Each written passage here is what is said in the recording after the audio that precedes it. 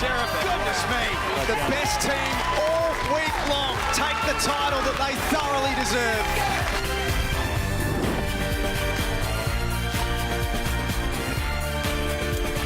BPL is back here. Welcome to Club Pine Rivers in Queensland. What a beautiful setting it is for the 18th version of the Bowls Premier League. It's been 7 months since we've last seen the BPL, and it's all kicking off here on day 2 of proceedings on the TV rink. Great to have you with us all week long, all, of course, up until Friday. My name is Liam Ellison, and joined alongside me here is former international Australian bowler, of course, Carla Krzanek. Carla, welcome.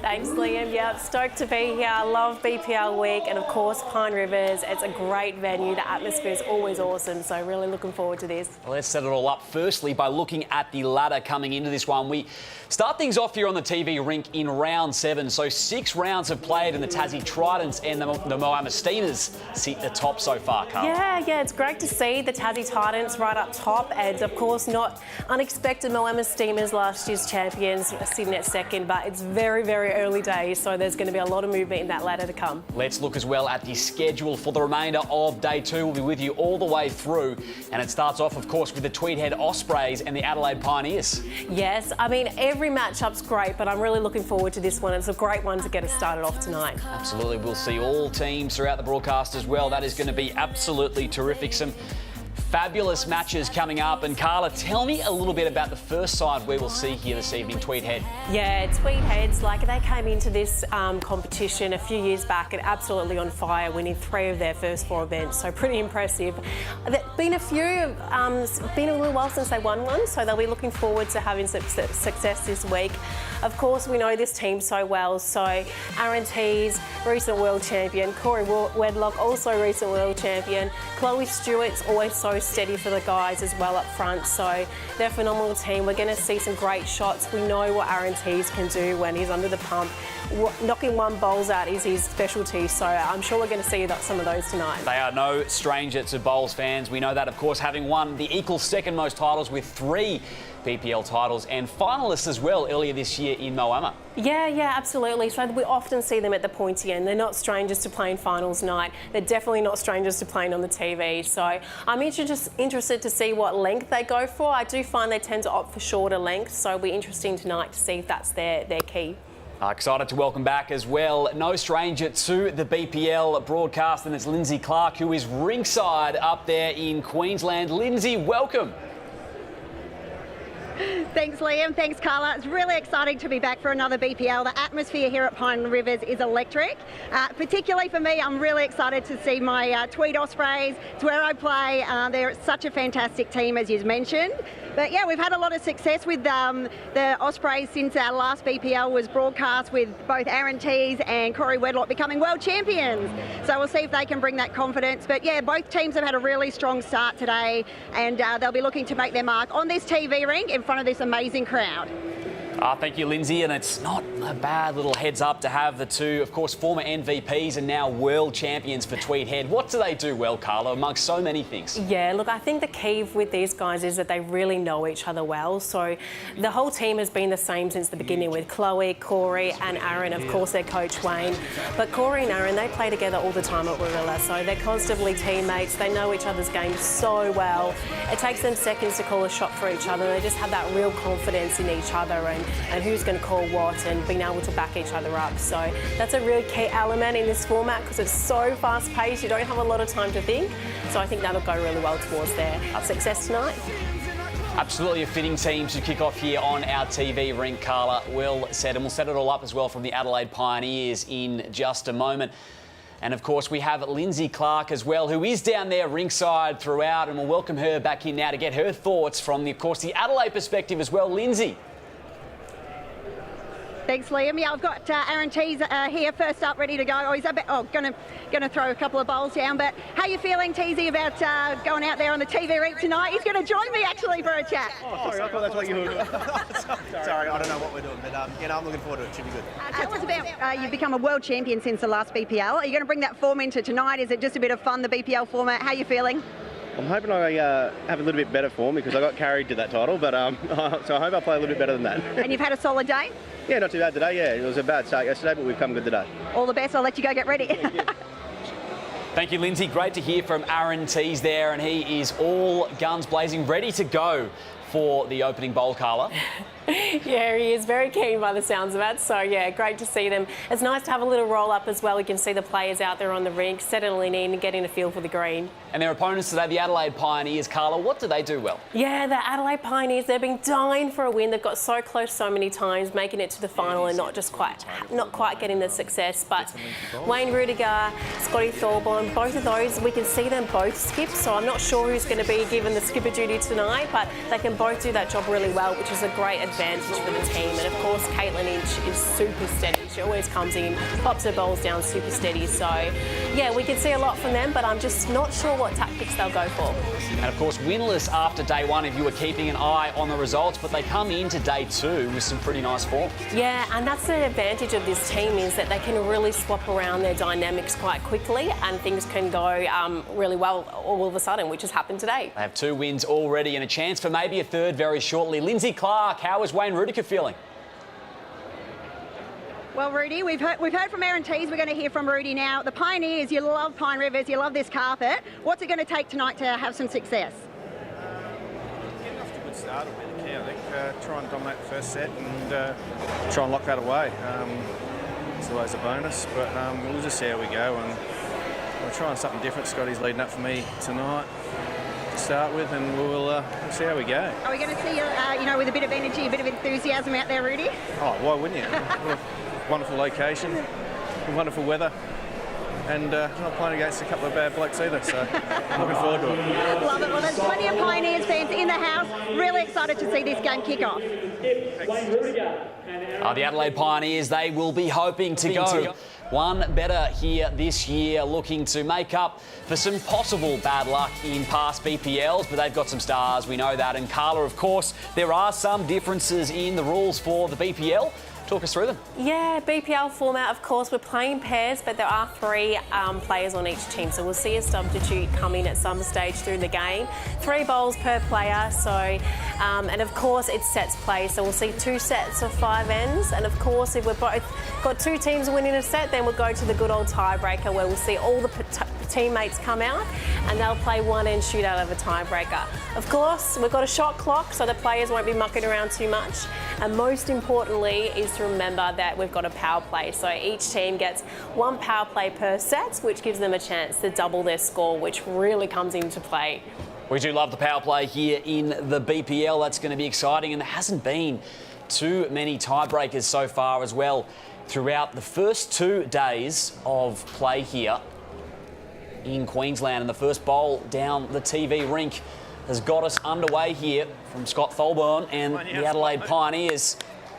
And not a bad start there, Carla. Yeah, never disappointed when you get your first one really close, especially first night. Everyone's, a little bit nervy. So if you can get your first one close, it gives you a lot of confidence. So now Tweed Head with their first look at the rink.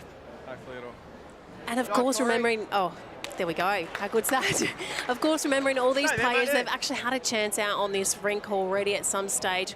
We're already 6 games in, so everybody's played at least 1 round match so far. So they're a little bit familiar already with the rink. They'll know which side of the green, particularly for the leads, which side they want to play on.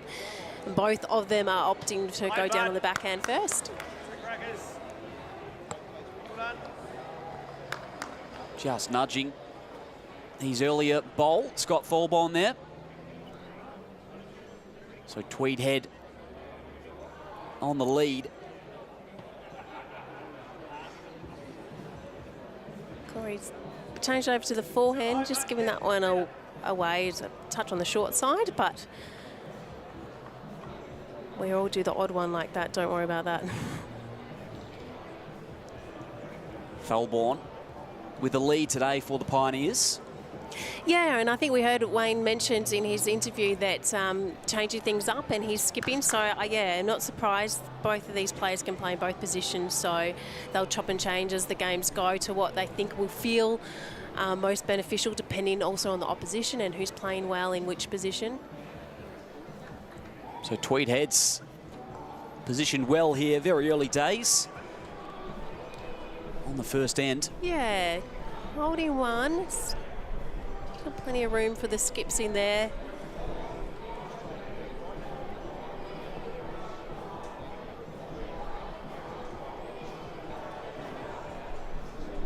So now, first look at it for Wayne Rudiger. Yeah, so Wayne putting his first ball down on the forehand.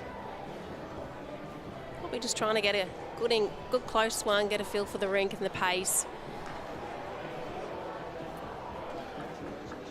Of course, all of the Pioneers are playing with the blue and white bowls, and then the Tweed Ospreys have all got the blue and yellow bowls. Makes it a little bit easier for everybody to read the heads. It does. These same colour bowls. So Tweed heads now, that's on target and looking really nice. Yeah, great shot by Aaron Tees. First bowl, just sit in the back one, makes 2 out of that. Rudiger hoping to add to the puzzle. He has. It's a great shot. Just sat it nicely, gave himself a nice bit of chance, a little bit of weight. Converted nicely. So the Ospreys. Doesn't take them long though, does it? Tees is straight on the mat. He knows exactly what he wants to play. We're looking to play a sort of similar shot.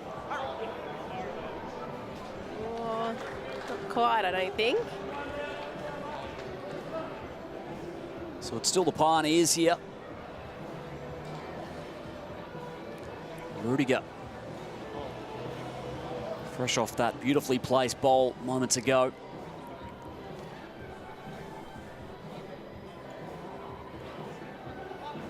Just wanting it to stretch a touch. I don't know if it's going to quite get there.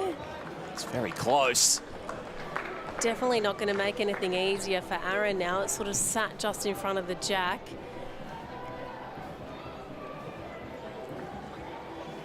Play with a bit of weight here.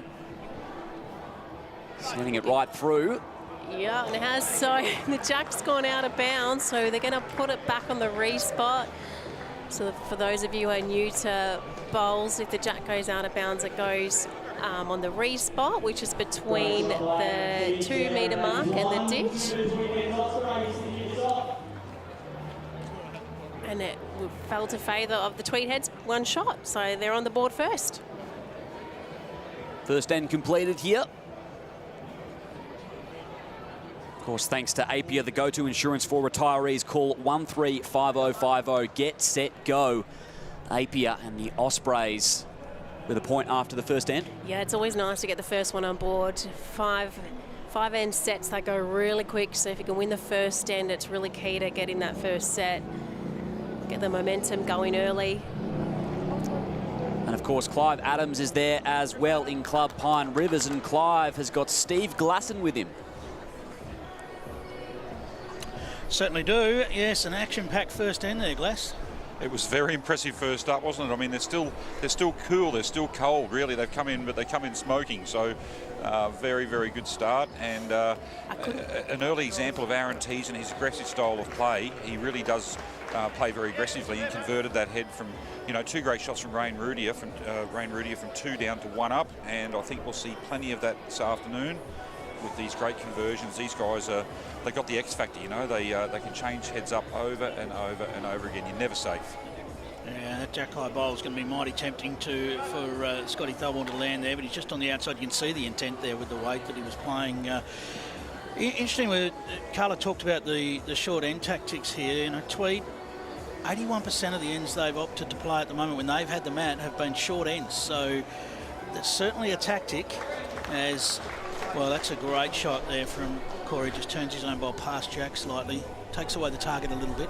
It certainly does. I think, Corey Wedlock's probably one of the best weight control players in the country, and he complements Aaron Tees very well because Aaron typically does like short ends, and he plays them on a regular basis. So, and it's advantage Tweed at this stage on this shorter length. So they've played that very, very well, and part of their game plan, no doubt. Glass, BPL 18, mate. It's been another fantastic start to the tournament. You must be loving it again. It's great to be back here at Pine Rivers. It's like the home of bowls, isn't it? It's just so good.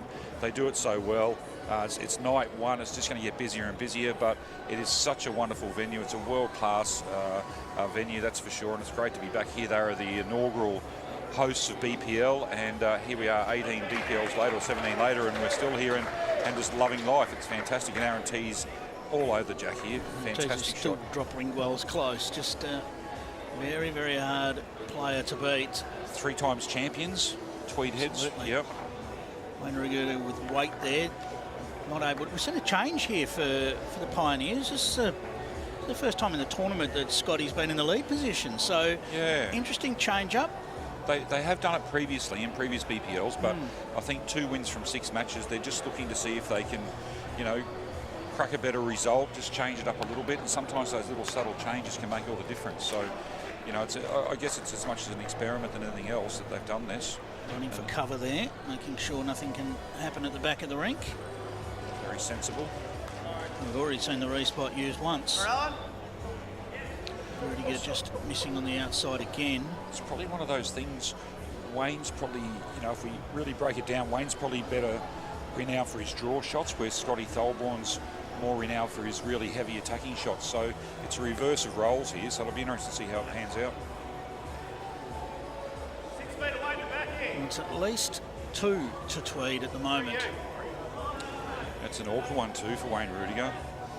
I think the key here will be trying to sort of mitigate loss. More controlled weight was the call from Scotty. Looking to get some contact here. How much weight's he got? Gets his own up, it's handy. Well, that will help. It certainly takes any 3rd shot out of it, yeah. 2 shots it is, and it's a 3-0 lead to the Tweed Heads Ospreys.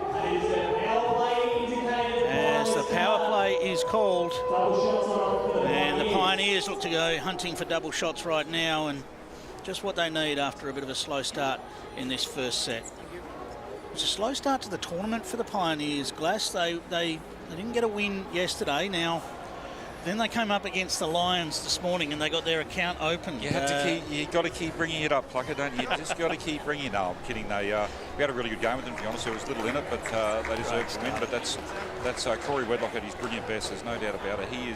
He's a freak with weight control. There's no doubt about it. Yes, it's one of those. That first day, because it's three games played yesterday in the first day session, and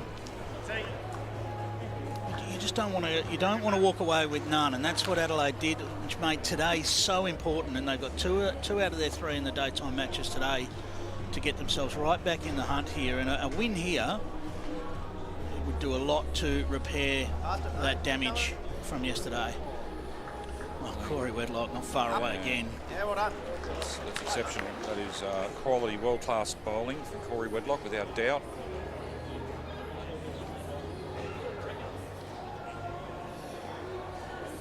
Asking a big question of Scotty Tholborn, who, as we've commented, is probably a little bit out of position leading up. Not to say he can't do it, because he's talented all round, but Corey has been dynamic so far in the lead position throughout the tournament. Well, he's just trying to arrive here. If he just gets past, That's brilliant. well, he's Jack hungry. Look at that. Hats off, ladies and gentlemen. If you look up the coaching manual, there you have it. A couple on, one behind. That's how it's done. And he makes it look so easy. And in a line as well, just to make it that little bit more difficult for Scotty T. This is good. Tell you what, Very close, I'll tell you. what a reply. Going to change it up at least. It might fatten the target up, and he's done just that. Well, it's good. It changes the angle a little bit. It was a bit icky before that for Rudy, but now he's got options on his available list here. Probably a little bit of weight again. We haven't seen him play too many draw shots yet.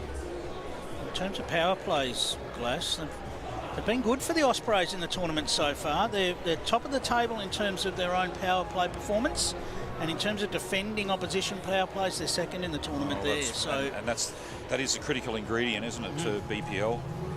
Win your own power plays and defend your oppositions, and they're doing it so very well. Good thinking here. He's going straight back for a bit of cover, back to the tee. Obviously, respot is the go here at BPL. So if the Jacks hit out of bounds, it's respotted. Wayne Rudiger, expect him to be just reaching up here to try and promote the Pioneers Very bowl. close. Very close. Needs some on his contact. own. Oh, it's a game of inches. Just on the outside. Any contact on that sort of angle, it was going to be good things.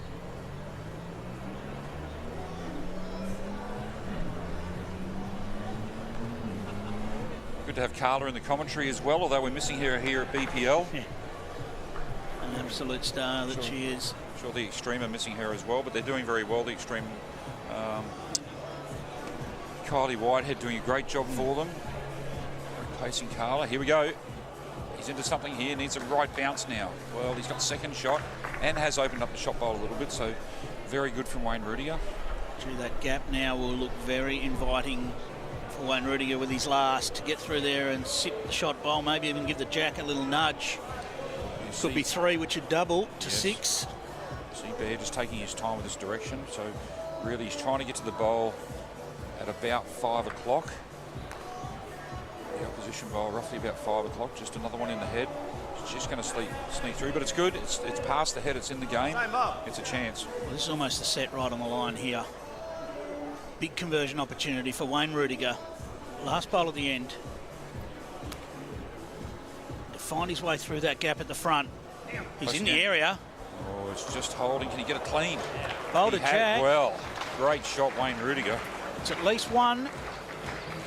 Maybe Check whether there's a second there. Remembering this is a power play, so this measure is actually worth 2 shots. That's a big conversion. It keeps them in the first set, more or less, really. If they lost that in, they're really up against it, but yeah, I think it might be 2. Looks like 2 from here. Yes, we'll double that to 4. And a huge power play for the Pioneers. They take a 4-3 lead over the Ospreys after 3 into the first set. Thank you, Glass. Thank you. We got prepared for our game against the Tasmanian Titan, and in comes one of their superstars in Mark Strottnetter. Great to hear from Clive Adams there with Steve Glasson, and that really was a terrific conversion from Wayne Rudiger on the power play, Carl. Yeah, what a great shot by Rudy. That made 4 for them, so it gets them right back in the game. They were in a bit of trouble if they didn't get that shot. So, and of course, not surprising at all that Tweed Heads has sent a power play straight back at them. See how they can respond here. Scott Volbon with the first look. And now Tweed Heads. Yeah, and Corey last time, wasn't that just picture perfect leading? 2 bowls right on the jack and then 1 just passing. So it's looking pretty good to start that off again this end. He's Tynema on this carpet, Corey Wedlock. See what Volbon can draw here. His team with 1 bowl lead here in the first set, of course, and 4. Yeah, so 5 end sets, they go pretty quick. We're already into the pointy end of the first set, which is hard to believe how quickly we get here.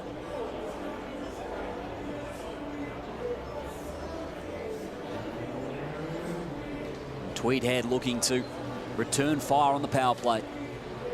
Yeah, Corey's just looking to sneak between those 2 bowls of Scotty's. It's going to be a bit on the shorter side, so still plenty of room for Scotty there.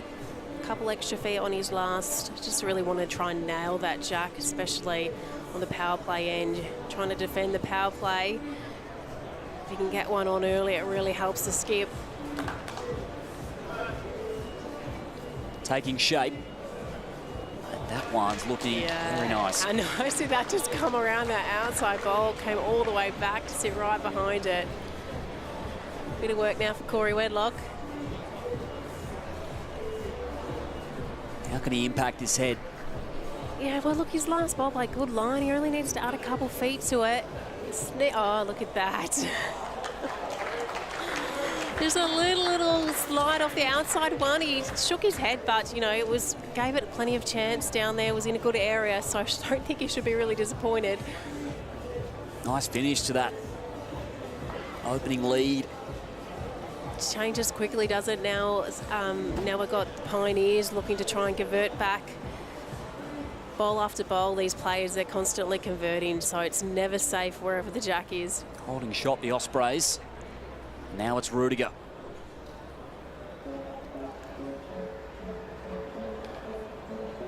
Finished the last end in brilliant fashion.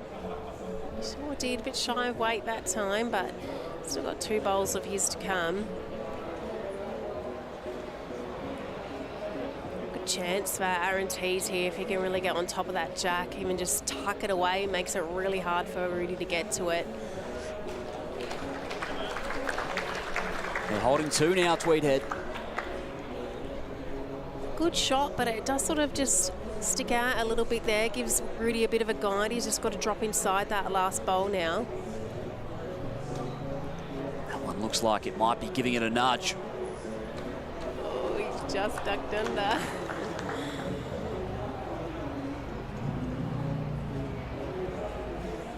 Two to come for the Ospreys.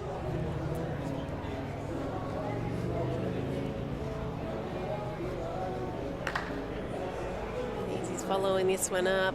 And a power play opportunity looking very nice for Tweed Heads. Yeah, that's perfect. Just tucks it in, makes it a bit harder. The bowl's right in front now, and that's a touch of that bowl as well. So makes things very tricky for Rudy. Holding 3, which is actually 6 on the power play end. What can Rudy do? Oh, look at that. Wayne Rudiger converting nicely here. It's a great shot, but it is going to give Aaron quite a bit of room to draw the shot now.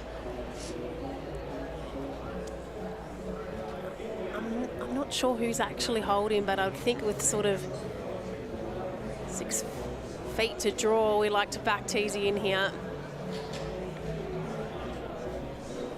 Harry. So Aaron Tees with the final say here on this end, and the power play for the Ospreys. And the Ospreys will come away with a power play opportunity, of course, thanks to Drinkwise. You won't miss a moment if you Drinkwise. Supporting us all week long at Club Pine Rivers. Carla, how did you see that one play out? Yeah, so I think they got a 1, which becomes 2. Just waiting for them to, the marker to indicate. No, sorry, it was 2, so that becomes a 4. So the Tweed Heads Ospreys with 3-bowl lead after 4. You won't miss a moment if you Drinkwise, and we'll hear from, of course, Lindsay very shortly there ringside for her thoughts. And in fact, we've got her now. Lindsay. Thanks, Liam. Thanks, Liam. Yep, still here. We on? We're good to go? Sorry about that. Sure are. Here with 2 very cool young Tweed Junior Ospreys. We got Lily and Ashton. Lily, how old are you and how long have you been playing? I'm 15. I've been playing for about a year and a half now. And yeah, so... Tell us about your year this year. You've played for Queensland in the under-18s. I think we interviewed you at the last BPL, so you've had a pretty good year and you won a state pennant flag. Yeah, it's been really good this year. Got in the Queensland squad, went down to Sydney for that to play. Obviously just won the state pennant last weekend, yeah. So that was just really good. It's been a really good year. And we've also got Lily's little brother, Ashton. Ashton, how old are you? 11. 11, and how long have you been playing bowls? A couple of months. A couple of months, and did you start playing because your big sister plays? Yeah. And I heard you won a little bit of prize money on the weekend, is that true? Yeah. Who would your favourite player be? Kelvin Kirko. Kelvin Kirko? I've got a whisper he's here as a coach, but he's not coaching the Ospreys. You got Wayne Turley. What about your bowls goals? Do you just want to have fun? Do you want to win stuff? What do you want to do with your bowls? Yeah, win a bit of stuff, but mostly just have fun. Have fun? Awesome. Well, I'll let you go relax and have fun and cheer on the Ospreys. Hey, can you say go Ospreys? Go Ospreys. Go Ospreys. Thanks, guys. Thanks, Liam. Oh, brilliant work, Lindsay, and great to have some youngsters from Tweed Heads as well, Carla. Yeah, a couple future stars there. So we're back here, 7-4 in Tweed's way. Well, Lindsay was talking to the young tackers. We saw the umpire come out just to measure that one and confirm it was 2, which became 4. Puts them in a 3-shot lead going into this last end. So in the box seat for this first set is Tweed Heads.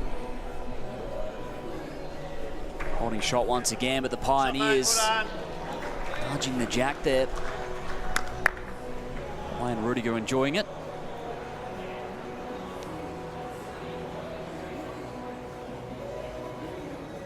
We're trying to make a 3 minimum to at least get a draw out of the set. 4's bonus to get away with it, Adelaide. So they'll be really thinking about how they want to set this up to give themselves a chance to make a multiple. So, you know, trying to make the head, even just pass, gives them opportunities to make numbers. We don't very often see the jacks go forward. We do sometimes, but not too often. So anything sort of around or just behind by Scotty will give Rudy a chance to try and make a number when it comes to his last couple bowls. That was quality from Tholburn. Yep, he'll be pretty happy with that. Run the jack. Wayne Rudiker, his moment coming up. Trail by 4 at the moment, the Pioneers. 3, excuse me. Try and run the jack with both bowls or try and draw it there. I'd either try and run the jack in or draw. The Ospreys chatting things over. Yeah, TZ was just tossing up with the idea of trying to run the jack in the ditch, which would break the hearts pretty quick of the Pioneers. Would make it very, very hard to get a 3 if the jack was in the ditch. This is a good shot though. There's another one in there, mixed it up.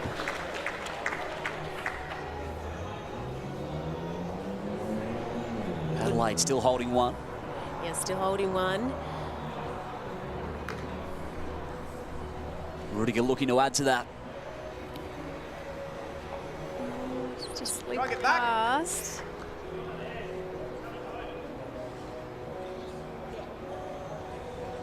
Two to come here in this end for both sides. TZ chopping over to the forehand. He's trying to finish in a nice home. Just passed in amongst those bowls. Well, it's not a bad spot. It was a little bit further than what he wanted, but still quite handy. The backest bowl on the rink at the moment.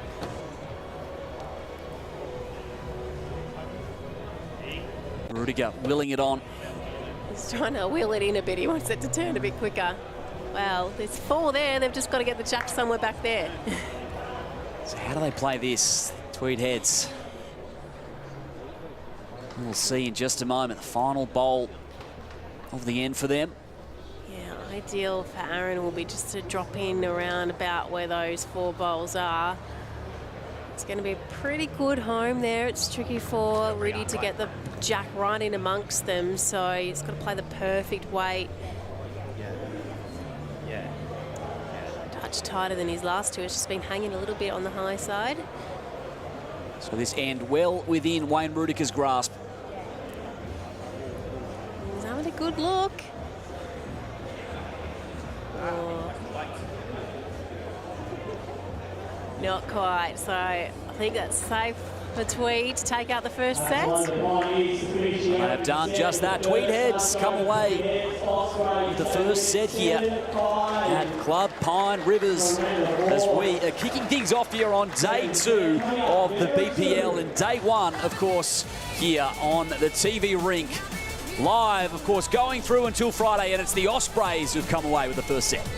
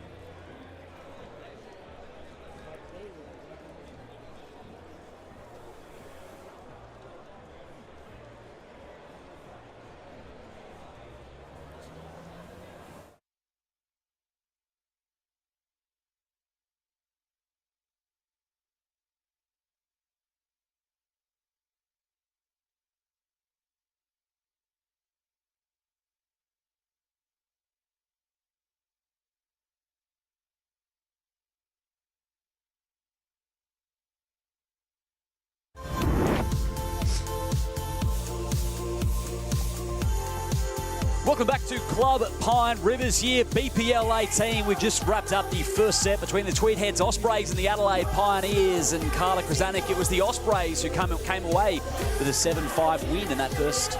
Yeah, absolutely. So, yeah, I think they'll be pretty happy with that. To get the first set is key. Now, you just got to steady in this second set, try and get over the line and save yourself going to a tiebreaker. We've seen some great shots, though, from the Pioneers. So, I don't think we can write them off yet. And I'm anticipating we might see some substitutes come on now, too. Absolutely. I'm sure we will. And you're right, Wayne Rudiker had couple of nice looking conversions. Didn't quite get there, the Pioneers. Yeah, he played a great one to save the power play, and then of course the last end had a bit of a slight opportunity to get that number on the last end, but didn't quite make it. So yeah, here we go, set 2, and we've got Chloe Stewart's jumped on as a substitute, and of course she's jumped on for Corey. Of course, Chloe's played so many games here at the BPL. She knows exactly what to do and really comfortable out there on the carpet, so I'm expecting some pretty good shots by her. And Caitlin Inch has also come on for that Adelaide Pioneers, so both substitutes are on. Kiwi international Caitlin Inch. She sure is, Caitlin, but no stranger to the Australian Greens. She lives over here and has done for quite some years now, and yeah, won some Queensland state titles as well, so she's very familiar to everybody around Australia. And very familiar to Chloe. They've played together quite a bit over the years. Here is Chloe Stewart. Long past the jack.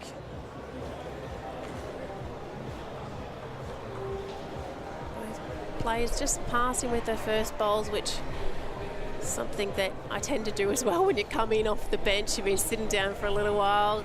It's been a while since you had to roll up, so if you can at least just get your first ones passed and then sort of walk your way back to the jack.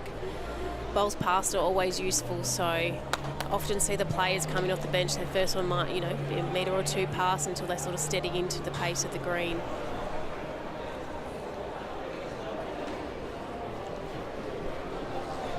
Stewart, final bowl of the lead. Right. Oh, you got Chloe. Push.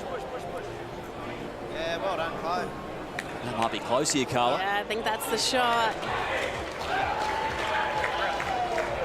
Best one yet so far from Chloe Stewart. Great shot. Caitlin will just be looking to make a good reply here. Nice and close around the head.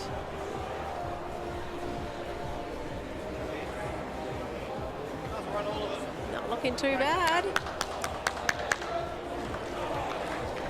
So the last bowl each for both athletes. Shaping up the head there. And it's Tweed Heads who hold the shot. Chloe and Caitlin also having a bit of a chat down there together as well, which is good to see. Both of them probably given a bit of sigh of release, got the first end out of the way.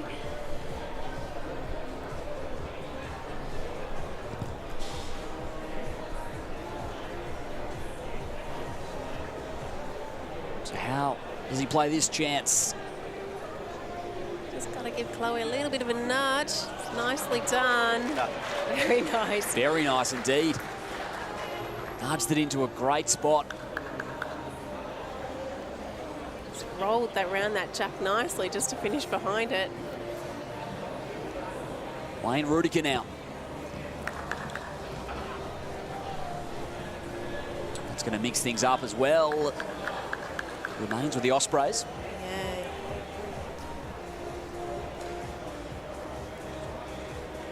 Similar shot, quite easy here. Another forehand draw.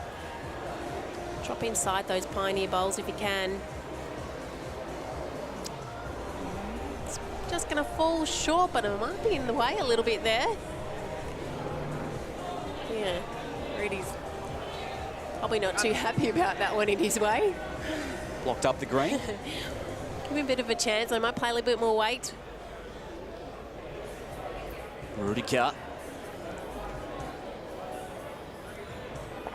Oh, he's caused some chaos in there.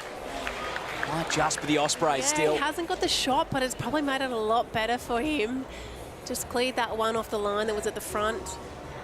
Oh, and it just nudged the jack but fell out. To where Chloe is. Aaron Tees. Nice crowd here on a Tuesday evening at Club Pine Rivers.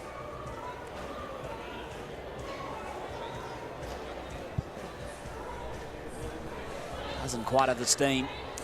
No, he would have been just trying to finish just a touch behind. I think we're likely to see Rudy play something similar, try and pop that jack out. Bit of weight. Final say here is Wayne Rudiger. And it's not going to affect proceedings. So Tweed heads. Yeah, so Tweed take one on the first end of the second set. Middle, thanks. Great to keep the momentum. Means they keep their same length that they've been playing as well, so they'll be happy with that. 7-5 after one, the Ospreys, and they've started off this second set nicely after one ends. And of course, brought to you all by Geeks to You for technology setups, repairs, and everything in between. You need a geek. Visit geeks2u.com.au and book tech support today. Oh, played, Clay. As the Ospreys with the first look at it here in the second end. Yeah. That's a very nice start. A great start by Chloe. Nice little touch of the jack, falling right behind it. Kaylin Inch. What a reply here.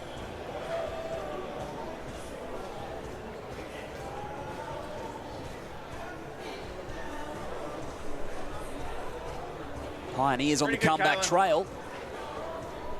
Not a bad opening from Inch. Yeah, not too far away, just a couple of feet away. Shot a great line down there. Chance for Chloe now to get a second one right on it and make things really tricky for the Pioneers early on in this end.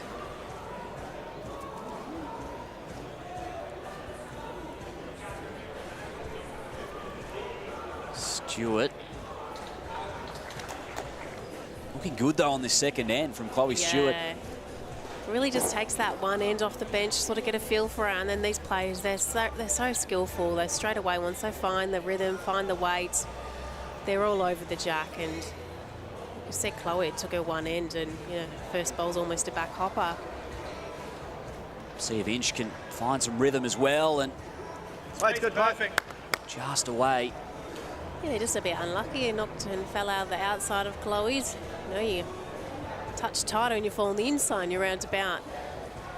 Bowls can be a cool game sometimes. Great start here from Chloe Stewart, and let's check in as well with Lindsay Clark, who is, of course, ringside. Lindsay, how are you seeing things? Happy with that.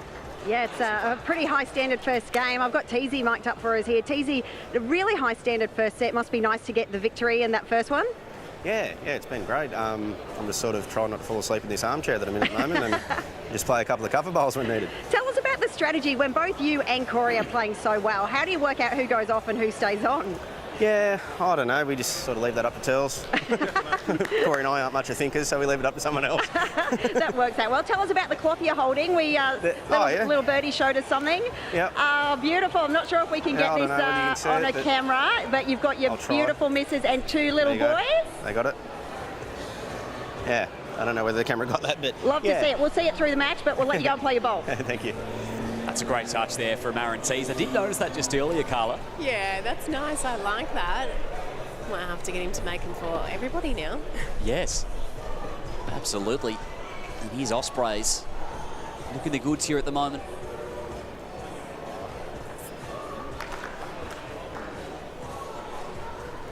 Chloe Stewart has set up this head nicely for Tweed heads, and now it's up to Wayne Rudiger. Yeah, they have set up really well, and there's not a lot for Rudy to sit off. He's really just trying to dead draw it, and boy, he's close. Oh, just sat out. That's going to help a lot. It sort of gives him a bit of a shell for his next one to sit off. Now it's Tees.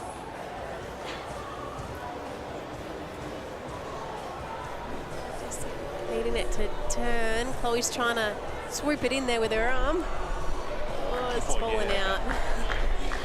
Probably not quite what he wanted. It does make a little bit more of a shelf now for Rudy to sit off. He's only got to play something pretty similar to his last one, and he's all over it. His athletes really starting to hit their rhythm now on the TV rink.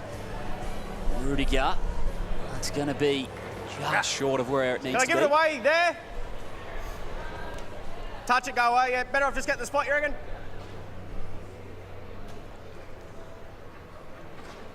One to come. Sounds like Aaron's going to play one of his cover bowls that he was just mentioning. He's enjoying playing. Just get down the back his bowl. Good chance down there, eh? All over it, eh? It's railed out at the death. Get it split. It's coming in nice. So Rudiger, chance at conversion. Yeah, We're giving this one a bit of a chance. Oh, yeah. In area. See what he was trying to do. Yeah. It's going to be the Ospreys. Left, step. And a great lead from Chloe Stewart to set it up there, Carla. Yeah, first bowl, she really set that up. Perfect. It's the key. If you can get on it early, it makes the other teams trying to chase it. 2-0 reads the scoreline after 2 ends, thanks to Physio Cream, designed to keep you moving. Tweed heads in the box seat as we approach the end of this second set. Yeah.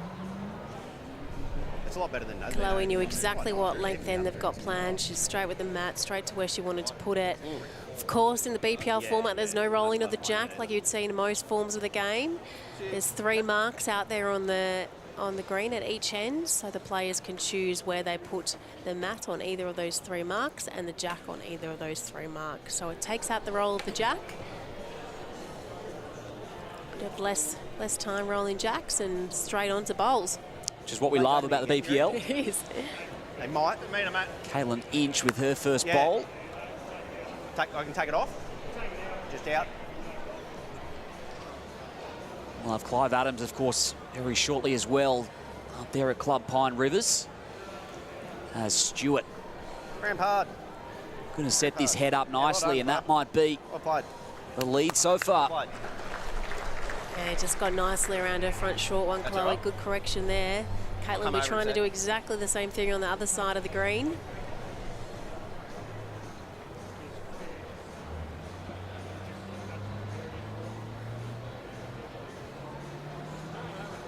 She doesn't give much away, Caitlin, when she lets it go. She's got to wait for the bowl to finish.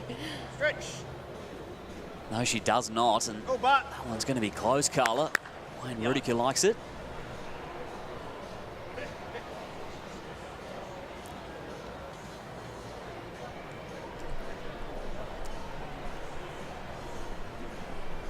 Now Chloe also chopping over to the backhand. Now that Caitlin's put one in the way. Just slipping behind. Still holding one Tweed heads. We often see these odd ends where all of a sudden nobody can get one quite that close. Yeah, we'll see if Inch can get one close here.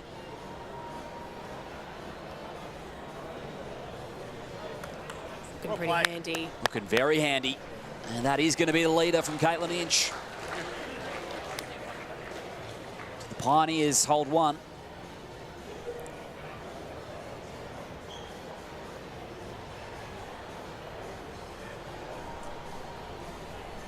Rudiker needs to get the Pioneers out of a hole here. Yeah, they just got to, winning this end is really important. Get a little bit of momentum, get into this set. Yeah, just want to get a score on the board, really. Of course, still got both teams still have their power plays in their pockets. We haven't seen those yet in set 2. Great shot by Aaron Tees. That is the shot. So now 1 to Tweed.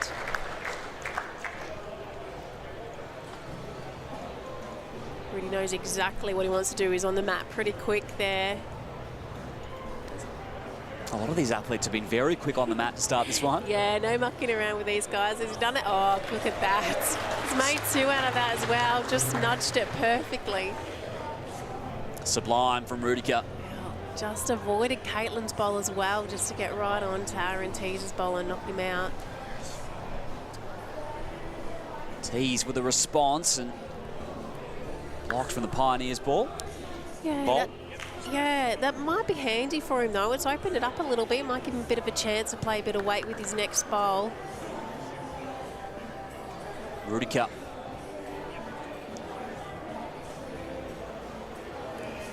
Holding 2 here, the Pioneers. I'm not going to trouble the jack. Yeah, I think he's putting in a bit of insurance that end. Just needed something behind. We know what Teasy can do with a little runner. He's dynamite with these. He's gonna miss. So big chance for the Pioneers here.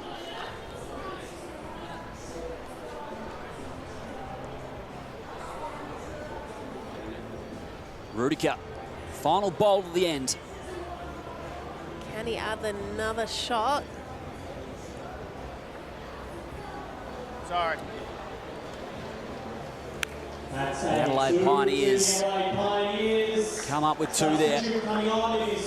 So 2 ends to come here. Yeah, so we're even now, gets them on the board. See Chloe Stewart head off and Corey back on.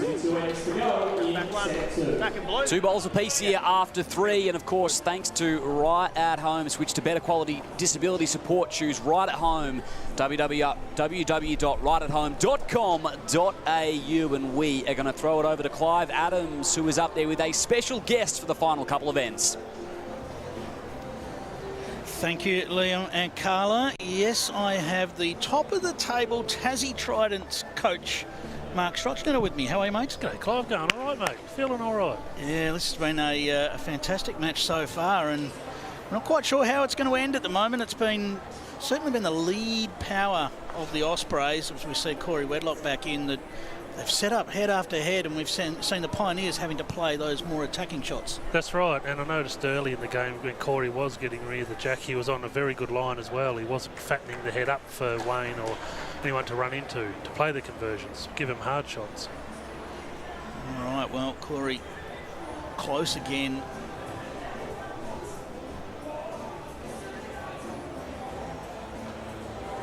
It's the Tweed lead stats are very impressive for the tournament. Both Corey and Chloe have done a fine job right the way through the tournament of setting things up, going at around about 60% holding shot on the changeover, which, you know, that 60% is a good number. Oh, it's a very good number. If you can maintain that through the tournament, you're going to go places. And we've seen it on show right the way through the match so far, as Corey might have just missed his weight with this. He has. Opportunity. Just underneath the last one. Caitlin being out for an end or 2 already, Corey coming back on after a bit of a rest. You would sort of hope for an Adelaide's sake that Caitlin might have been able to take advantage of that, but she just hasn't quite found her weight consistently yet. Top of the table, mate. It's been an impressive start for the Tridents. It has been, yeah. Look, honestly, probably a cliche, we're not looking at the table too much, but our main aim is to hopefully each day finish on the positive side of the game results. So win 2 to 1. If we play 5 games, win 3 out of 5, win another 2 out of 3.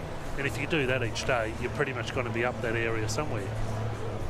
So, yeah, no, I'm very happy with the start. They've worked hard with it. Had that little bit of luck on our side, which you need in this format, Clive. And Corey takes the opportunity to get through. Well, he's nudged the jack, so still plenty of room there. There is, only one. As the players change over. So, opportunity here, 2 shots apiece. As we get a look at our bird's eye view that we have here at the wonderful Club Pine Rivers setup.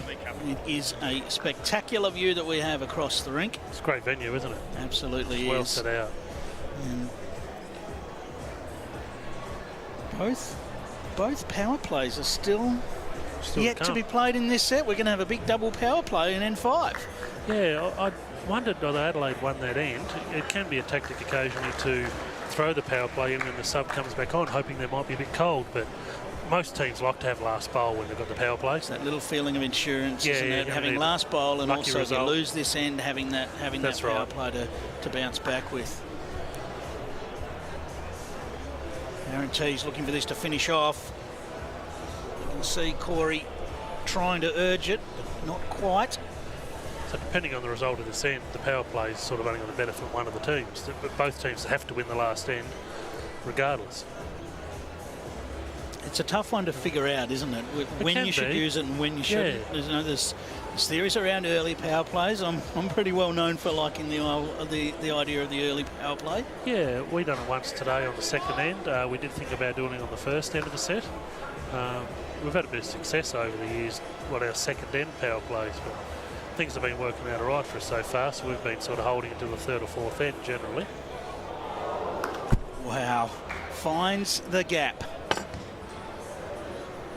Well, I can tell you, you've used one power play on end 2 and one power play on end 3, and they've both been successful. Yeah.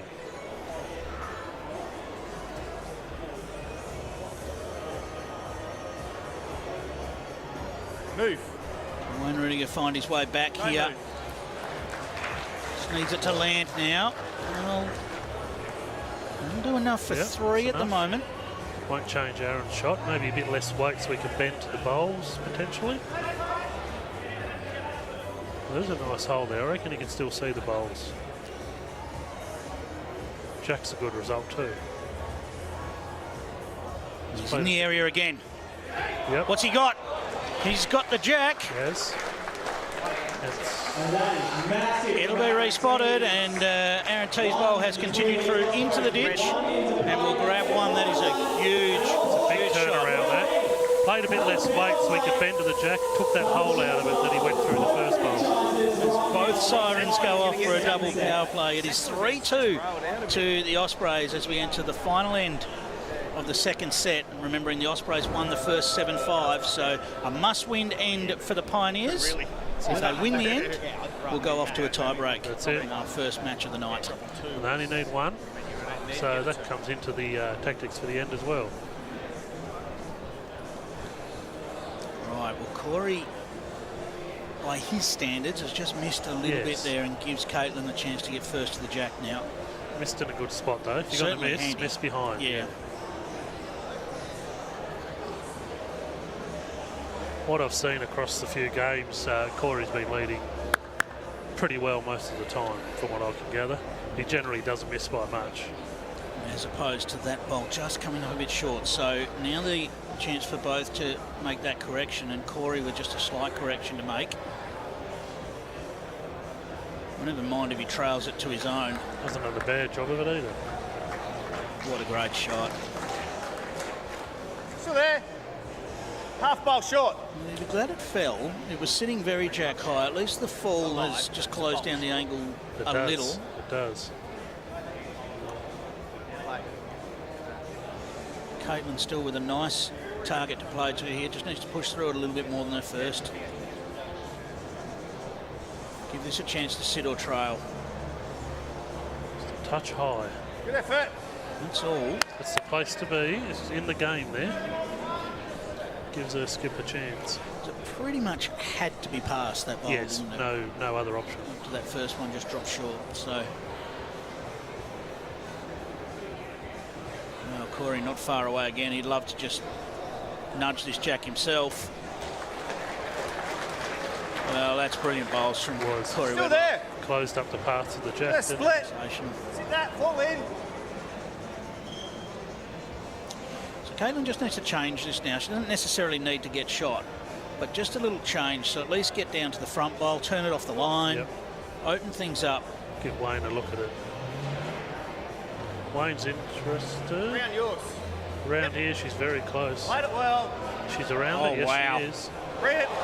What a great shot from Caitlin Inch. Didn't have to get shot, Wayne, but why not? Yeah. What a great Wayne's happy with that one. Big high five. Brilliant. See that ball just nudging in between the two. Everything falls over. Yep. And the Pioneers hold a very important one shot on the changeover. It's the nature of this game in this format. Every bowl's important. Might only get that one bowl in there, but so this is going to be weight from Aaron Tees. Looking to bounce that bowl straight back out of there.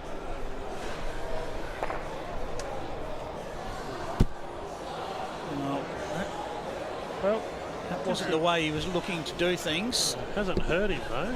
Gives him a better opportunity now maybe. I think the indication was that it's a measure for shot. Sorry. Oh. Happy with that one, Wayne. You don't want to hear sorry when if you're down the other end and your player lets go of a bowl. You don't want to hear sorry. Not when it's only 2 or 3 metres out of his hand.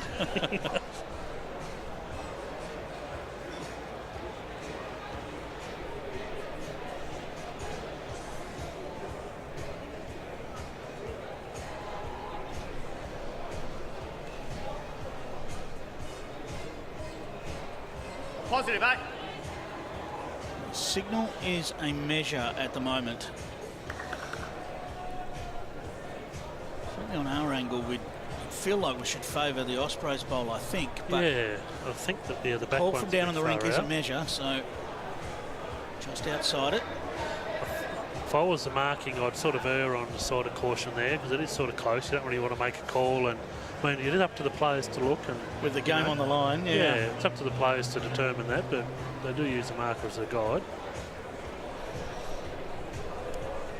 Aaron's idea here is just to turn his own bowl over once or twice. Once up for definite shot, twice onto the jack for two. Make the area too. Harder. He's close. Perfect weight. Perfect weight. Just missed. So Wayne Rudy going to head down and have a look at this. Now they do have a timeout up their sleeve, so with the 30-second shot clock, each team does get a timeout, and they have called their timeout now, so they will let the shot clock run down to 0 and then give them another 30 seconds. The indication from Caitlin there was sort of back, play with a bit of weight through, so I don't think they're confident they've got the shot. If they had the shot, they wouldn't play the bowl. Well, game on the line then. So game on the line then, perhaps on this bowl. They got the spot. They got the backers bowl. They got the bowl out in the wing. He's Wayne close. Rudiger looking for contact. He's got it clean. What a shot! Wayne Rudiger. Great shot, Wayne. A brilliant shot by Wayne Rudiger. They take one and double it, and we're off to a tiebreak. Very good. Off to a tiebreak to decide our first match now. In this situation, all the players will re-enter the rink, and they'll play one end of triples to determine the winner of the match. Now, out of 30 matches played so far, only 6 have gone to a tiebreak during this BPL. I think that's nearly unusual, isn't it, Clive? It is incredible. Yeah, I'd have thought the percentage would be much higher than that from previous editions. Yeah, it's normally around about the 40% that go to tiebreaks, and we're sitting on 6 out of 30. Right. Make that 7 out of 31. 7. All right, here we go. And Chloe Stewart back in first for the Ospreys to get us underway in the tiebreak end. One end of play to determine our winner. I wonder if they were considering leaving Corey leading, where he's been leading really well, to get off to a good start. But mind you, Chloe didn't lead too bad either, did she? So. Both leads for the Ospreys have played really well. Well, not bad. Now, Caitlin will go to the forehand side here.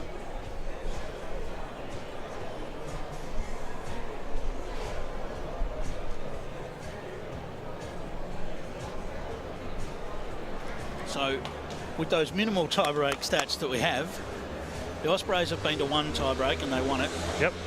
The Pioneers haven't been to a tiebreak so far. So, well, you'd have to put the money on the Ospreys, wouldn't you? Experience and been there, done that.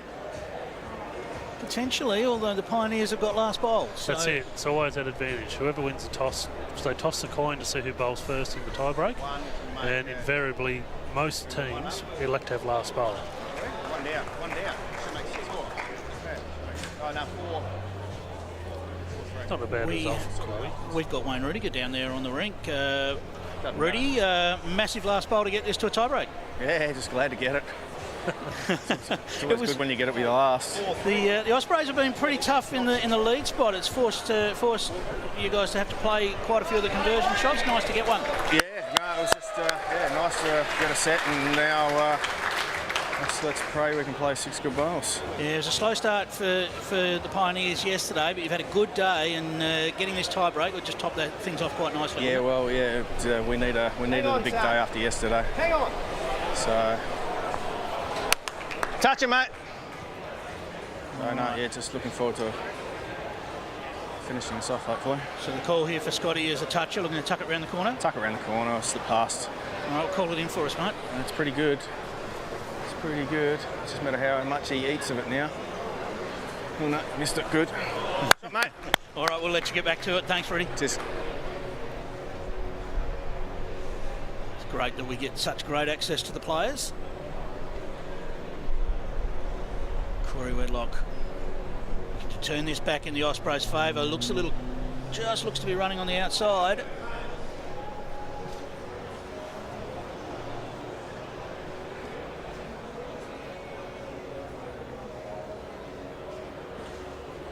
Scotty Thalborn looking to turn this around the corner to some safety. Just hide it away and make things a little more difficult for the Ospreys. Well, it's a good shot. He is run. past the jack, so it gives Aaron something to sit. Yeah, it ran far enough that it's not jack high, but it's That's still right. just that little bit of a rangefinder for Teasy. He's got sort of three options there now. It's a little bit narrow. He can come off the front bowls. He can get to the jack himself or sit the last bowl. Just widens the target. Make you feel a bit more comfortable about things. He won't be short, that's for sure. He'll be looking to not get up think here so. and land in amongst these. He's got all sorts of chances here. Little slide. And that will do it. It fell out, but it's still shot. Took option 1. Slide off the tides. It's just one of those where there was just nothing for missing wide. All of those bowls Exactly. there were helping. Yep.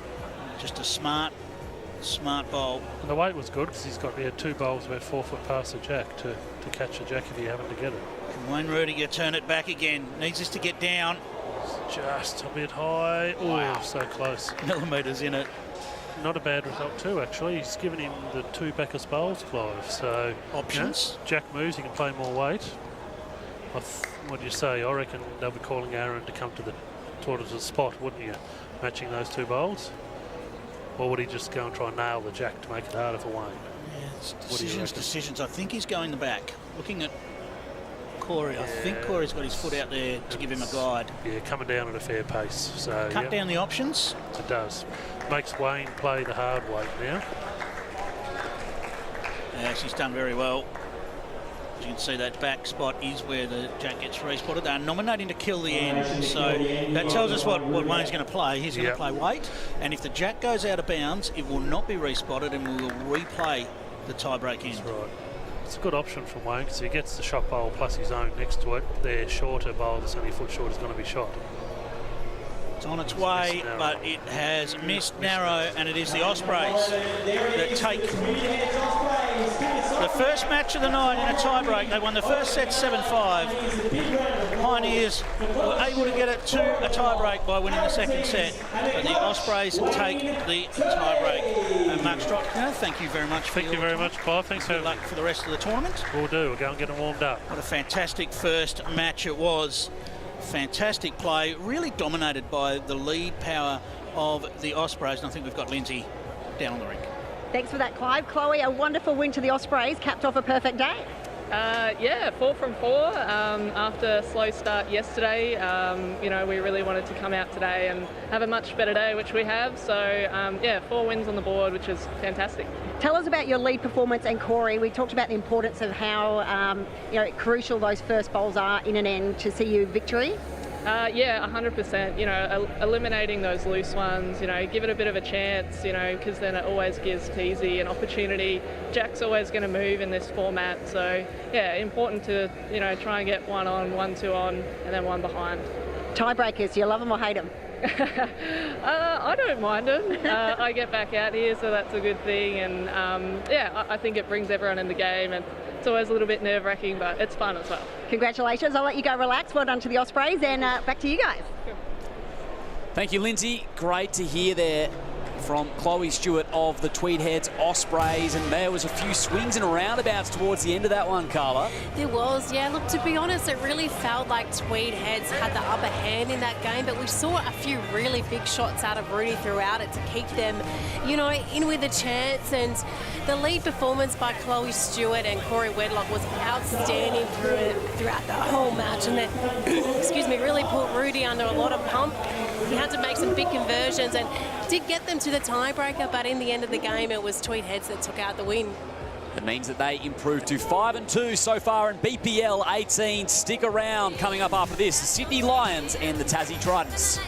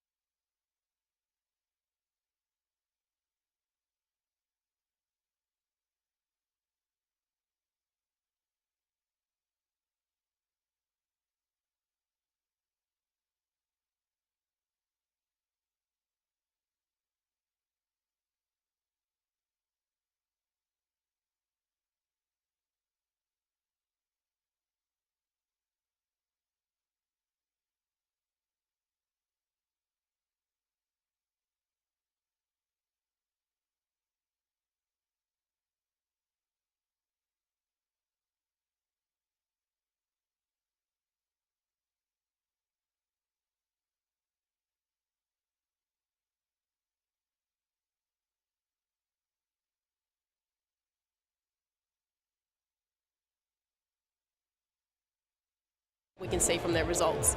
Absolutely. First head not far away here in our second match of the TV rink here at Club Pine Rivers. Yeah, it's great for the players as well. You can just see them having a bit of a roll up. It's nice to get a bit of a feel. Whilst it's a carpet green and you expect it to be the same, the pace changes a lot once you get all the light shining down on the carpet and the people in the grandstand, the atmosphere and the humidity in the environment really changes the pace of the green. So the players do like to get out there and have a bit of a roll up before the first stand. It gives them a good feel, and then generally we can see them nail it from the first bowl. Always fascinating to see how they utilise the power play in the BPL format. And of course the last match didn't go the way of the Adelaide Pioneers, but they used it very nicely towards the end of that second set. Yeah, well, we saw both the teams save the power play to the very last end, so sometimes that happens, so we're interested to see these teams do that as well. I know so far throughout the tournament we've seen the power play being used in an array of different ends. I think the Perth have been using it a few times on their first end, so you never know really what a team's going to do, so we'll see what these guys have planned. We've got Dawn Heyman down there as well on the rink with Lindsay. Thanks for that, Liam. Dawny, the Lions not off to the best start, but we know in the BPL it only takes one match. What can we do tonight? Yeah, I think tonight's the night. We change things around. We're not going too well, but we've been in every game so far, so I think a win tonight will definitely get us going. And we've seen you as a late inclusion into the Lions, but we've loved seeing you in the BPL action before. What do you love most about playing out here? I just love the competition. It's fast, quick. The crowds are awesome here, always at Pine and Nima as well. So I can't wait to get back out there again. Awesome, mate. Well, I'll let you go get ready for it and go the Lions tonight. Thanks.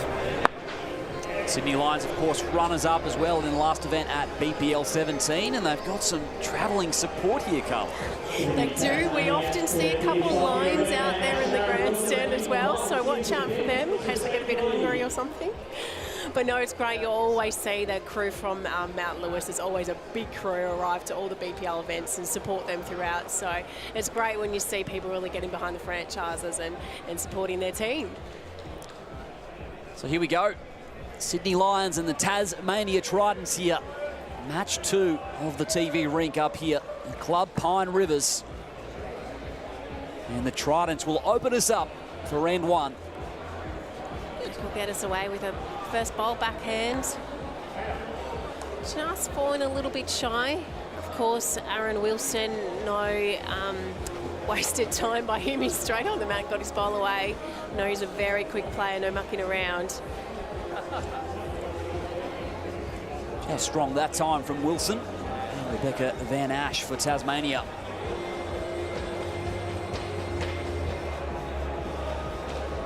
It's always great to see how the different combinations decide to play. Of course, we often see Aaron Wilson skipping, but we know what a great front-end player is, an outstanding singles player. So he's leading up for Ben straight off here for the Sydney Lions. Might perhaps see him go up to skip maybe in the second set. Sometimes their tactic.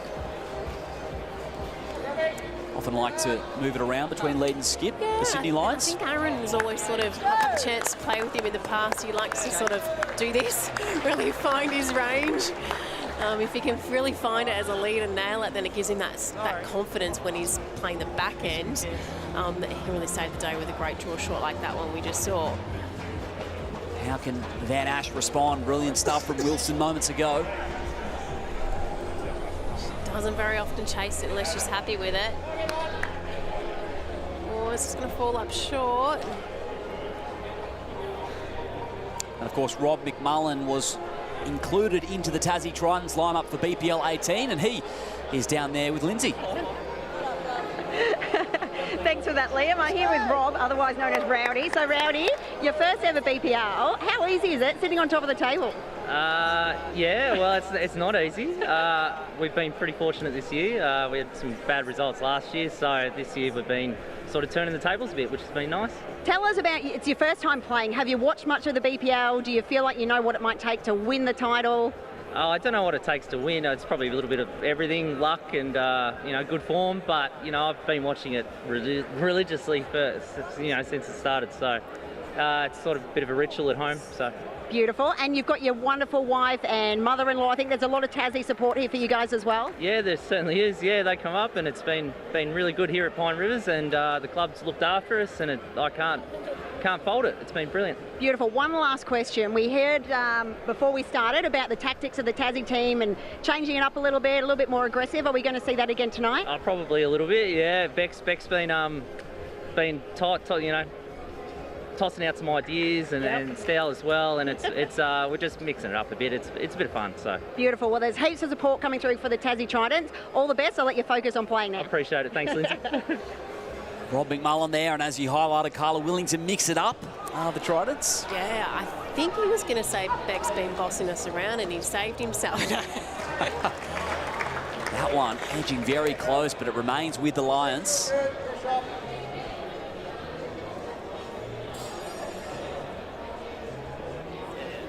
And now, final bowl of this end for Sydney.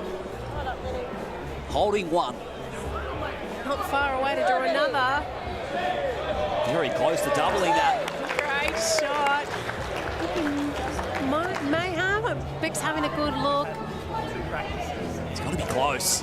Very close. It's actually for Ellie.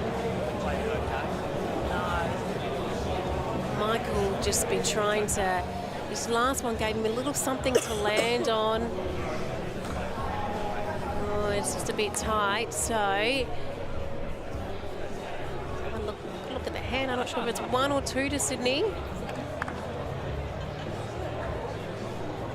There's one to come as well here. A little bit of a chance. Same bowl, but even if he can roll over that Tasmanian Trident bowl, he definitely would make it 3. Good way to start the end. He's chasing it, so it generally means he likes it. Feeling good about things, the Lions. And they're going to hold 1, maybe 2 here, as we'll measure things up after the first end. I think they're going to call the umpire, get a good measure. It's definitely close. Beck's going to make Aaron do it. I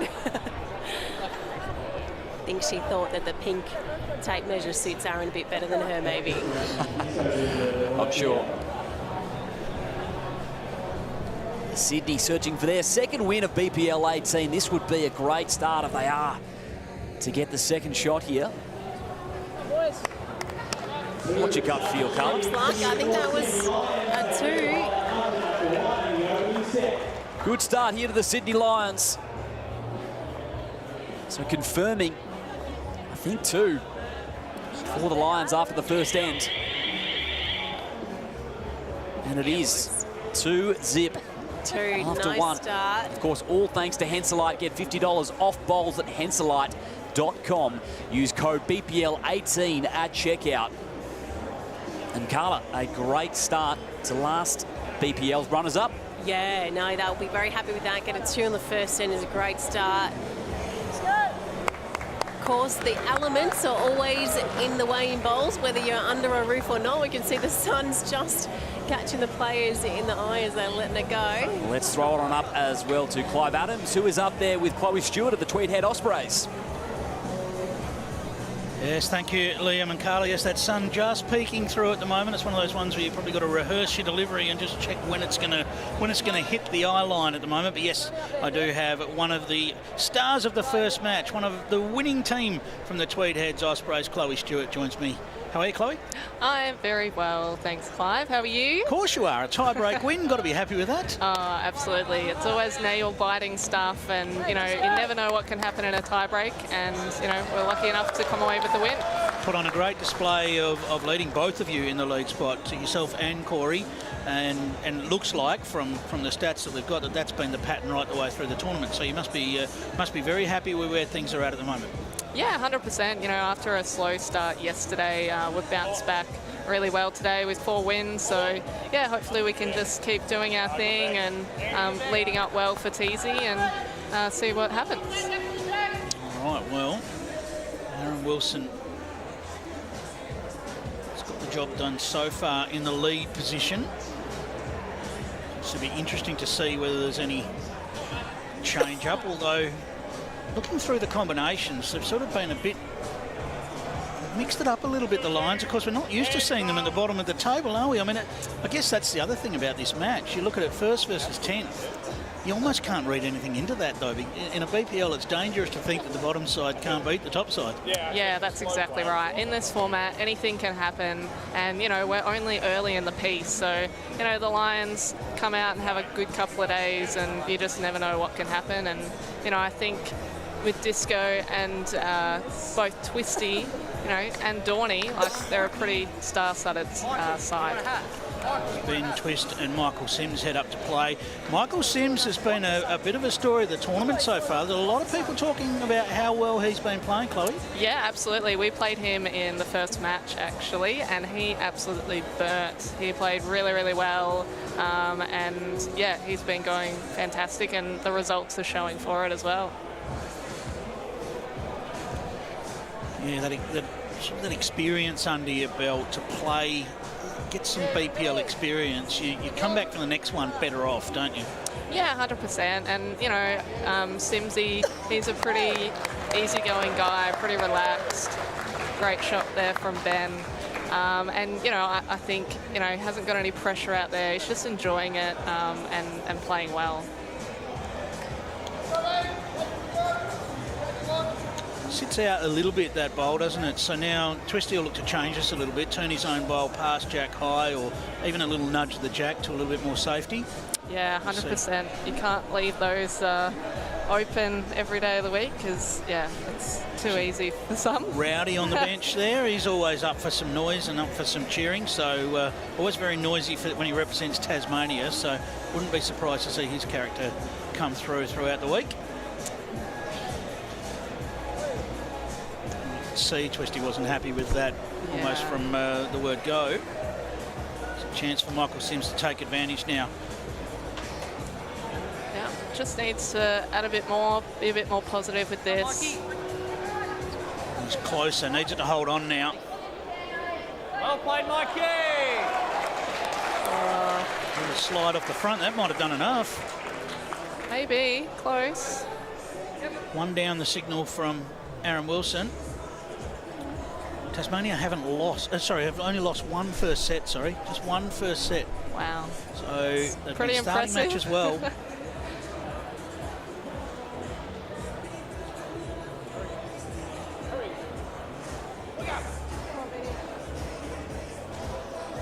Needs it to hold. Oh, similar sort of ride off the front. Stands up. If that ball had fallen, it may well have been shot, but it may also have nudged the Jack.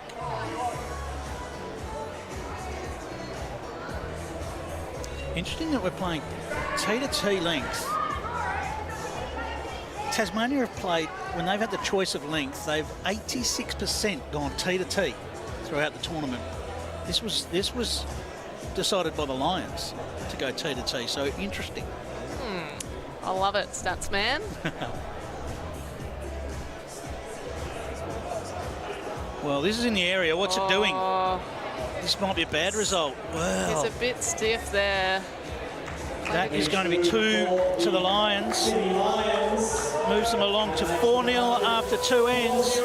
And Mark Strochnetter says, that's enough for me. We are going to have our power play and look for double shots right now to cut this margin back.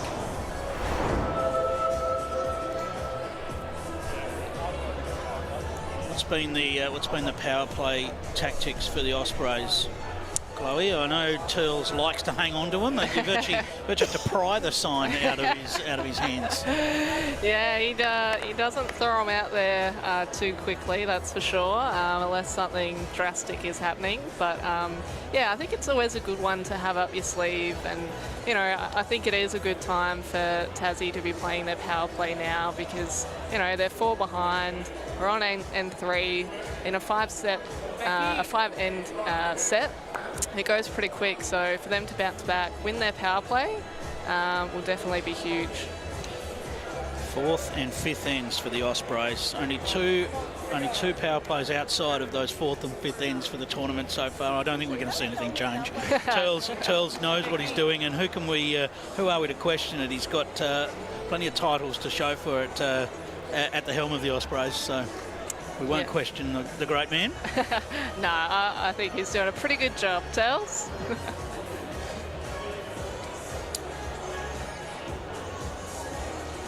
So Beck will be looking just to get down here. It's not all bad, you know, always useful behind. T-to-T length again. Aaron Wilson just find that little bit extra weight. No, he knew he needed to reach with that bowl, so he's just got past. But still, power play Jack sitting there, waiting to be nailed. Beck Van Ash do it. Then they're going to make a slight correction here. A metre or so off her last. Tracking well. Better look at this. On cue, Beck Van Ash. Beautiful shot. Trident's power play, which crosses over, holding a very nice shot, as you see it there, right onto a bit of matchy right there with the colours as well. Lovely shot. We're talking a little bit about the dynamic between, particularly between Aaron and Corey, Chloe, the communication between them. I noticed it during that last match. Just so automatic, the communication when they cook shots for each other, isn't it? It's about 3 words and they're away. Yeah, no, 100%, you know, and, you know, because they've played so much together, they know each other's game so well, and, you know, they really don't have to say too much. It's like, yep, get there, and, yeah, I think it gives Teasy a lot of confidence as well, you know, being positive on that shot calling, and it certainly helps. That's an advantage for your team, isn't it? Because some of these teams don't play a lot together outside of BPLs. I mean, they still know each other very well, and they play some matches together, but some of the teams come together specifically for the BPL, whereas you've got 2 players there that play together all the time. Yeah, 100%. I think it's definitely an advantage, especially because the games are so fast. You know, with that 30-second shot clock, you've got to be quick, smart, know what you're going to call, be confident. You don't want you skip up the other end, you know, doubting and going, oh, not sure if that's the right thing. So, yeah, quick, smart, especially in this format. Yeah, that trust factor, isn't it? For sure. Oh, Benny. All right, can Ben find his way around here? Oh, Benny. The line's pretty good. Just going to run out of steam. A good bowl, making it harder for the Tridents to get another one in there.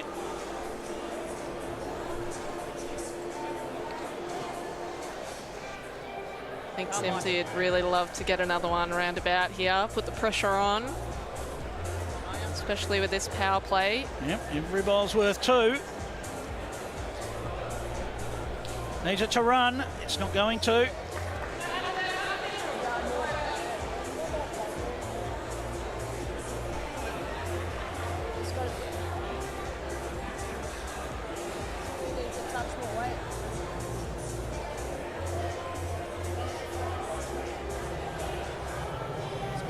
Twist now with his last attempt for this end. Still one to come for the Tridents. Doesn't really want to make any contact with that ball now. Well, no harm done. Let's go, Michael. Rob McMullen with some encouragement from the sidelines there in some form of accent. One lone Tassie bowl sitting there. Can he give it a friend? It'll be worth 2 on the scoreboard if he can get this in there.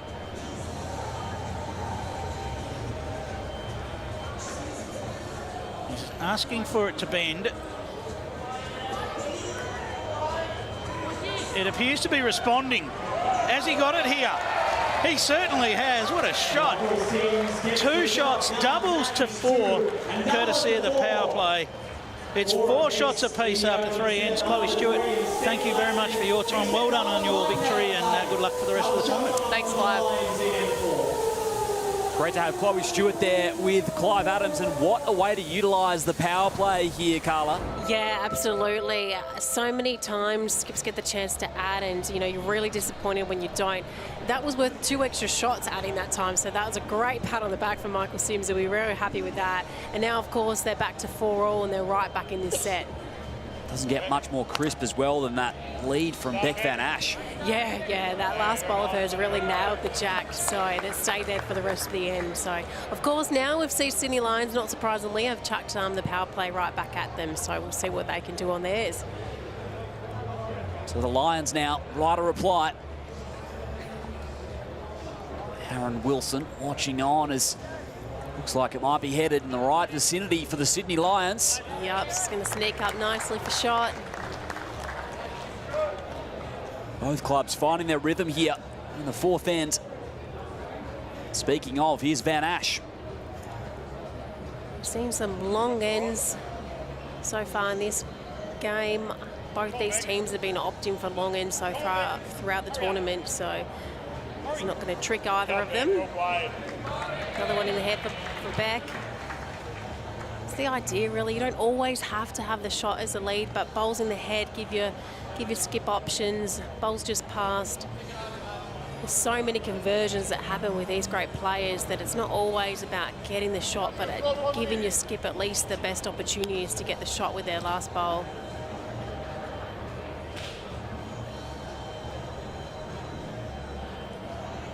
Beck Van Ash. Lions still holding one, but as you mentioned, Carla, Trident's together a nice head. Just hoping it hangs on. It has. No harm back there. Wilson to finish off this lead for the Lions. So just going to pass. Is he going to hang on? No, that one's gone in the drink. Not quite. So the Lions with this shot at the moment. 4 apiece here after 3 ends in the first set. 2 high-quality clubs.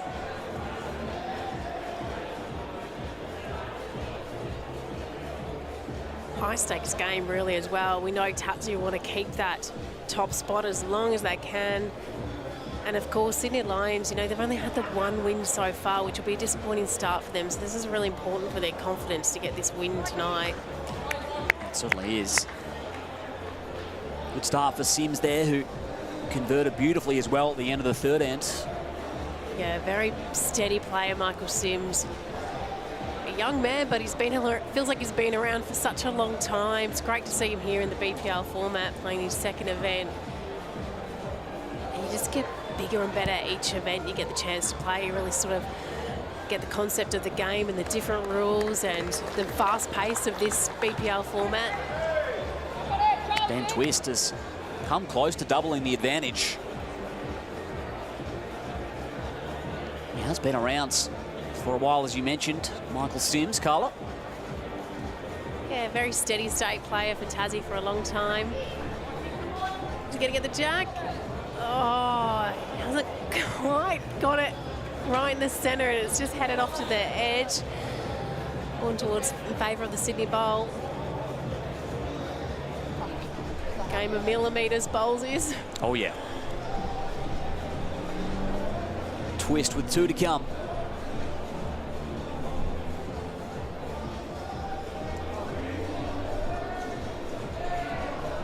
Tasmania holding shot.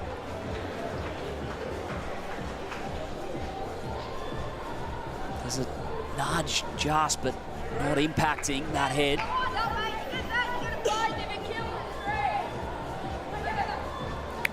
Nice confident call by Beck. Playing some big weight here. A couple of options. Sims right down the middle. How does that play? Oh, I don't know if it's done anything to help. It looks close for shot. I'm not really sure who's holding. Oh, two for Sydney.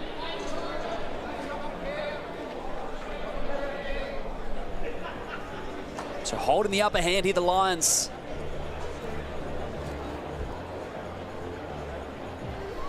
Ben Twist assessing.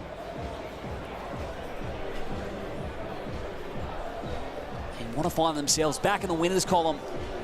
Sydney only one so far in BPL 18. Looking pretty confident, Ben Twist, the way he's walking down. Might not quite get there, I don't think. So Beck's going to have a look. Aaron was quite confident it was 2. Don't tell him I said this, but I don't always trust him. I think Beck will have a good look. Might get the measuring tape out here, Carla, to confirm if it is indeed 2 for the Sydney Lions.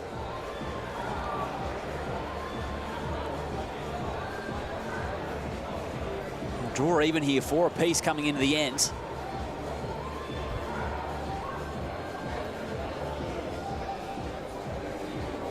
Two. So they've come up with the double, the Sydney Lions. And 2 bowls sees them with a 6-4 lead here at the end of 4 ends.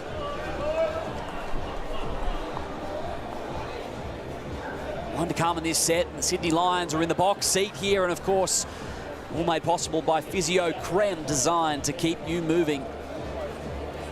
And they did just enough there, the Lions, Carla. Yeah, that 2-shot lead going into the last end, that's exactly where they want to be.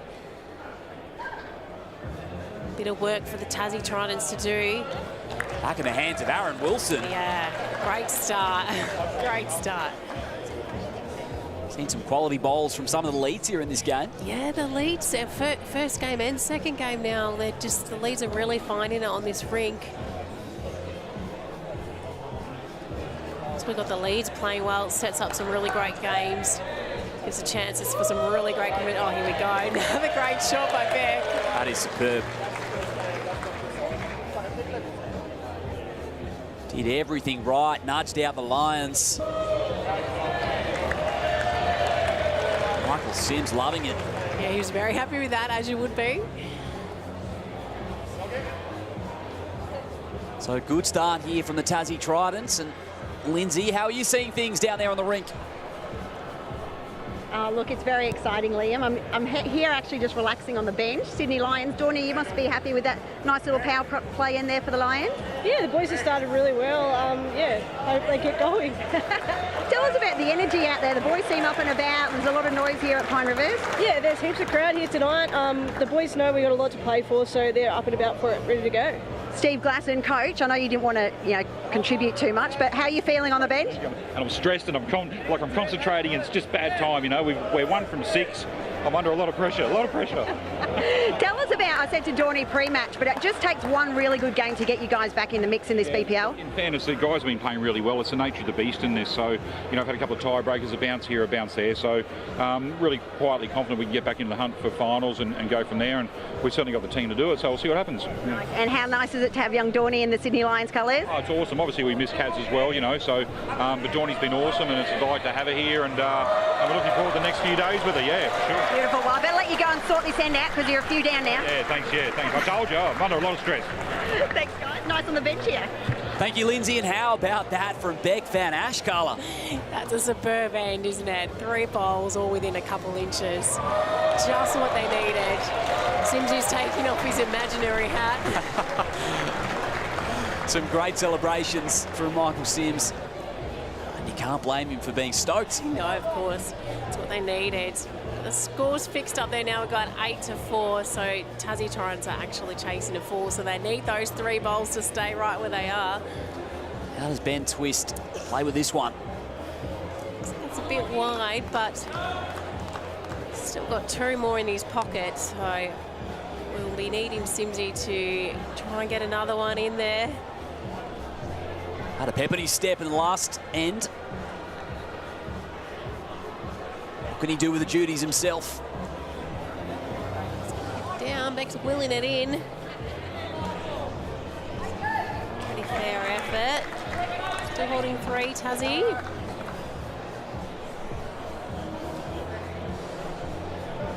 Sydney still with the advantage here.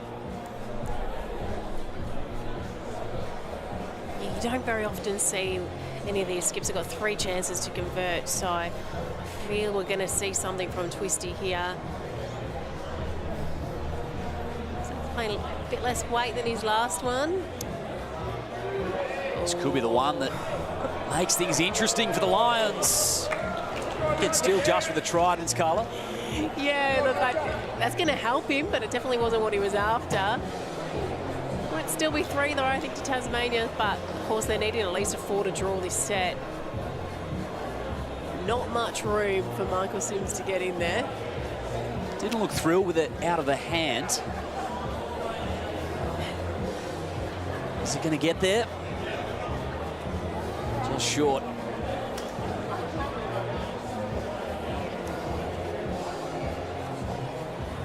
See Aaron Wilson just giving Ben Twist some directions, just wanting him just to sort of land in there on the forehand. The backhand for Ben, actually, of course, a left-hander.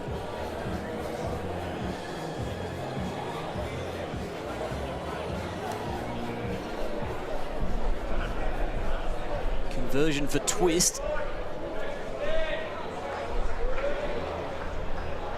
it's going to go away as well. That's dangerous. Very dangerous. How do they convert here, the Tridents? It's still only a 3 and they need a 4, so just got to draw as close as he can. There's really not much room at all to get in there, but on the form he's been so far, if you want anyone to do it, I think you'd want Michael Sims to have the bowl. Just call it a timeout, give himself a little bit more time to... Well, it would have to be some shot from Michael Sims to tie up this first set. Smart option here, though. They're just using their timeout to take that little bit of extra time to have a think about it. They're sort of talking through a couple different options. Just face out that green bowl, maybe. It's away, so let's see what happens. Needs to be perfect.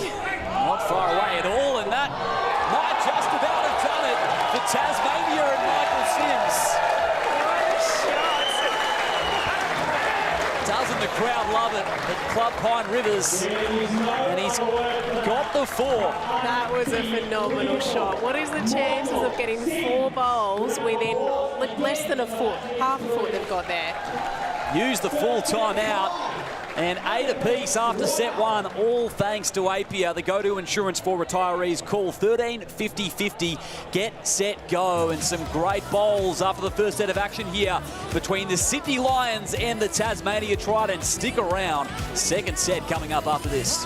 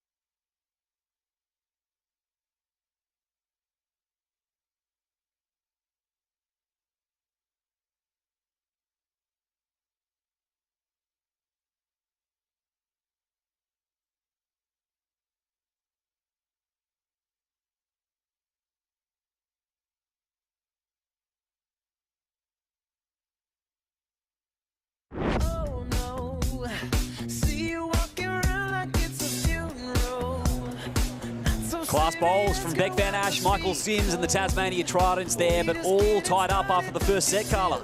Yeah, I'm still in absolute awe of that shot by Michael Sims to tie it up. That was absolutely phenomenal.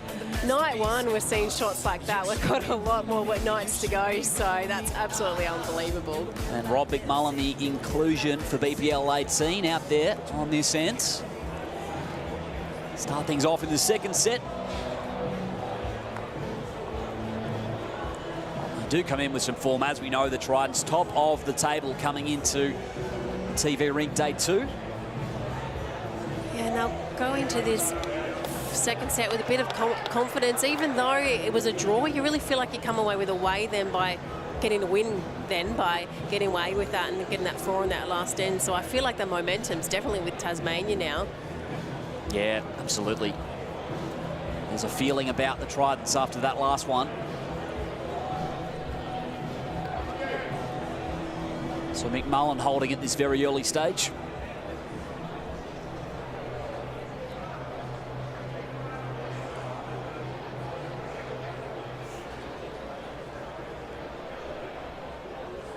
Trying to navigate just under that first bowl of Aaron Wilson's, and he has just nicely. Well played. Looks right at home, doesn't he? Straight away, the sub. Yes. No jitters for him coming off the bench. Wilson wasting no time.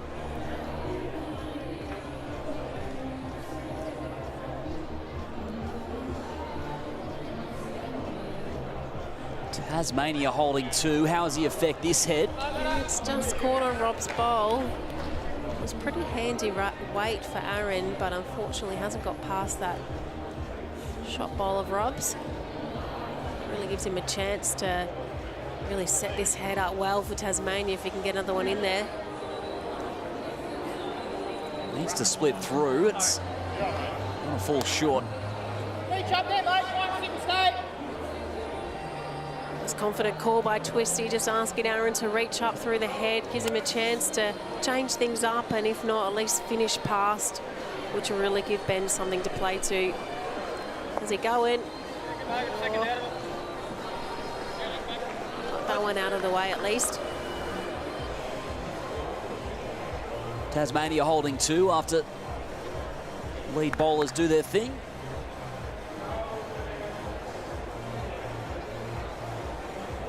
Michael Sims will have some confidence now. Yeah, he should have some confidence. Absolutely. Just great. You can play a couple of those big shots. It really helps you, you know, have that confidence to make the big calls and play them when you need them. To do that at night 1, he should be very impressed with himself. So on this draw, that Yeah, good side up. Well done. is in the vicinity for the Tridents.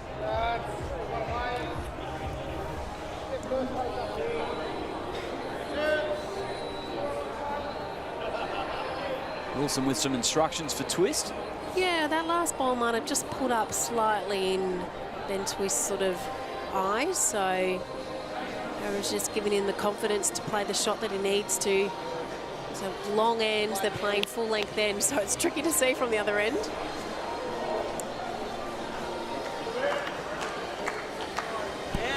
Nudge the Tridents forward. There's some of that travelling crowd for the Lions. Some of the Mount Lewis cheer squad. Those fellas are always there, which is great to see them back again.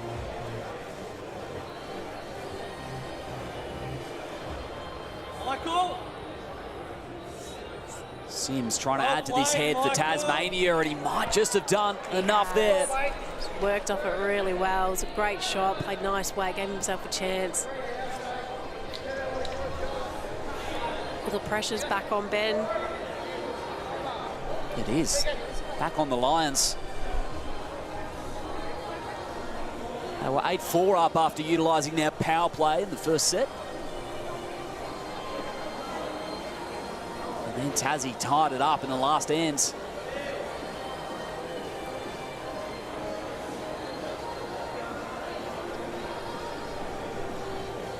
Just go on and with your last. Just on the draw. One remains from both skip bowlers. Tasmania once again in the box seat. Yeah, if they can get this first end as well. We're really playing a five-end tiebreaker now that they've drawn the first set.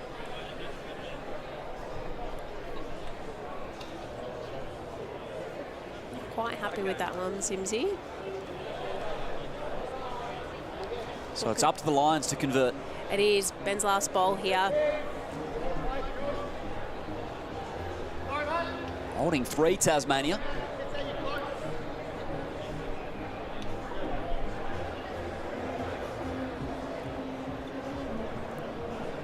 Wait from Ben. Is he close? Oh. Definitely impacted it. That green bowl just rolled up. I don't know if it's changed too much. It's 1 to Tasmania, so it did knock out a couple. Saved a couple for the Sydney Lions. That's a result for Ben Twist, but it is Tasmania who come away with the first bowl of that first hand. Of course, all thanks to Audica, the official hearing partner of Bowls Australia. And I like how you put it as well, Carla. A 5-end tiebreaker here in the second set. Yeah, they all draw in the first set, so yeah, you got the chance to win the game if you win this set now. So for Tassie, it was really important getting that first end, keep the momentum with them.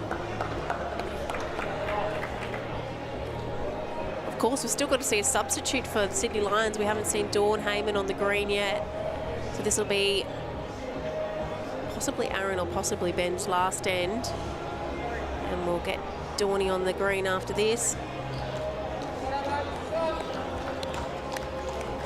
So Wilson strikes first there.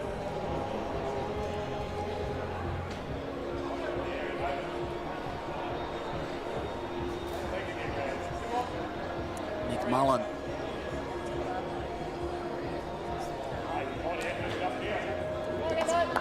Didn't quite make the distance. Still plenty of room for Aaron here to nail the jack.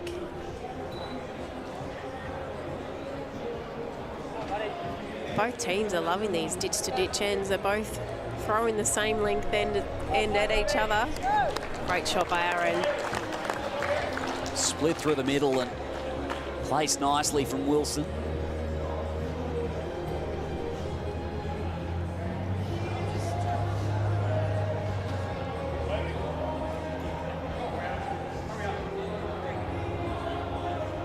Rob's just hoping, yeah, he's just hoping that'll hurry a little bit.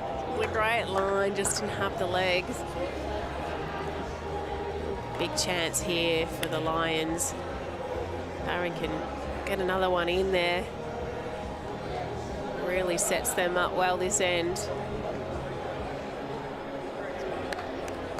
No harm back there. We always like those back ones. They're always still in play. So we'll see Dawn Heyman shortly, I'm sure, for the Sydney Lions. Yeah, she'll be warming up on the bench. She'll know she's going on next end. And now it's up to Sims.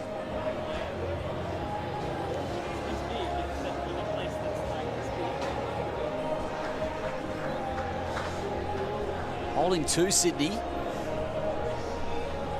Short. Mate, weight's good enough. Going to draw back. Yeah, just needed to drop in a little bit. I think he knew it was a touch wide. You could see he was putting his hand out almost the second he let it go. Just hanging a little bit out there. Weight was very handy though, so he hasn't got a lot to correct with his next one.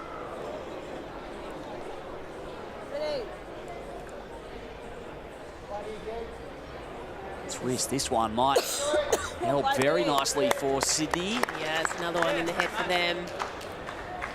Bit of a clap from Steve Glasson on the sideline.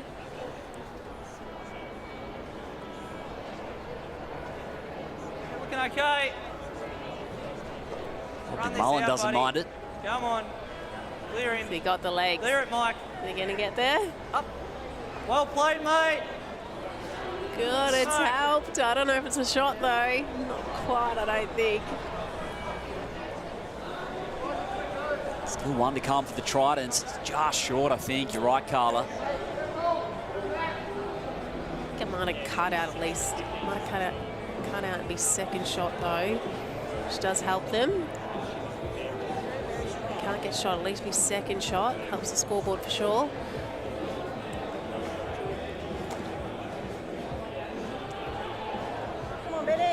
Twist. Hurry. Might have helped the Tridents. Yeah, he probably just needed a touch more weight to be able to sit that right Back through. out through there. Yours is just past. Another foot of weight.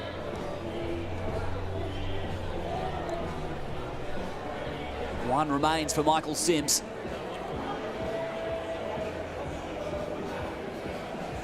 Can he convert again? Keep trying.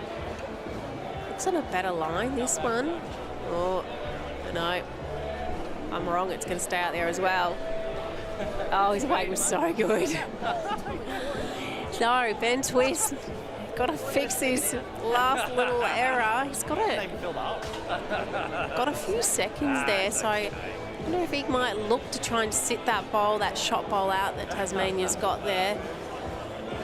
Yeah, great. It's on its way. It's having a good look. Oh, he didn't get it directly, but he did get it off the other bowl. It's a nice looking shot from Ben Twist. Yeah, it was plan B. He got it out of there. That's all that mattered. Where does that leave the lay of the land? I think it's the Sydney Lions. Yeah, yup. So that's 4 shots to Sydney. Great conversion from Twist. 4 for the Lions after the first ends. Probably wasn't the perfect execution, but Trident's only had 1 bowl in there, so it made them very vulnerable, and yeah, it gave the Sydney Lions a chance to get that result there.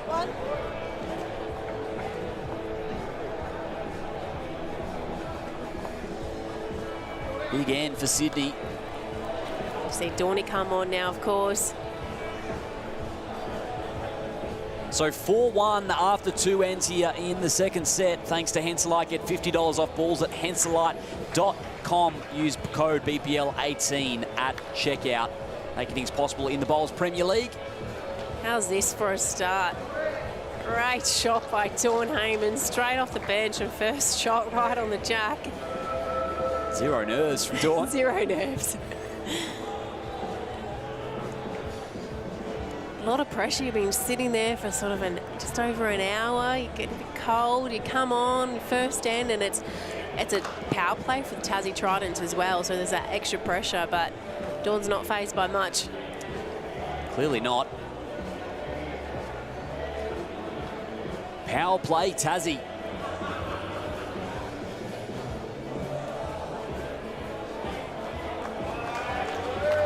Another great shot by Dawn, just passing. It's perfect leading. Saved her for the pointy end for a reason. McMullen. That one's very close as well, and just missing Dawn's bowl. Still slipped in behind. Good shot in the area though.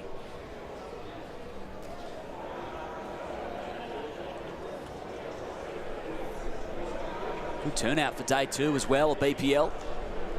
Only expected to continue to build throughout the week as that one's fallen short of the head. Yeah, not ideal. She's got 2 good ones in there. Bit of work for Rob to do in here. Trying to get the shot, or even if he can just fatten it up a little bit. It's just going to go past. Yeah, I think so, yeah.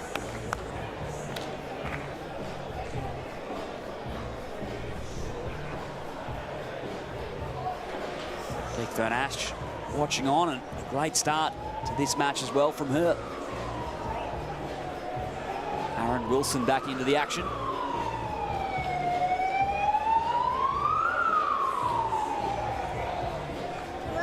It's looking like he's playing just to get behind there, Aaron. Bit of security right in the back spot there. It's not a bad option to get that something there early on. Then gives them a chance. If Tasmania are able to convert, then it gives Aaron the option to be able to run at the jack and try and kill the end. Like that there, that's level. Getting to the pointy end of this third end. Lindsay Clark's been doing a great job down there as well, ringside. We'll welcome her back in. Lindsay. Thanks, Liam. I've got a word here with Rowdy. I'll just see if he might just call Simsy on a shot. Yeah, how you going? Going good, thanks, Rowdy. What's Simsy going to play here? Oh, I think he's going attacking now. Well, it's time to sort of change the end up a bit. He's been driving well, so... Yep. Good Great hit. call. Well done, buddy. So, Rowdy, you've played... This is your first BPL, but your first night game. How's the nerves and how's it feeling out there? Like nerves are not too bad at the moment. Sort of bit hectic at the start, but it's okay at the moment. Yep. I think that's a touch of this. You're playing marker and everything out there. Yeah. Tell us about your energy and presence on rink, Rowdy. Is that natural for you? There's a lot of positivity coming out. I try to bring something if I feel like the team will need it. I'll try and get up and about, as they say, but a lot of times I just like to be quiet and, you know, dictate, you know, the volume of the game. But if we need something, I'll shout. We'd love to see it. I'll let you go and direct Sims in for this one. All the best, Rowdy. I appreciate it. Thanks, Lindsay. You know, the draw a good second there, Iric. Your best chance there, yeah. And Rowdy, Rob McMullen liking it. But it's the Sydney Lions at the moment, Carla. It is. Yeah, Aaron was able to draw a good shot there, so pressure's back on Simsy now. Backhand draw. Right to the tee, or to the spot, sorry.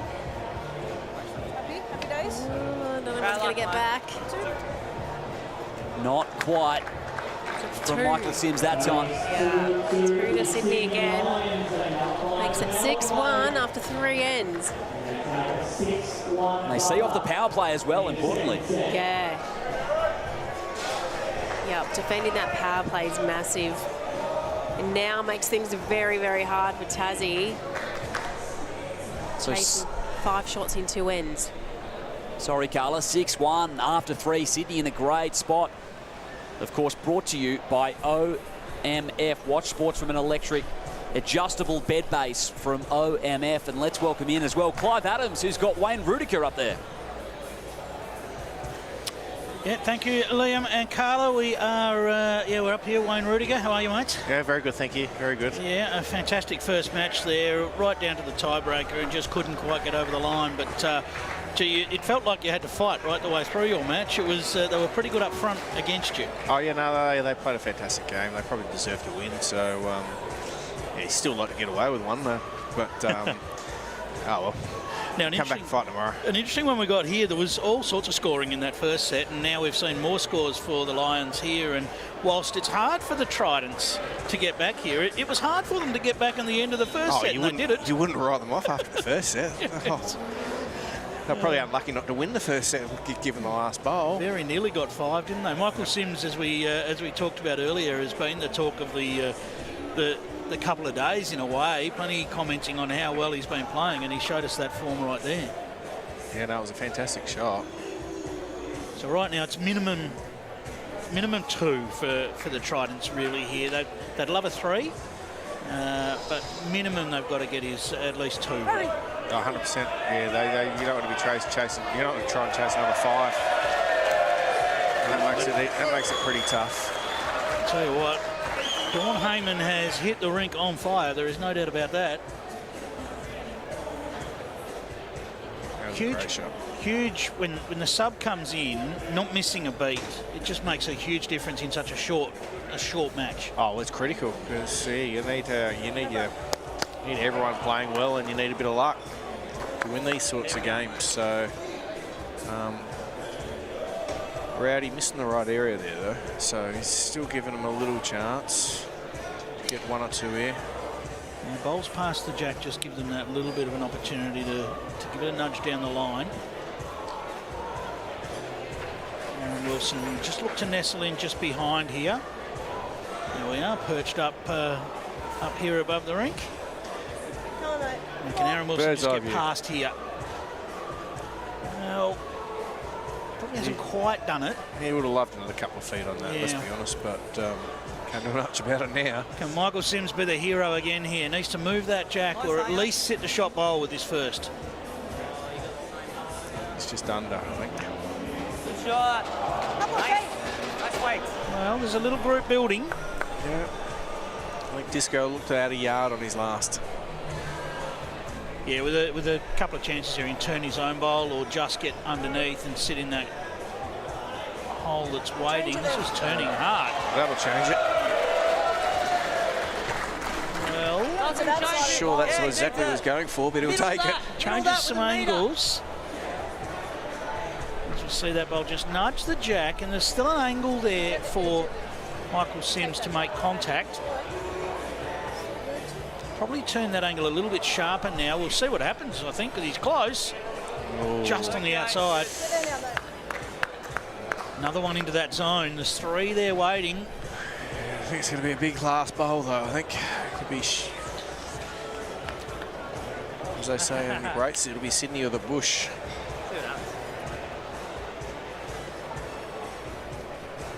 Right, well, I don't think anything's really changed for Aaron Wilson. He'll just be looking to get round his own bowl again. Yeah. Round into that Out of zone. meter. He's better this time. You play the drive. Yeah, good. It's pretty good. Play the drive. Potentially get all 3 of them. Yeah, that's Are they what I mean. thinking big here and try and just get all the bowls? I'm thinking they want to kill it and get the back bowl out and the way through. Right, okay. That's my guess. Well, we saw a remarkable escape in the first set. Can we see another escape here? Not this time.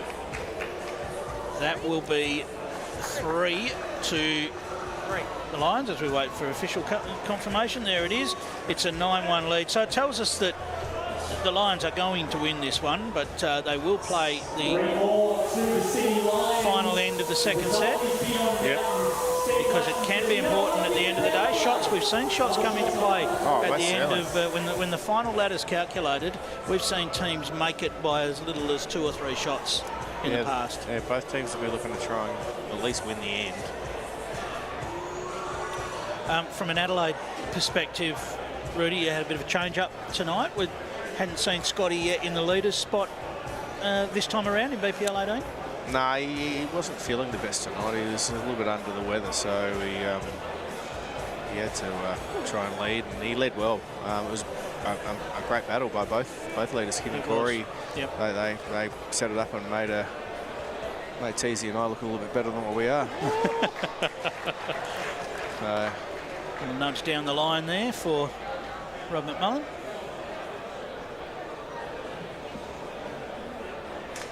Dawn Heyman. She's come into this game and had an impact, has Dawn Heyman, and she's not far off having another one. Well, fantastic reply. How is the rink playing, mate, down there? It's really nice. Yeah, no, there's no issues. All 4 hands are definitely playable, and yeah, there's no issues. Probably from previous years, it seems a pretty easy sort of rink. You see the standard tonight's been pretty good so far, so I'd expect that to continue. You're seeing a lot of bowls within 2 feet. Certainly are, and what that does is it brings out the aggressive play as well, which is great. That's what we want to see. We want to see all the facets of the sport, don't we? We see the beautiful draw shots, but we also see the weighted shots as well. As Dawn needs us to get down to her own. Well, consolation prize is the back of the rink. Yeah, you want me to sit the ball underneath? She's played good weight there. Just you want me to sit the ball underneath? We'll see how the sun goes. So 2 wins after the first couple of days. Rudy, you've been to enough BPLs to know that fortunes can change quickly, so looking for a big day tomorrow?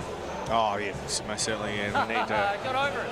I suppose all sides are looking to win more games than you lose every day and your happy days. But, win it. So, but tough competition here. Everyone's playing brilliantly, so it's just, go out there, do your best, and shake hands afterwards, and hopefully you're on the right side.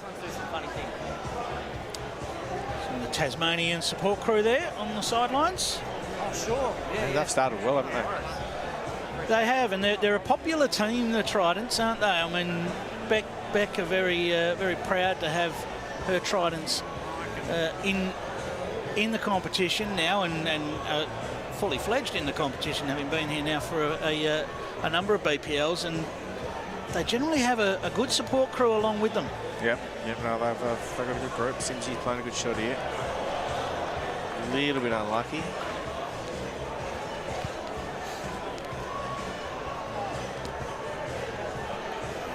I think we've got Dawn down on the rink. Dawny, a nice impact from you. You've come in and played 3 really solid ends. Yeah, it's really nice when you can come in straight away and find it. But the boys set it up really well. They were a little bit unlucky to lose the first set. They played well, but Simsie played a cracker to get that draw. And of course, you came in tonight needing a big win, and we know that it's going to be a win, so it must be really pleasing to finish off the day. And it hasn't quite gone to plan, but can take this into a bit of momentum into tomorrow. Yeah, absolutely. We knew we needed to win tonight to try and get the ball rolling, so hopefully we can continue to tomorrow. And how's the feel for you? Obviously, you've been here before in different colours, but you're enjoying being part of the Lions outfit. Yeah, I am. It's unfortunate for Cad she couldn't be here this time, but I'm really happy to be joining the boys. All right, well done. You've come in and made an impact, and that's what you've got to do off the bench. So well done. Thanks. All right, Dawn Heyman there. Back trying to wriggle down on the forehand here. Just high. So that is going to be 1, I believe, which we doubled to 2, courtesy of the power play, and it is an 11-1 victory. So 8-all in the first set. Tassie were able to square away that set with a remarkable 4 shots, but it was all Sydney in the second. 11 shots to 1 for the victory. Wayne Rudiger, thank you for joining me, mate. No, thank you. All right, and good luck for the rest of the tournament. Big day tomorrow for you. Yeah, thank you very much. There it is, the Lions victorious 8-all, 11-1. And let's get down to Lindsay on the rink. Thanks, Clive. Here with Aaron Wilson, a much-needed victory for the Lions. Yeah, without a doubt. Look, we've had a good week so far, but we haven't been able to convert into wins. So it's been, gut-wrenching at times. But look, just hanging tough as we can. If we can make the finals, you never know. So tick away, see if we can get a couple wins tomorrow. Tell us about the game. There were some big scores in that one. The last end of the first set, pretty heartbreaking, but you got some good results in the second one. Yeah, Michael Sims, that was pretty fair, I must say. That was pretty impressive. But yeah, well earned, and but high scores. But it's a good game bowls overall. Yeah. And tell us about Dawnie, a new addition, filling in for Kaz, sending love to Kaz back home, but played exceptional tonight off the bench. Yeah, she's doing really good so far, settling well. So I think the more we play together, I think we'll get stronger, hopefully. So see what happens. Fantastic. A great performance. Well done to you and the Lions. Go Lions. Thanks, Aaron. Thanks, Lindsay. And Aaron Wilson, his Sydney Lions, really dominant there in that second set, Carla. Yeah, they sure were. Look, I was thinking Tasmania was going to run away with that second set after such a great big shot. There it is by Simsy in the end of that first set. But the Lions had something else to say. They played outstanding that second set. And what a performance by Dawn Heyman coming off the bench. Those 3 heads she made were outstanding and really finished it off for the Sydney Lions in that game. Impressive stuff for them. They secure their second victory of BPL 18 so far. And stick around, because coming up just after this, it is the Gold Coast Hawks and the Melbourne Extreme. That's going to be the Melbourne Extreme. That's going to be a ripper.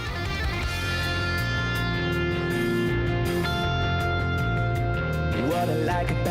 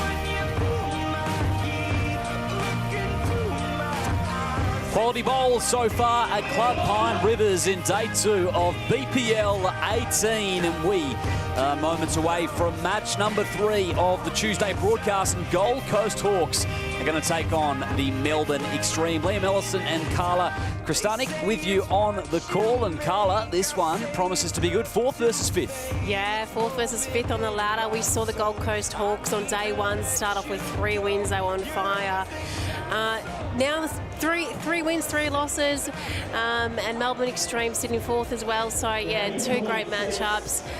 We're going to have a great game. We've got Kelsey Cottrell, Brett Wilkie, Nathan Rice for the Gold Coast Hawks, and of course Kylie Whitehead, Ali Forsyth, and the well-known Maddie Flapper for the Extreme. For the Hawks teams there, they'll be ready. Got Mark Thatcher coming in as coach for this series as well, so that'll bring another dynamic to the Hawks team. Those players, they all know each other so well. Played together at Helensvale Bowls Club for many years.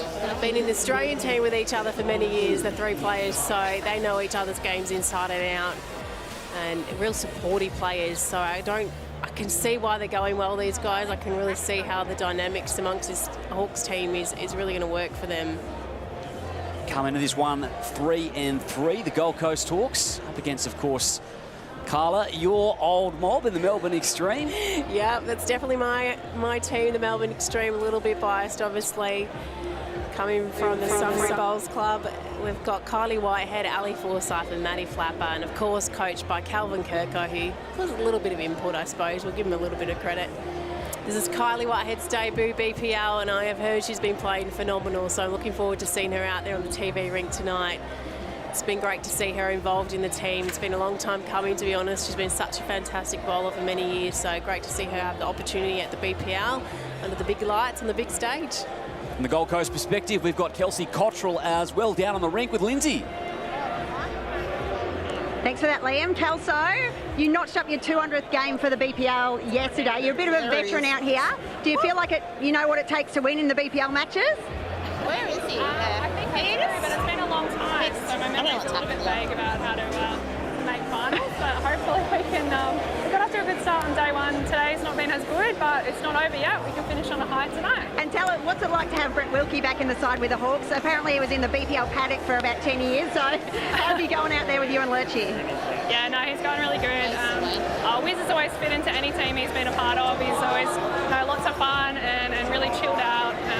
Yeah, it brings a lot of good knowledge as well. Wonderful. Well, you've got a heap of local support that have come up the road. All the best to you and the Hawkies tonight. Awesome, thank you. Kelsey Cottrell there, and great to see all that support coming up in the Gold Coast, Carla. Yeah, she makes a good point, Lindsay, doesn't she? It's only just up the road for the Gold Coast Hawks, so not surprising to see so many of their family and friends out there in the grandstand. Probably a few of their kids as well, having a bit of a late night, being able to enjoy cheering on mum and dad as they play bowls. Future stars, I reckon, some of the Cottrell kids and the Wilkie kids and Loach's kids as well. Yeah, Brett Wilkie inclusion for BPL 18 for the Gold Coast Hawks under coach Mark Thatcher. Yeah, it's great to see Brett Wilkie back in. It's been a while since we've seen him at a BPL, but of course he was there in the early days playing BPL, so he definitely knows what it's all about, knows the concept well. Been a great player around Australia and internationally for many, many years, so it's great to see him back on the big stage. And for the Melbourne Extreme as well, it must be just terrific to have Matt Flapper back into the lineup after missing in Moama. Yeah, well, they missed him in BPL 17. Just a great miss for the whole BPL environment, not just the Extreme team. He brings so much to the tournament, his big lad voice and his big shots. Everyone loves having him a part of the event. Definitely one of the favourite, definitely the crowd favourite for sure. Not far away from this one, and crucial as well because both sides with a 3-3 record. It's plenty of matches to play in the BPL, but clearly they'll want to keep themselves in the top 5 here on day 2. Yeah, definitely. And when you get a win at the night game, it really gives you the confidence going into the next day. So these night games are massive in, helping the momentum to the next day to keep it moving along. And that's what you've got to do. You've got to keep ticking over the W's, keep them going onto your scoreboard. Things can go wrong very quickly in these BPLs, so trying to get these night games is really, really important. And obviously both teams on 3 wins to try and keep the margin, the win margin above the loss margin. That's massive in making your way to the finals. Kylie Whitehead is down there as well with Lindsay. She is, Liam. Kylie, you're making your BPL debut, mate. How's the nerves and how you're feeling on the TV ring? Yeah, it's all very new experience. Got no idea what's going on. I'm mic'd up. There's smoke everywhere. There's bright lights. So let's just hope I don't. And she's playing awesome as well. You're playing awesome. How great is it to be alongside the likes of Ali and Maddie? They're so experienced in the game of bowls and the BPL. Oh, absolutely. I think, you know, it's such a privilege to be playing with these guys, and they've been really good with me so far this week, and, you know, hopefully we can keep going well. We're gelling really well, and they're great to have alongside me. Beautiful. And your number one supporter, Granny Annie, is she here or is she tuning in? No, she's tuning in, so hey, Granny Annie. No worries. If you're on the mic, you've got to bag out Kelvin. There's a lot of fun banter between you guys. I'll let you go relax, enjoy the night, and we look forward to seeing you at the end. Thanks, mate. Very relaxed, aren't they? The Melbourne Extreme. Great to hear from Kylie Whitehead. And Carla Krasanik, of course, you're no stranger to the BPL format. What's it like the first time you step out into an environment like this? Yeah, look, I remember my first bowl playing BPL, and I can tell you my hands were very sweaty. Under the lights, everybody watching BPL, you know, it's always such a big dream to make it to this event and be able to play it. So I do remember my first game, I had some sweaty hands, but Kylie seems cool as a cucumber. I think she'll be fine. She does. She certainly does. Not far away here, and both sides happy to have a bit of banter before this one kicks off. Yeah, not surprising. All these players, they know each other so well, so you always see a little banter between the two teams. And yeah, I think Maddie was trying to push Lurchie out of the ring then or something. I'm not quite sure. And of course, the mascot's always a feature across the week at Club Pine Rivers. Yeah, nice to see the Hawk down there. A bit of support. Gold Coast, you'd think would have the numbers fan-wise, but we are underway here in set 1 and 1 between the Hawks and the Extreme.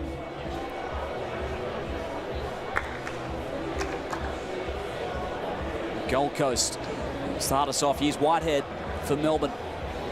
First bowl for Kylie, heading down on the backhand. We'll see most of the leads opt to play that side, but Kelsey played the forehand instead. Going to pass, but definitely still in the game. Anything behind, as we've talked about, is very helpful. Kelsey Cottrell, the lead for the Hawks.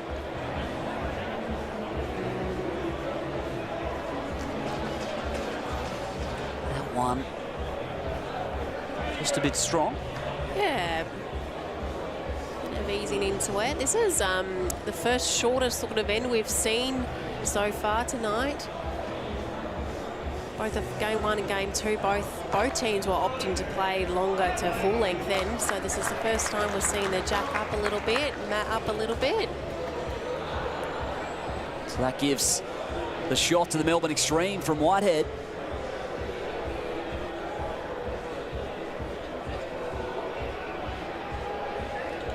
Kelso's thinking it's still a little bit running.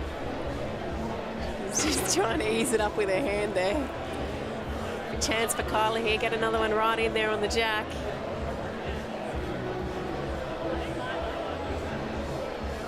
It's been a good opening to her BPL career here from Kylie Whitehead. How does she add to it? Well, she's got the shot after her first lead.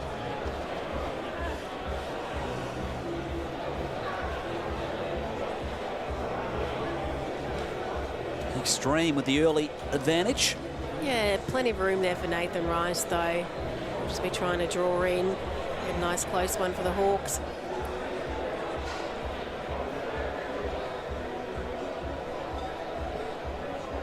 Heaps of room for Rice to work with. Just falling up a little bit short. Makes things a little bit tricky for Maddie here. He's got a bowl on the way in, both sides to navigate, either around or under.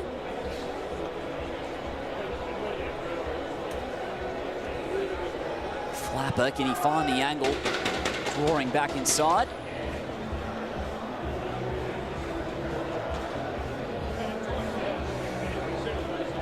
Nathan Rice will just be trying to add about a yard away on his last one. Can find the hole underneath. It was going to crash onto it. That'll do, I think. That will do. For Nathan Rice, and clapping sticks as well are out for the Hawks. Yeah, clapping sticks out.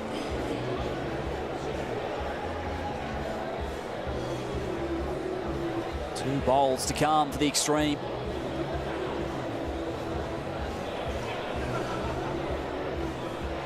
Not quite what he was after, I don't think. He's got another one still to come, Matty, though. Can Nathan Rice make it harder? He can try and get one right. Even just behind, just finishing, you know, a foot behind would be really handy home. How does he build out this head for the Gold Coast Hawks? Oh, he's just collected that. That's not going to make it any easier for Matty, though. There's a big wall of yellow bowls to try and navigate through. It's going to be tough on the conversion. Yeah, I reckon he's going to give this a good chance. Hit the bowl through. Managed to get a bit of the jack somehow. They've got quite a few bowls sitting right behind the jack. Matt Flapper. So it'll be the Hawks who take it on the first end. Flapper tried it there, Carla. Yeah, there's just a bit high. I think the weight was really handy, gave himself a chance. Yeah, when he let it go, though, I think he knew straight away it was a bit wide. Yeah, unfortunate, but just the one to the Hawks first end, so it gets them away. All thanks to Drinkwise. You won't miss a moment if you Drinkwise. We've got Aaron Wilson as well, who's up there with Clive. Thank you, Liam and Carla. Yes, I've got Aaron Wilson has joined me on the back of a, well, we'll say a comfortable win, but it was an interesting one. Yeah, look, certainly was. Good game bowls, had some whirlwind ends in it.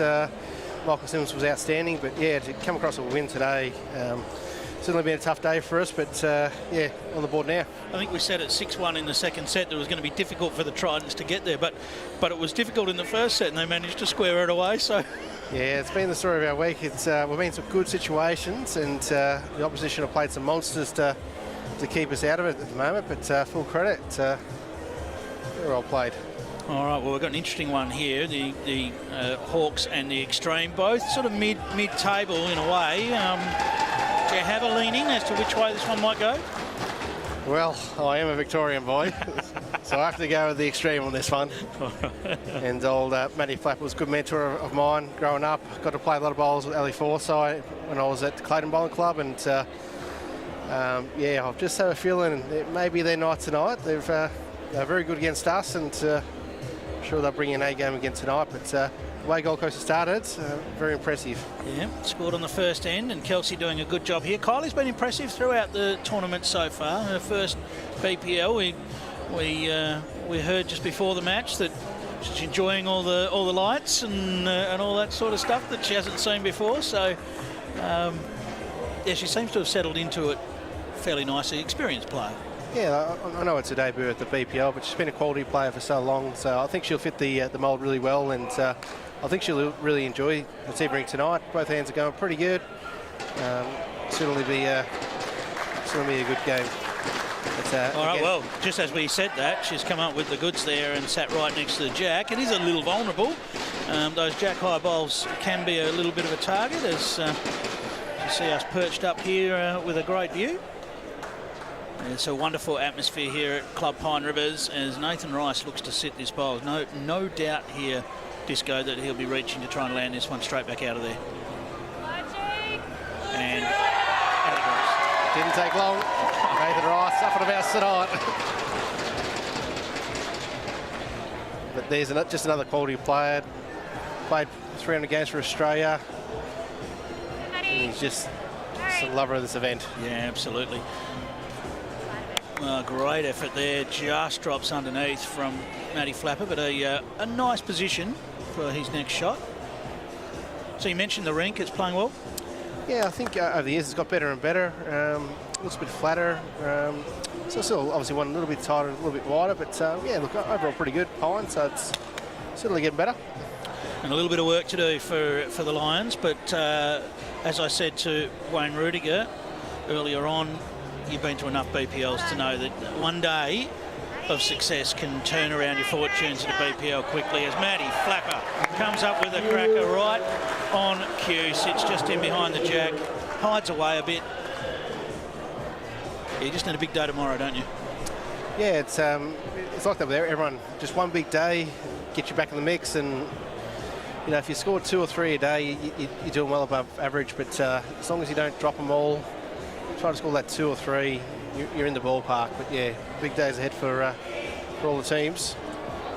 Nathan just passing on the outside there, so a chance now for Matthew Flapper to add another. Potentially for the Extreme to take the lead. Did the big work with the first, or the second bowl of this. Here's this end, and look at this. He's done it again. He doesn't disappoint. Matty Flapper. I guess, you know, we probably know Matty Flapper for the big hits, don't we? But he's got every shot in the book, and he's played every shot in the book for years. Oh, certainly agree with that. Look, he's always had the big whack, but I always think of Flaps as a more finesse player. When the big moment's down, he gets out of trouble with that yard, draws a shot, and just again, a quality player, has every bit of the game. No movement from the coaches with any power plays at this point, so saving him up. But did we see a birthday from Matty Flapper yesterday, was it? Or? It was his birthday, yes. So we've celebrated his birthday at a few BPLs. Obviously, they come up at similar times of the year, so he's not. I think he's a bit shy about it. 35 years old now, isn't he? Oh, I don't know. I don't have that stat. I've got lots of stats in front of me. I don't have that one. Well, Matty Flapper, you don't look a day over 31.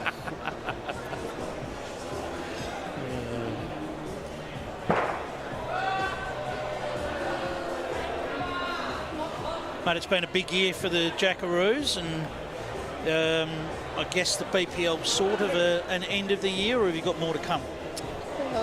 Personally, for me, it's a little bit quieter now. I've got some pennants in Melbourne, playing for Altona Bowling Club, which has been really, really fun to play with the brothers and that.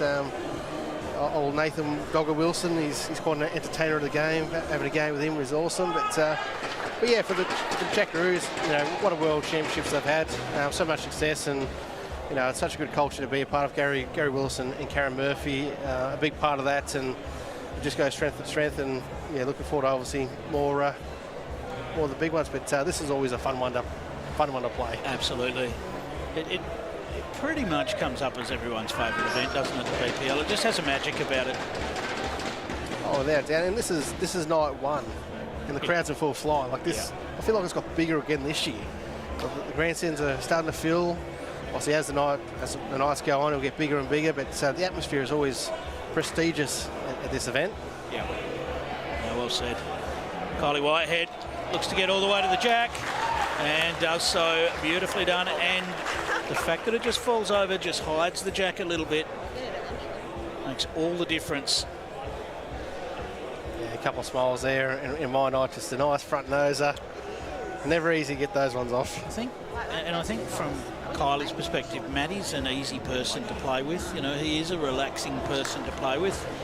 As Kelsey just passes on the outside there. So coming into your first crack at this, you know, having Matty there as reassurance is a big plus. Yeah, look, his presence, his body language, it just ticks all the boxes. He's such a positive player to play with, and obviously he's played for Australia over the years, and obviously now at the Ocean Grove Bowling Club, and you know, he's always strength to strength for me. Quality fella and an outstanding player. See what he's come up with here. Looking for it to get all the way now. He's done well. Adds another to Kylie's good work. Sits alongside it a little. It'd be interesting to see if Nathan wants to attack at all. Looks like he's just working his way up there following it. Little turn of the jack round the corner for the Hawks would be ideal. That's good, Sahara. Oh, nearly stuck backwards for the old back door. Nathan Rice, another one that's shown he can do it at BPLs. He can do it in the lead spot, or he can do it in the skip spot. He's got the game to just play every shot. That's probably a big thing with these two skippers, the versatility with the draw shots to the big shots. They can play all positions. Makes them an absolute asset to have in their teams.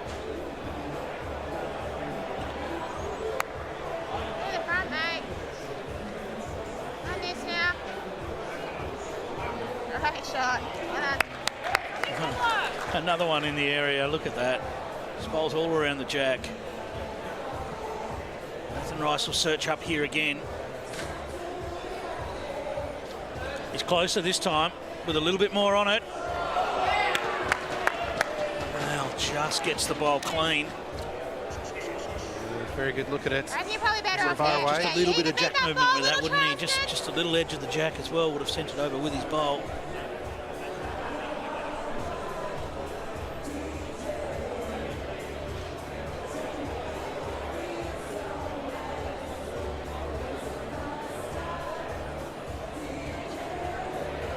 So you're saying these teams are both mid of the table, are they? Both, you know, just knocking on the door, sort of in the 4, sort of just outside sort of area. So 4th and 5th. Massive before win. this round started, of course. Massive game for both teams to keep on pushing forward. Every win you can get. Yeah, absolutely. You've got to, haven't you? Just sometimes it comes down to those tie-break ends to decide it, but you want those straight sets. Those straight sets victories are really, really handy. Well, there's a little save off the front, but not quite. One more to the Melbourne Extreme. So it'll be the Extreme that take another one shot. They lead it 3 shots to 1 after 3 ends. Aaron Wilson, thank you for your time, and good luck tomorrow as the Sydney Lions try and climb their way up the table.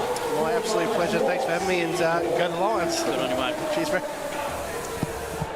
Thanks, Clive, and the Melbourne Extreme getting things done there. Of course, thanks to Audica, the official hearing partner of Bowls Australia, and Carla, the Extreme, looking pretty good after 3 ends. Yeah, nice start for them so far. Of course, we've got the power play for the Hawks here now, so they'll be trying to defend this. It's massive every set if you can defend the power play. Kylie's so far finding some nice form, so yeah, she get this first one right on the jack. I was just about to say, first opportunity in front of the bright lights of TV, and she does not look phased. She's not phased by much, Kylie. I've had the privilege over many, many years to play with her, and yeah, you can't phase her very often. Kelsey Cottrell, in the meantime, notice there's a lot of travelling support for her in the crowd. Yes, yeah, Kelsey, well known all around Australia, of course, but yeah, Gold Coast girl herself, so great to see so many of her family and friends up there supporting her. Shot from Cottrell as well, a moment to go. Whitehead to return fire. It's looking all right, this one. It is looking very nice for Whitehead. Great shot by Kylie. Great correction, just managed to just add that metre of weight just past her first one. Real confidence in the line that she was playing to get around that.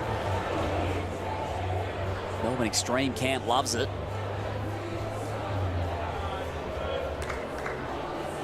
Oh, it's a handy home by Kelsey. Another ball just passing.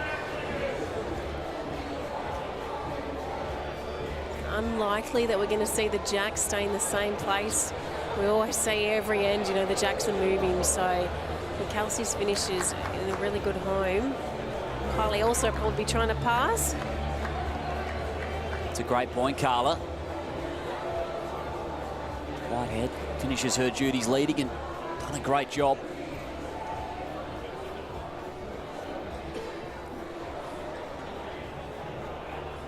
What is Cottrell drawn here? Something to work with. Yeah, look, she wasn't super happy with it, but you know, it's in a really good home. It gives options for Nathan to play something with his 3 bowls. I wouldn't be too disappointed by that if I was Kelsey. It was interesting hearing Aaron Wilson talk about how Maddie and Nathan are versatile players. He basically summed up himself, really. Aaron Wilson, also a very versatile player. We saw him leading in his game and also skipping. So it is great in this event. We see all the players playing different positions. Certainly is. As Flapper's had some moments as well through the first 3 ends.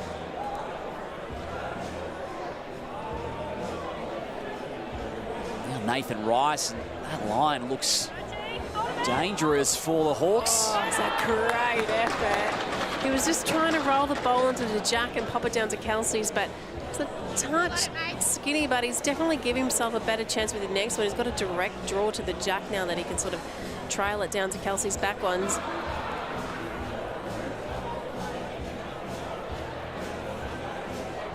Flapper. That might curl in nicely for the Melbourne Extreme if it has enough run. Still.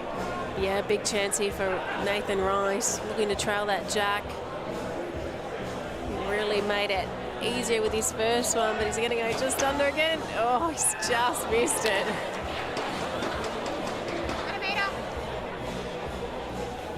Can they make use of this power play, Gold Coast?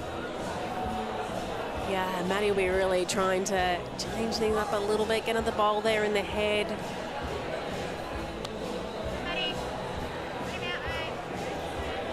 He's played it pretty well. Played it very well. Brilliant from Matty Flapper. Great shot by Matty. Holding 2. Curled around in front of the Hawks bowl. And Rice with a chance to convert. Yeah, I think they'll just take a little time just to have a good look at this. Probably use their time out just to give that extra 30 seconds on the clock. Others come down to have a look. Can you see a play there, Carla? Yeah, well, I think Kelso's just talking about what the best option is, whether, I'm not sure if they're holding, if it gets killed. I think they're down on the spot. So there is also an option in this format to call the kill. They can nominate that if they wish, if they don't think they'd win it if it goes to the spot. Have a look and see what Nathan plays. Nathan Rice. Down 2. Oh, it's just a bit tight. Let's see what he was trying to do. Not quite, though. The Melbourne Extreme see off the power play. And they take 2 from that end. And now another power play has been called again. Of course, all thanks to APIA, the go-to insurance for retirees. Call 13 50 50, get set, go. And the Melbourne Extreme, Carla, with a 5-1 lead after 4 ends. Yeah, 5-1 lead, and of course they're using their power play now. You're not going to waste it, but sometimes this happens. You save it in case you need it, but realistically now it doesn't actually come into play for them.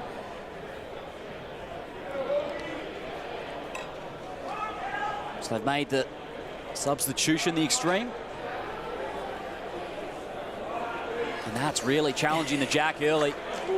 Yeah, Alice came straight on it. Yeah, played a pretty good first bowl. Not a bad injection of experience off the bench. Yeah, I think they obviously feel fairly confident they're not going to drop a 4 here. We did see that happen in the last game, though, so maybe they didn't see that. Good first up look from Cottrell as well. And you're right, it was a brilliant shot from Michael Sims, wasn't it, that saw that 4 in the last end in the previous game? It was. It's never over till it's over, is it? And there was a chance for him to play. He almost got the 5, to be honest. So. Ali Forsyth started off nicely. It's perfect by Ali. Straight off the bench, 2 great bowls. Brilliant couple of bowls from him.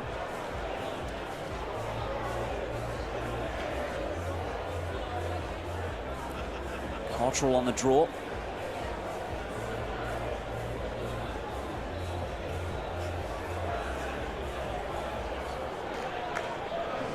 Happy to park it down back.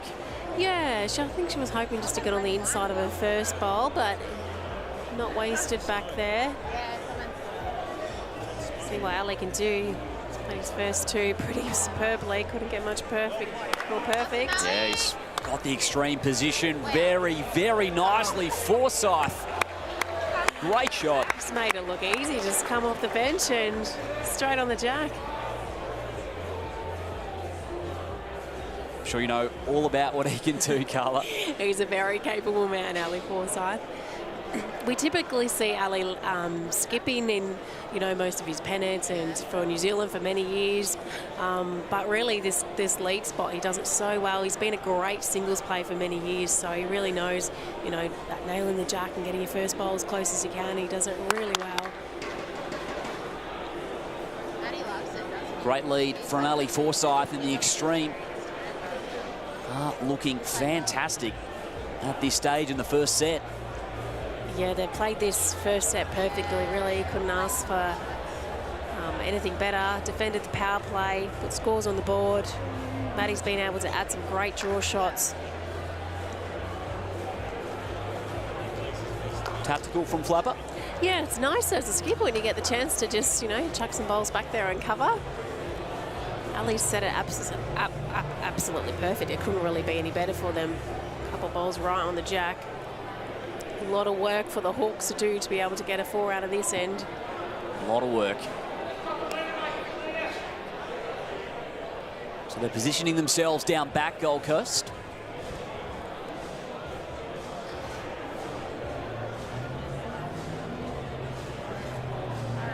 Flapper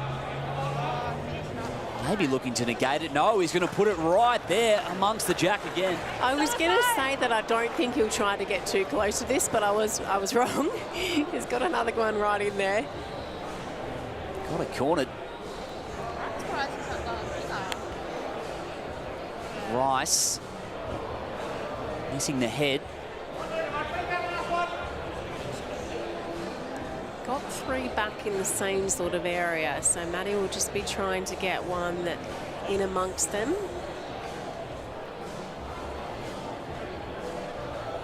Looks like he's done just that, Carla. Yeah, no, we really can't see a 4 happening here for the Hawks, so I wouldn't be surprised if Nathan Rice will try and kill this end. And he has indeed nominated for the kill. We know he's got a big drive. We know he can get these big shots. Not as much weight as I was expecting. Got to navigate the front. Oh. So the Extreme get the job done through the first set. And Carla, they are looking like they are firing here on the TV ring. Yeah, they absolutely dominated that first set. Great bowls by the leads, great additions by Maddie, really adding and played some great draw shots for that first set. I thought that was impressive as well. We saw all 3 bowlers had some moments. Yeah, it was great getting Ali on. He got his first end as well, playing that 5th end of the first set. So he's sort of, you know, able to get a bit of rhythm going into the second set. Well, second set will not be far away. Melbourne Extreme take it after 1. Stick around.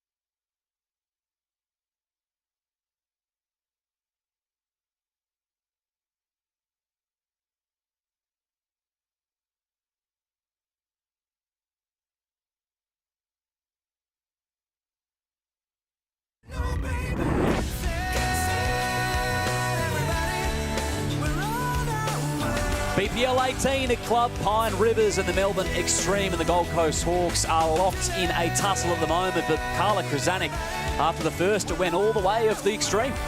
Yes, my Melbourne Extreme to be proud. I'm a little bit biased, obviously, my home club there. So, yeah, they run away with that set. They really dominated, so they'll be very happy with that. And, yeah, important to come out this first end of the second set and get that first end really helps keep the momentum on your side. Great to see Calvin as well. We give him a little bit of slack sometimes, but, you know, he does a good job as the coach. Makes it easy when your athletes are bowling like that. It does. It makes the job pretty easy. 9-1 start, of course, thanks to Henselite. Get $50 off bowls at henselite.com. Use code BPL18 at checkout. And Ali Forsyth has picked up where he left off. He sure has. A Melbourne Extreme played a power play on their first end here, so they really want to keep that momentum going. We don't see that too often, power plays on the first end. No, we don't. They're going to put the foot down at Melbourne Extreme. It sounds like that's their plan. Brett Wilkie now out there. May have probably been a discussion during the ad break amongst them that, you know, knowing Brett Wilkie was going to come out, he's a little bit cold. Ali's already had that chance to play those first 3 bowls by coming on a little bit earlier. So we'll see if this tactic works for them. Forsyth is on at the moment. Galvin's very happy. Wilkie.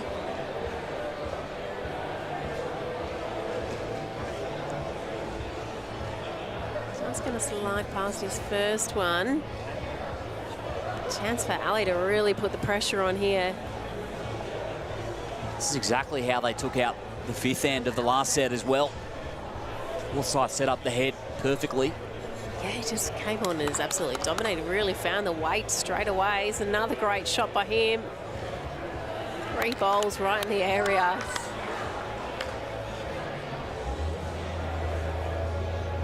Wilkie right of reply. Well, looks like he's playing a bit of weight here. Happy to put it in there and move the jack. It's worked, it's worked.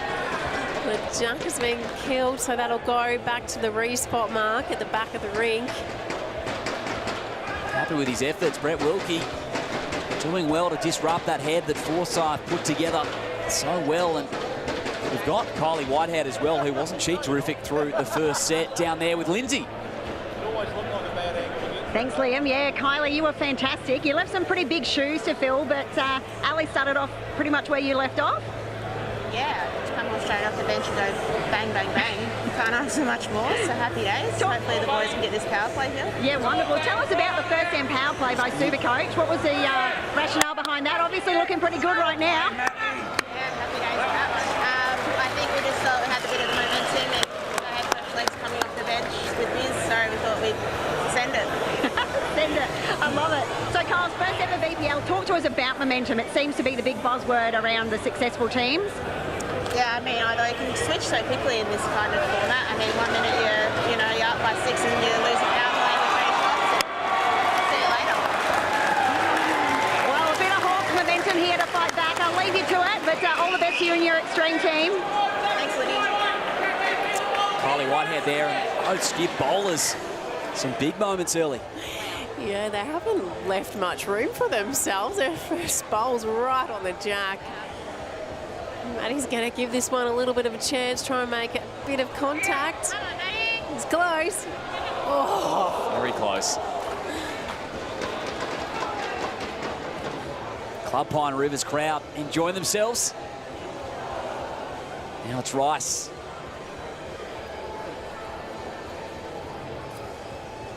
To change over to the backhand because his first one on the forehand is just right on the jack. That one's going to go in the ditch.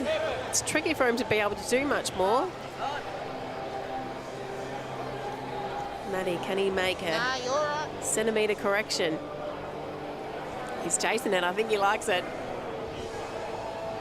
It does look like he likes it. It's going to go very close, Carla, from Flapper. And that's also found itself in the ditch.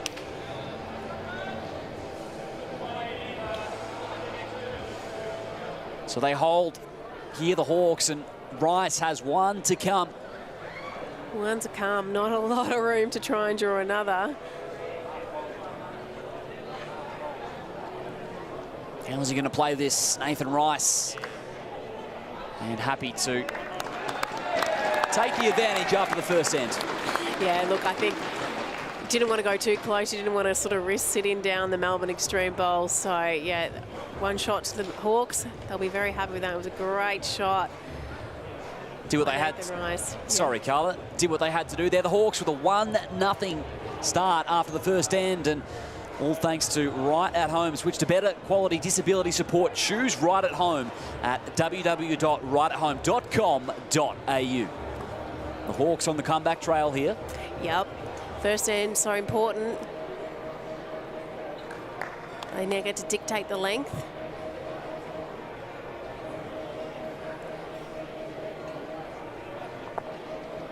Forsyth on the lead.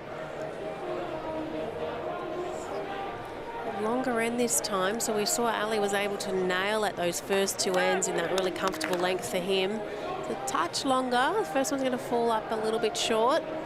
Bit of work to do.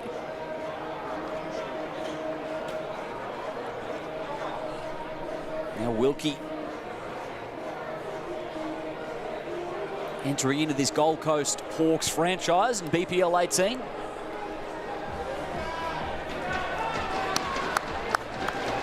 And that's placed near the jack nicely.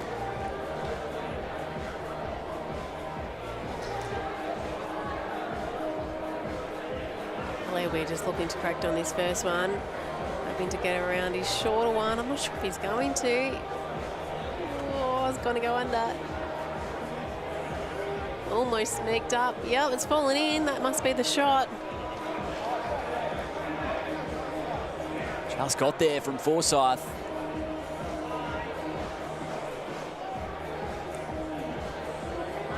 Final bowl for Wilkie.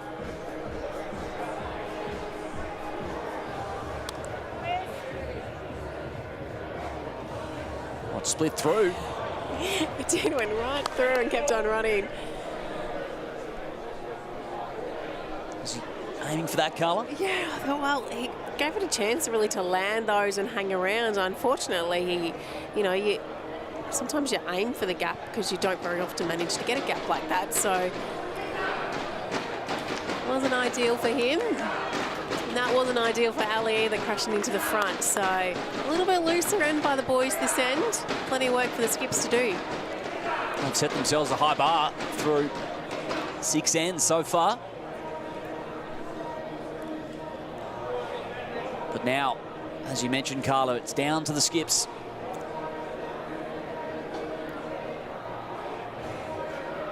Nathan Rice.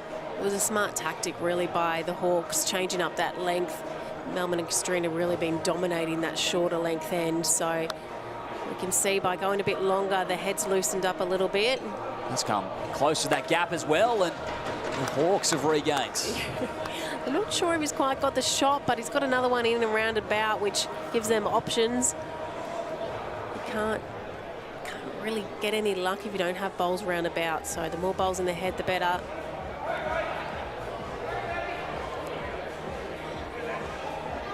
Oh, just sneaked around it. Still a little bit on the short side. Those bowls at the top of the head causing some grief. How's this? Great shot by Lurchie. It's always the trouble when you only got one in there. These skips, they can get those one bowl targets out. Puts the Hawks 2 up.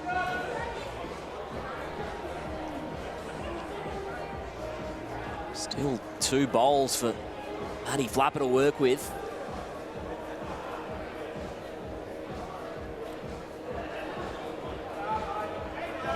Looking pretty handy, isn't it? It is looking very handy, and Flapper has gone from 2 down to 1 up for the Extreme.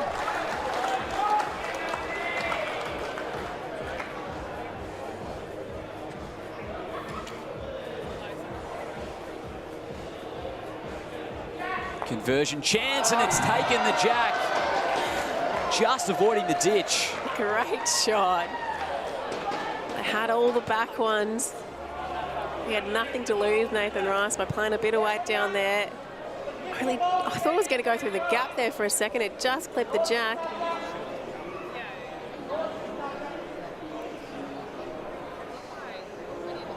Paddy Flapper, we might see some weight here from him as well. Looking to run the jack into the ditch.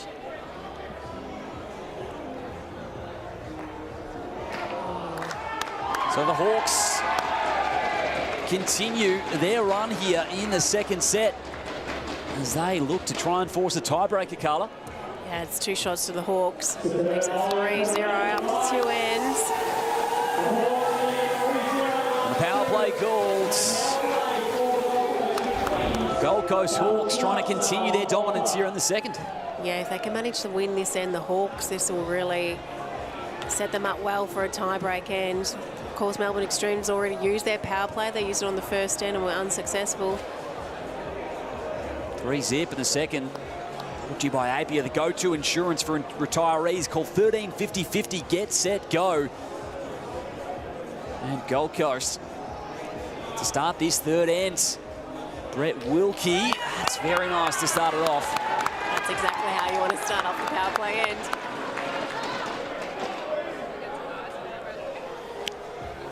Now Ali Forsyth is going to have to go to work.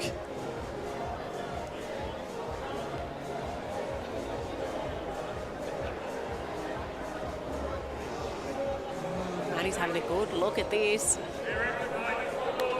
Oh, it's a good reply.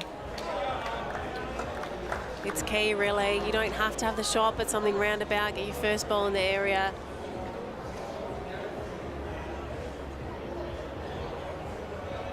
How does Wilkie set this up?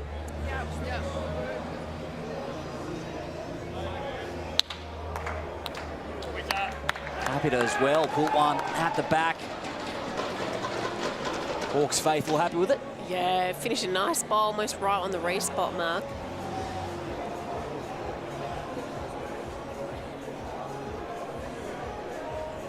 Watching on, Ali Forsyth. Look at this, great shot, Ali. Great shot from Forsyth. And we've got Kelsey Cottrell as well on the rink with Lindsay. We do, thanks Liam. Kelso, first set not quite going your way, but nice to get these first two ends under your belt. Yeah, the boys are doing fantastic. They've had a really positive attitude, despite what I unfortunately dished up for them in the first set. Tell us about the energy. The Hawks supporters down that other end are willing this into a tie break. Yeah, we have amazing support at Club Helensville. The staff got to come up tonight, so then the notice went up on the board and the staff piled their names up to come up for the BPL. They had a great time last year, so they're back again. And how's Rookie next to you, your new coach? How's he feeling the pressure and the stress? No, he's been going pretty good, but he desperately needs Loshi to play a good one here because we've decided to pull the power play on our left. So to prove a point, it's our little mastermind here, so hopefully Loshi can play a big one and get us over the line here in this power play. Nice. We'd love to see it. I think the crowd, everyone here wants to see a tie break. We want to see you back out there. So all the best for this set. Yeah, cheers. Thanks. Go the Hawkies. Crowd certainly does want to see a tie break here. They definitely do.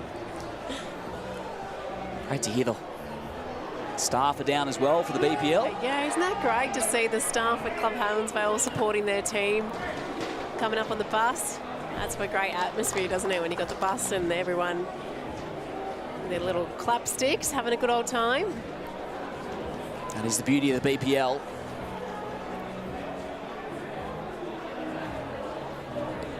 So Matt Flapper.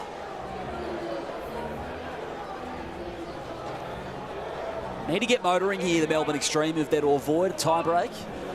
Yeah, this end is really massive for them.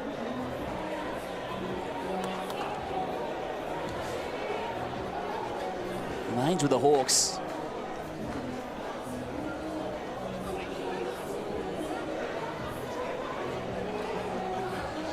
Nathan Rice played the skip roll nicely in this set.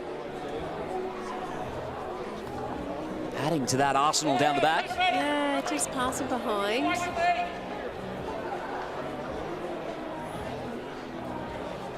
Ideally for Matty, just trying to roll that front bowler Valleys through the jack. Looks like he thought it was a bit tight when he let it go. A little bit wide, actually. Just sometimes tricky to find that exact line with that kind of weight, so he's got another one in his pocket, though. Sometimes it's best to save it to last because then they haven't got much to throw back at you. Power play Gold Coast. Rice will want to add to this.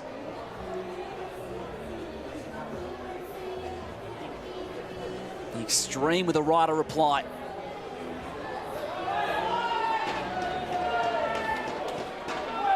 Rice has added to it for the Hawks. I'm not sure if it's two. Sure, I don't think they know either. A little high five. Here's a closer look at it, Carla. Oh, it's got to be close. I think it's still the same shot for Matt, trying to get that shot, that bowl of alleys over and onto the jack back. It's got to be close to this one. Oh, just going to go under. But we'll find out. Will it be 2 for Gold Coast? And the tape looks to be coming out. But the Hawks, importantly, through 3 ends in this second set in the box seat. Yeah, and of course this is their power play as well, so whatever they get, they will double. Got the umpire out with the calipers. Had a good check. So now we wait. Club Pine Rivers. Yeah, it's great to get the umpires involved anyway. It's a bit boring night if they just have to sit there, so it's nice to see them get out and do the measure. So Absolutely. Doing what they're here to do, the umpires, and we will have a resolution very shortly. But the Gold Coast Hawks have really flipped the script, Carla, so far in this second set. That's what happens, doesn't it, in this sets play format. You can win the first set by plenty, but that doesn't, it can change so quickly in the second set. So they do get the 2 from it, the power play. So 4 bowls, I believe, for the Hawks. Doubled off that one. In fact, it might have just been the one. We'll confirm that very shortly, Carla. They might have actually been measuring the shot there. The plays didn't indicate when they took the other one out. Of course, brought to you by Geeks to You for technology setups, repairs, and everything in between. You need a geek. Visit geeks2u.com.au and book tech support today as Brett Wilkie has the lead. And we'll head up to Clive as well, who's got Beck Van Ash, who was just on the TV rink with the Tassie Tridents. Thank you, Liam. Yes, well, what an eventful match we've seen so far here, Beck, and the Extreme needs something to stop this from going for a tiebreak at the moment. Yeah, I think at this point in the game, you just try anything, don't you? Yeah. Like, that's the beauty of BPL and the format, the sets play. Like, you just got to try anything and just see if you can make a few shots and get back in this. Yes, it was a dominant first set, of course. The Extreme taking 11 shots to 1, and the Hawks have struck back. They managed to negate that power play end on the first end of the second set. I do love a first end power play, but it went the way of the Hawks. And look, it's been a great tournament for the Tridents. Beck, not so much tonight, but it was an interesting match. I mean, that first set was an incredible scoring frenzy, if you like, and then unfortunately the Lions ran away with it a bit in the second, but still a wonderful start to the tournament for the Tridents. Yeah, look, we're really wrapped with the way we started. We wanted to try a few different things. We've come out probably a little bit more aggressive, not necessarily in the way we've played on the green, but definitely with our tactics, and we've probably tried to be more attacking rather than defensive, and we're really excited to be here. We love representing Tassie and really promoting Tasmanian bowls as much as we can, so we're trying to grab it with both hands. We've prepared well, we practiced a fair bit before we headed over here, so yeah, it's been really awesome, and we've had a good start to it, but as you know, Clive, it's a long way to go. There's a lot of games, everyone sees the evening games, but there's an awful lot of games that happen through the day. Things can turn either way in a bit of a heartbeat, can't they? So you've just got to remain on guard. But it's interesting that the Hawks have been able to turn this set around. Ali Forsyth has been very good in the lead spot. In fact, he's been the most effective lead in the tournament over the first 6 rounds, this being the 7th round, of course. So the Hawks, against that, have been able to turn it around, and they're very close to getting this to a tiebreak at the moment. I'm not surprised to hear that, actually, Clive, because we played the Extreme in Game 2 yesterday, and Ali was playing very well. So was Kylie. They were, really tough up front and really set it up, ready for Maddie to come along and skip. So I'm not surprised about that. I'm hoping to get some intel, though, on a really selfish note, because we actually play the Hawks first up tomorrow. So I'm just, sort of scouting the opposition at the moment. I might have to hide some of my stats here. Maddie Flapper just coming up short with that, about a metre short. Now, Ali's actually featuring in the lead the lead effectiveness and the skip effectiveness. So he's obviously having a good tournament so far. No surprise, we know the quality of Ali Forsyth, that's for sure. That one just drifting under, but second shot there with a bowl from Nathan Rice. Well, it might be a bit of vintage from Ali, because it's interesting. We've spoken around the fact that, you know, Pine Rivers is a spiritual home of the BPL, and back in the APL days when it started 10 years ago now, can you believe it? Yes. But back when Ali was representing New Zealand, the Blackjacks, when they were in it, I remember seeing some clips and highlights packages where he's been incredible. Yes, that shot to win APL 2. That was the one, yeah. That's the one I'm thinking of, because it gets replayed quite a bit, doesn't it? Yeah, absolutely. A weighted shot. I guess that's what we know from Ali, that aggressive style. As Nathan, he gets off the front for no result. That's what we probably know so much about Ali, is we know that he's always willing to play those aggressive shots. But here he is, showing his effectiveness as a lead against the best going around. It's great to see. Well, he's certainly one of the most experienced players out here. So, you know, over the years, he's probably played a bit of singles. You know, a few players out here that are probably predominantly renowned for being back-end players and playing third and skip quite a lot. They're actually all pretty solid singles players in their own right. So that first and second bowl, you know, there's so much focus on the draw. Crucial bowl here for Matty Flapper to try and get into this count as they try and close in on this second set. Well, can they bridge this gap? How many is that? That is 3 shots to the extreme, and well, that really gives them a chance going into this last end. It was a big end to make sure that they got a multiple there. Closes the gap to just 2 shots with 1 end to play in the second set. Power plays are done, so it is now 2 shots required for the extreme to win this one. Of course, a drawn second set would be enough. A drawn second set would be enough for the extreme, given the fact they won that first set 11 shots to 1. Ali looking for this to push. His body language says that it might just be struggling to get there, but he's done pretty well. That's a pretty handy start. He was on the urge in terms of trying to push it to get there. I think when you're chasing shots like this, you just don't want to be too short, do you? Like, you still need to be kind of nailing it, but you want your bowls in the zone and still in play.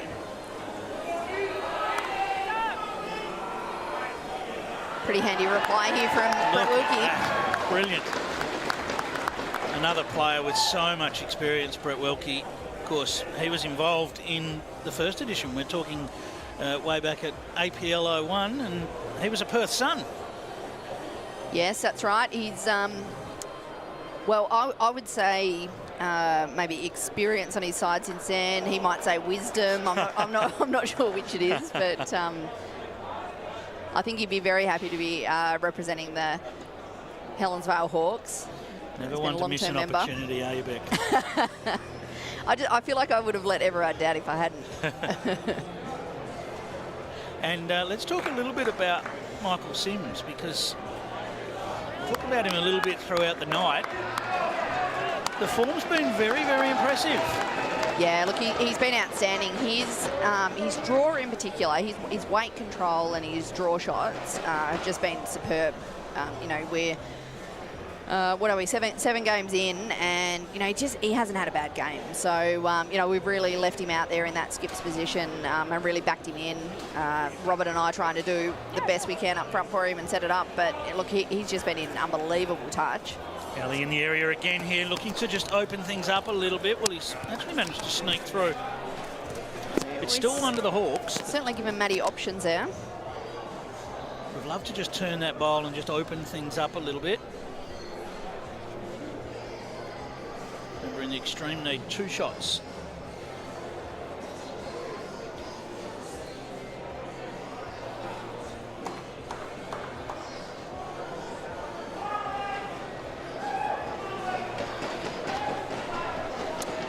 Just get that scoreboard. There it is, 5-3 on the scoreboard. Wow. 2 shots required for the extreme to win the match. If the Hawks can prevent them from getting 2, then we'll go to our second tiebreak of the night. I think both skippers here would be feeling, like they're in a pretty good position. Maddie would be feeling fairly confident here that, he could make 2. I think Lurch would be pretty confident he can defend. It might come down to the last bowl, Clive. He's very close. He's found the gap. It often does at the BPL, Vic. The bounce sometimes, isn't it?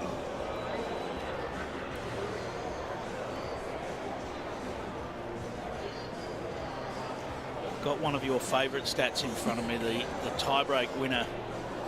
Beck, I know you have a feeling that the set 2 winner has an advantage in the tiebreak, but I can tell you it was 50-50 coming into the night, and we've already had a tiebreak, and it went to the winner of set 1. So set 1 winner is actually in front in the tiebreak stakes. But we haven't had that many tiebreaks. In about 5 minutes, we might be back to 50%. It's going to drift away. The opportunity is there. Now, Clive, you know that I like to take any opportunity to have a little bit of a laugh and take a little bit of a dig where I can. So you asked me about Michael Sims, and in all seriousness, he has been in unbelievable form.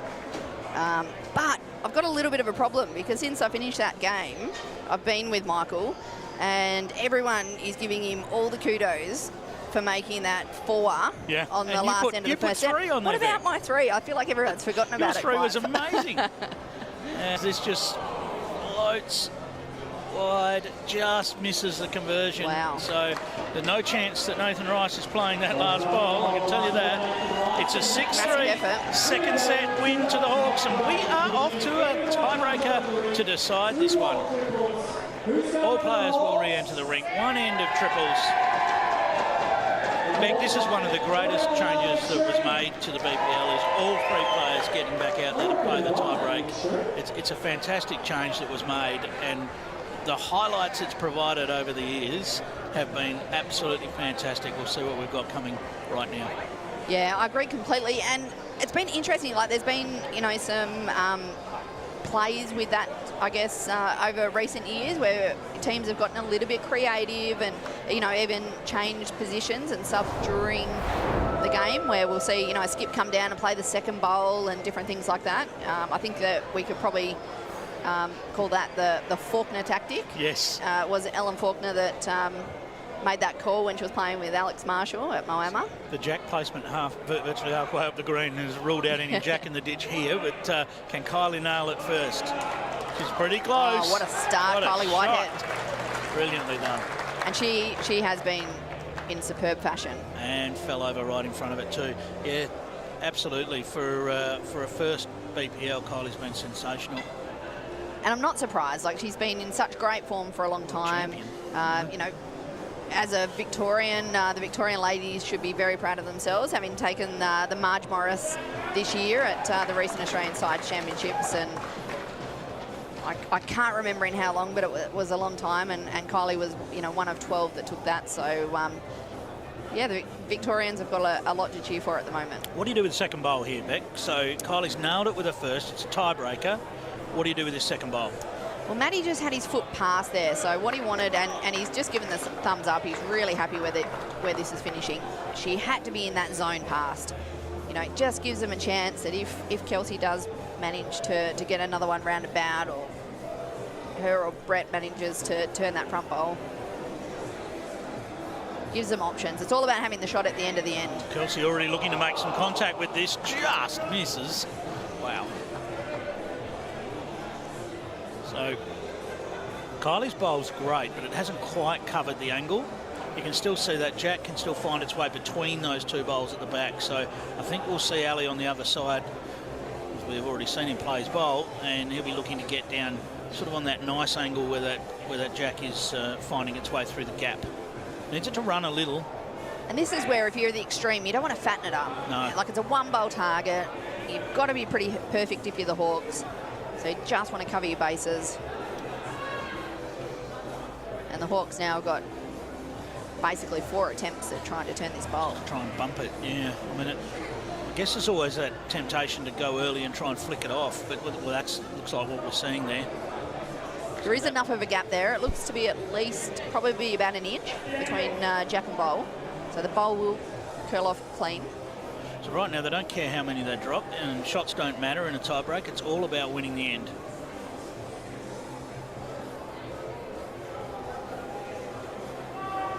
So this is another covering bowl from Ali Forsyth. He's going as far back as he can get here. He just wants this to go as far as it can.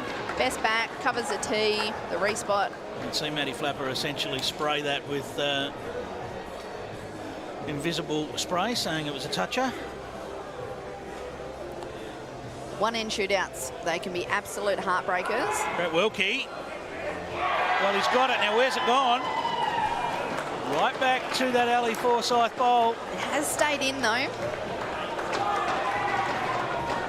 So, it is a draw to the ditch. 2 bowls left each. Nathan Rice and Matty Flapper. These teams are 4th and 5th on the ladder coming into round 7. Who gets the W? And this is the thing, we're not even halfway through the round matches yet. So as much as like we were pretty chuffed coming into tonight, we were top of the ladder, but we know that it's really early days. We're realistic about things. There's so many games to go. Matty Flapper has done this before. He just needs another one in the zone, really. He can afford to try and draw right to the edge. He's done well. The thing is, it's really deceiving out here. So the forehand coming up this way, as soon as the jack is closer to the boundary and you've got to get out there, it is a bit slower. Does this one find its way past, or does it crash? Look, It's found its way past and stops on the edge. Wow, Nathan Rice, what a bowl. That little edge off the front took a little bit of pace and it landed right on the edge. I think with it being a bit slower out there, he would have been okay with a clear run too. Just with a bit more turn, maybe. Yeah. We certainly won't see Matty Flapper short Big weight. Oh, and he has missed by the barest of margins. Would you believe? What a game. Nathan Rice. His weight was perfect. He just managed to get around the front and he gets the job done. There's a tie-break victory to the Hawks. Big comeback after dropping that first set 11-1. They got the job done in the early end of the second set to take the second set and get it to a tie-break. Mick Van Ash, thank you for your time. Good luck to the Tridents. They're flying high. Can they keep it going? Good luck. Thanks, Clive. What an exciting game.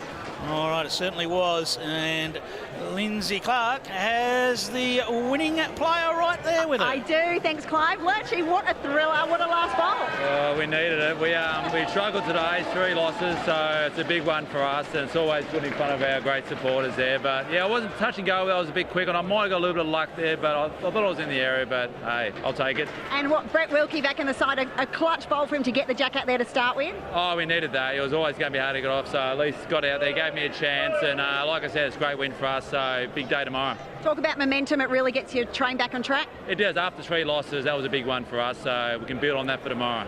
Wonderful. I'll let you go relax. Well done. Good luck to the Hawks. Comeback win for the Gold Coast Hawks, and that might be, Carla, the match of the night so far on the TV. Reek.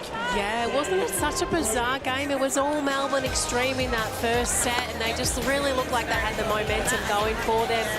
Hawks, they wanted to have something else to say about it. They came out and played brilliant in that second set, and we love a tiebreaker. We always do, and it was a great shot by Nathan Rice to get right on the edge, and yeah, Matty only missed that drive by half a bowl really, so it came right down to the end.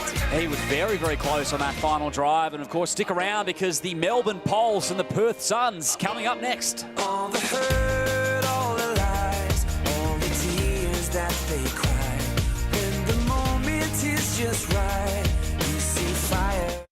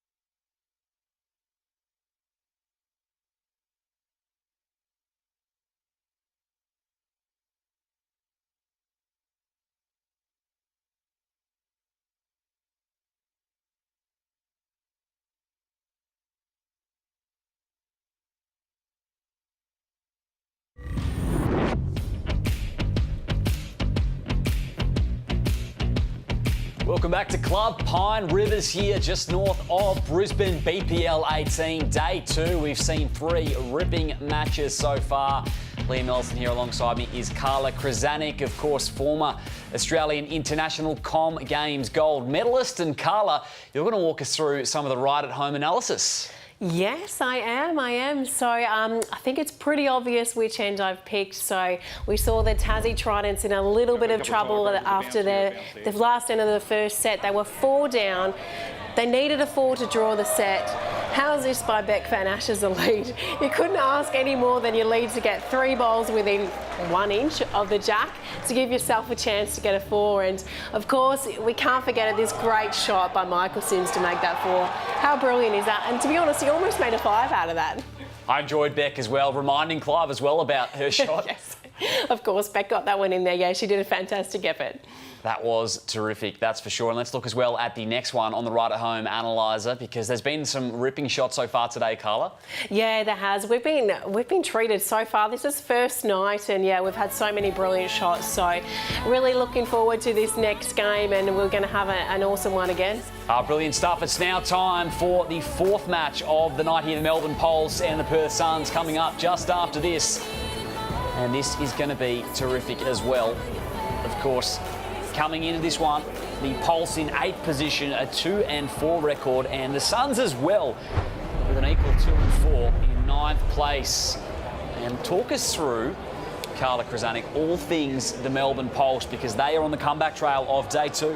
Yeah, they are. The Melbourne Pulse have won this event a couple times, so they know how to do it, but probably not the start they were after. 2 from 4, but they're still definitely in the hunt. We've got Alan Ryan, Barry Lester, Gary Kelly, and of course, coached by the very experienced Jeremy Henry. This team has been this combination for so many events, so it really gives them such a strong sense of how each player works, what works well as far as changing it up. I've seen already so far through the event, we've had Barry doing a little bit of the skipping, so that's great backup for Gary. Skips can't be on all the time, so it's great that they've got the option to swap that around as well. And we all know how great a lead Alan Ryan is. She does such a brilliant job every single time at this event, so I'm really looking forward to see what she can dish up for us tonight. Let's get the thoughts of Barry Lester, because he is down there on the rink with Lindsay. He is, thanks Liam. Baz, the mighty Pulse, you've won it twice before, the BPL here at Pine Rivers. What's it going to take to get you guys back up that ladder? Just winning some close games, yeah. So we've just fell short 3 or 4 times with some sets, Lindsay, so it came down the last bowl. And if anything, we're probably trying to grab some positives out of that, go with the whole it'll come and the good luck and the good fortune will come, and it just hasn't sort of come our way yet, and we've got to persist across the journey, which is the BPL. Yeah, it sounds like a great recipe, Baz. So recently retired Jackaroo, is that an old Aussie shirt in your hand? What's the go with it there? Yeah, thanks, Linz. Yeah, so this shirt here, if you can pick that up on camera, Commonwealth Games T-shirt, fully signed by every player at the BPL. We've got Rowan Wilson, a Helensvale member, former Australian under-18 player. He's going through a health battle at the moment, so this shirt at the moment is on my Facebook page. You can bid for that. It's been auctioned. Rowan's not able to work at the moment. He's got a young family, and this shirt's for you, Rowan, with all thinking of you, the Bowls community. So please jump on my Facebook page, start bidding, and we'll announce the winner at the end of the week. Good on you, Baz. You're one of the best in terms of promotion and looking after people, mate. All the best for this match. Thanks. Go Pulse. It's terrific there from Barry Lester, and make sure you do head to his Facebook page, get involved, make a bid. That would be terrific and a great cause as well. Yeah, and what a great shirt to have the chance to get your hands on. How awesome. So well done, Barry. It's great to see, and yeah, great. All bowlers, the whole bowls community always support each other. So yeah, it's fantastic to see that happening tonight at the BPL. It certainly is, and of course the Pulse today, they are facing the Perth Suns as well. Let's set it all up from their perspective, Carla. Yeah, it's great to see the Perth Suns out there. This is a formidable team. I really like this. Christina Christic, Blake Nair, Cody Packer, they've got some just really good mix of dynamics between, the real steady Cody Packer. Blake's a little bit more out there and vibrant, and of course we know what Christina can do. She's been here at the BPL for so many times, so I really like this team and I like what they're bringing this year. They are star-studded, that's for sure. Let's head down to Lindsay as well, who's got a special guest. Thanks, Liam. I'm here with Blake. Blake, the Perth Suns, down the bottom of the ladder, but you've been in every single match so far these last couple of days. Yeah, it's been a bit of a hard tussle, but we've lost a couple of closies which could have gone our way, and hopefully it does tonight. Tell us about the energy. We love seeing you in the BPL format. Obviously suits your game really well. We're going to see the Pac-Man. We're going to see some new slogans coming out tonight. Yeah, no, it should be a good night. I think we're in for a real show and hopefully get the job done. And any shout-outs to your team in the West? We always know that West supporters tune in and support you guys. Yeah, no, it's awesome. The amount of people that send us messages and wish us well, it's great having such a big state behind us. Wonderful. Well, bring the energy. We're looking forward to seeing this match tonight. All the best. Thank you. Thank you. Great to hear there from Blake Mann, and we have a special activation on the rink right now, Carla, for Right at Home, and we have Brian, who has been drawn from the crowd. Hopefully hasn't spent too much time near the bar, because he is going to land one of the balls on that orange circle. I've got a lot of faith in Brian. I reckon he's got this. One ball, one chance, got to land on that big orange dot. So we'll see how he goes. Oh, one moment, one opportunity for Brian. He looks pretty confident, mind you. He does. He doesn't look nervous at all. Here we go. Club Pine Rivers, local, I'm assuming. Local, so he knows the green. He does. So he's going forehand. He's hoping, not riding on it. Didn't like it. Is it going to draw? Oh, they're going to give him another go by the looks. Oh, he was a bit heavy, yeah. They're good to us at Right at Home. They're good to Brian. Okay, round two. He's got a look of determination. This might be the one. How are we going? This looks a bit better. Better line, I think. Crowd behind him. He looks more interested in this one. That looks like it might just get there. Oh, it's perfect. On it goes.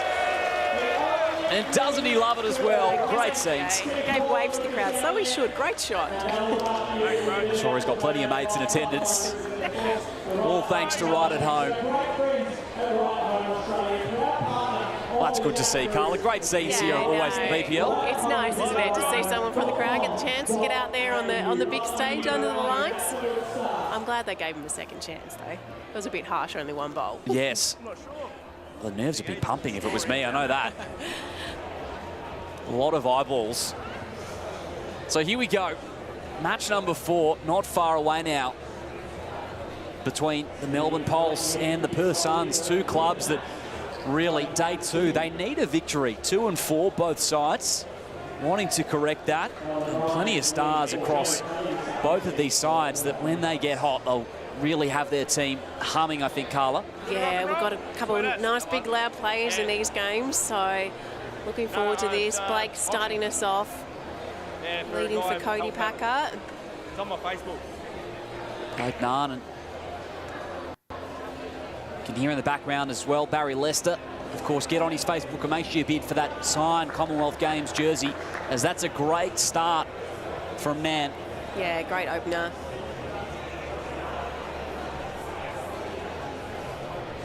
Opted for a nice sort of middle length end. Ellen Ryan puts one at the back. Of course, Com Games teammates as well with Christina Christic of the Perth Suns. Yeah, don't we see this a lot? Teammates in one event, then you're out here playing against each other in the next event. Of course, it's well known that Christina and Alan are really good mates and get along really well. So probably a little banter together amongst each other. I'm sure they're rooming together as well. We heard that earlier on tonight that Beck was planning on sabotaging Dawn Heyman, so I wonder if Alan and Christina perhaps sabotaged each other as well before the game. Quite possibly. That one from Ryan. Thereabouts.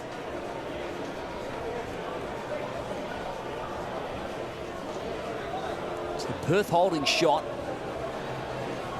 Blake Mann trying to add to it. Hurry! Hurry!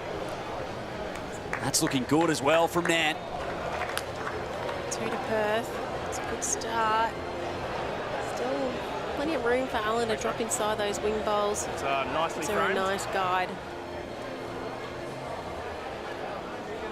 Oh, and Ryan, that might just nick through the middle and maybe collect the jack.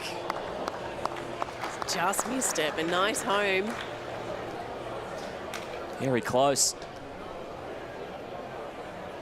Nice bowl from Ellen Ryan.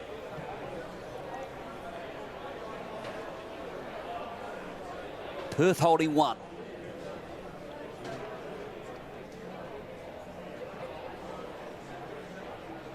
And now Cody Packer has been in some superb form.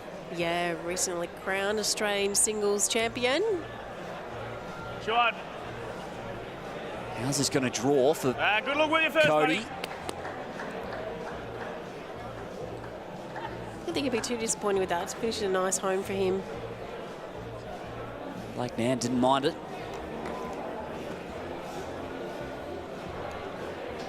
Giving Cody a great bit of confidence coming off that Australian singles championship just a few weeks back. Coming to this big event with a really big win behind you always helps the confidence. You don't get much better form than that. No, it's perfect. Winning forms, you know, sort of get a couple big wins behind you and, you know, you sort of get on a bit of run of things. You often see that with a lot of the players. Momentum always a factor, Carla? Yeah. You just have a look at the results of seeing, you know, Kelsey Cottrell and Aaron Sheriff in the last couple of years, just sort of winning a couple of things, and then next minute they're winning everything. Hurry! Cody Packer follows it all the way down and just at the top of the head there. So Gary Kelly.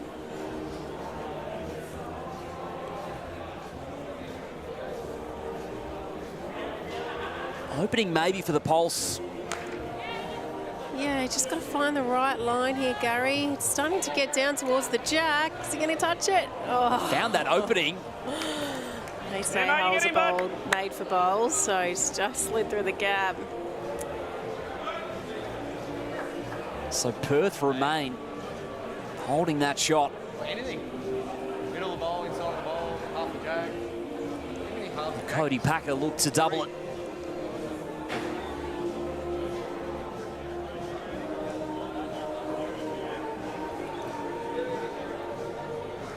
Too hard, mate. Come on, Pac Man, everything you got, buddy. Back inside, he might just give it a nudge on the way through, and Perth placed very well. Yeah, that's a great shot. He's knocked that one in, maybe even made 3 out of it. Bit of work for Gary to do here. Certainly. They hold 3, Perth. Looks in the area again. Only just missed it last time. Can he touch a jack this time? Oh, it looks good. Yes. Really well set up from Gary Kelly. He's made 1 out of it. From 3 down. Nice start to the Pulse. Yeah. Great shot. And to be honest, had it got a little bit more of the jack, he was looking to make a 3 there. So in hindsight, he was probably unlucky just to get the 1 out of it. So after 1-zip reads the scoreline. All thanks to Henselite. Get $50 off bowls at henselite.com. Use code BPL18 at checkout, as the Pulse will lead us off.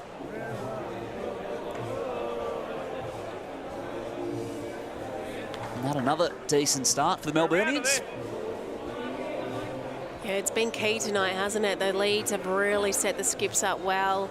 We've noticed in most games that, you know, if the leads have played well, that they've generally been on the upper end of the scoreboard. It's been a Leeds night tonight. It has been a Leeds night. Of course, we heard from Beck Van Ash earlier, and she was one of those leads we speak of. Terrific for Tassie. She was, never gave up. Had a terrific last end, the first set. Ellen Ryan now.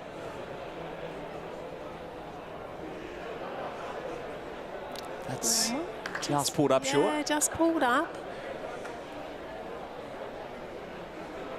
Be interesting to hear from the players about the pace of the green, if they feel that it's changing in the evening games compared to what it plays at during the morning. I heard it was quite humid there this morning when they first got out in the greens in Brisbane, a bit warmer than Melbourne. Those warm-up shots always crucial to figure those things out. Yeah, because the green really does change as the humidity change, and, you know, more people in the environment, the lights on as well. So it often plays different to what it has during the day. So it's good for the players to get those sort of warm-up ends before they start and get a bit of a feel of it.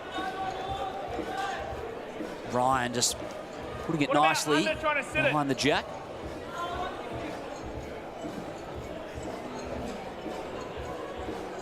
Blake Nan.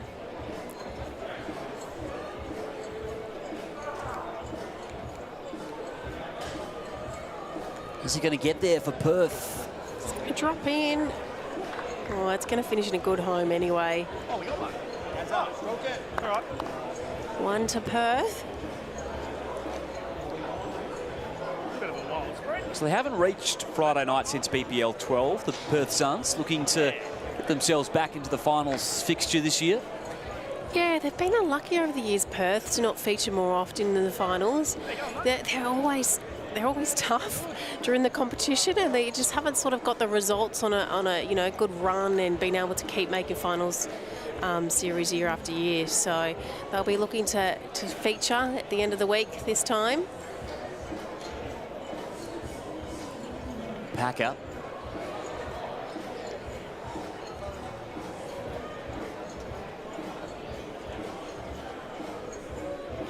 Again, that's wide, but Suns have a presence down back.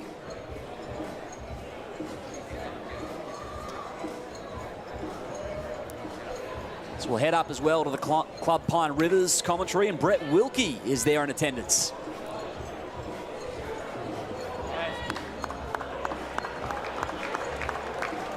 Attack we might hear from just a moment with Clive. He seems to be maybe a little occupied. I'm sure he's not far away. Here's Packer.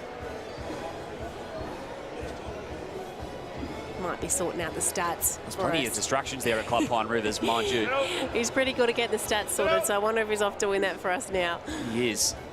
All over it, Clive. So how does this one play out from here on the second end? Bit of a loose room. There's still plenty of room to draw.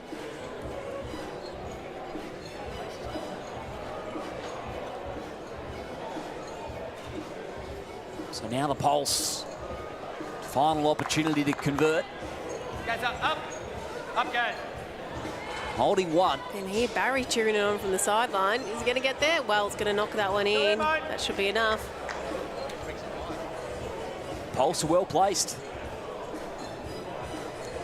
Still definitely room for Cody Packer here. This is just a draw shot. Heaps of room. Line's good, buddy. Hurry!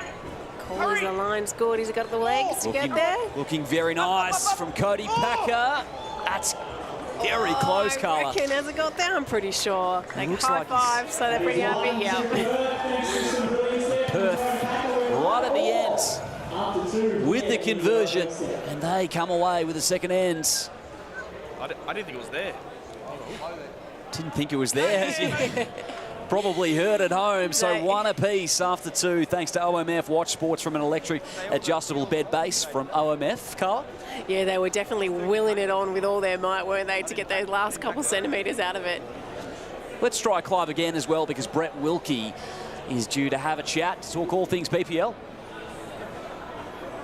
Thank you, Liam. I think you've got us this time. And yes, Brett Wilkie does join me. And a little bit of an escape victory, Brett, from that one. It just shows sets play format. If one set doesn't go your way, you've got to make sure the next one does. Yeah, you reset, and then we got home in the tie break, but it was good to get home after being on the receiving end in the first two tie breaks we had earlier today. It was good to get one home, so we scraped in the win and looking forward to keeping going in the competition. Yeah, coming into tonight, there actually hasn't been many tie breaks. It's been it's been a BPL 18 that's been very few and far between for tie breaks, so not too many teams have got big stats on them, so we'll wait for that to happen. But Blake Nan gets to the jack there. Jack just rolls back to the Pulse Bowl. Ellen Ryan now with a chance to add another. How was the conditions out there, mate? Green. Everyone's saying the Greens playing quite nicely. Yeah, it was good. I don't think it was a huge amount of difference. We played on it this morning, first game.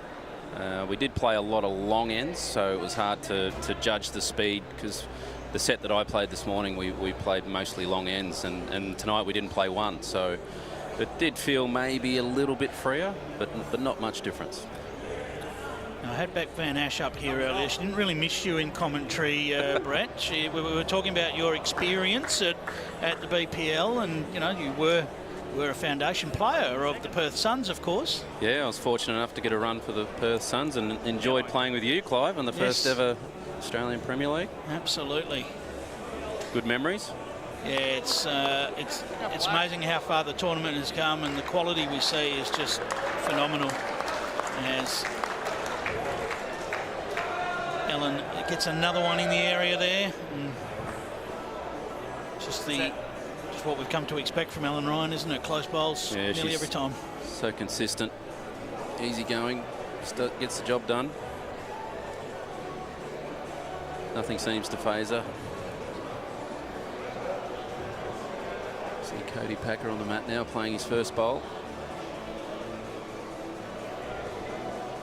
Played a great shot to score one on that last end, 2 down. Down hard, Pac-Man. Whatever, mate. Just pushed that through a little bit. Line wasn't too bad, just a little bit quick.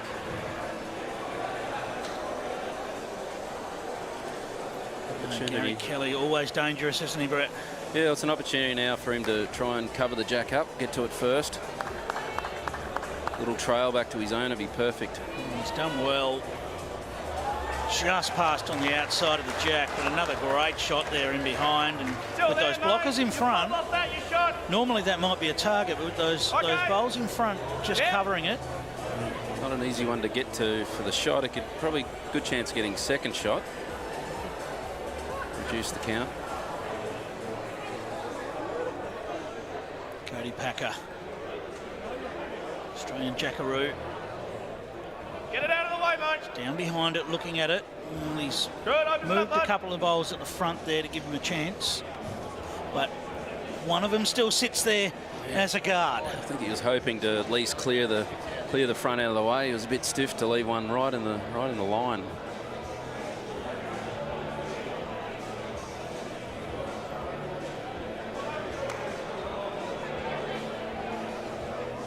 Looks like there's some thought about getting past here. Brett? Drawing up there, mate. You land the pack, little touch of the jack. Okay, so you heard the call. He did open up the forehand draw with his first, so he's made it a little bit easier to try and get the absoluter. Cody very deliberate, always 2 or 3 swings of that bowl before he lets go. Cody! Oh! Blake always lets us know when he likes it. He's close. Great shot, mate. Oh, how much, Bird? How much difference did he make? Looks like it's just 2 to the pulse. There's no movement with any power plays just yet, but I'll be backing we might see a Suns power play if this doesn't change. You need a little touch on the jack to make 4. 2 to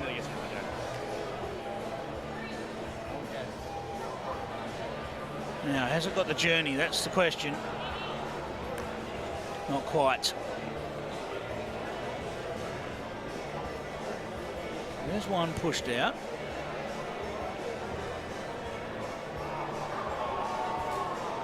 Might be more than 2. No, Blake indicating it could be 3. We could be wrong.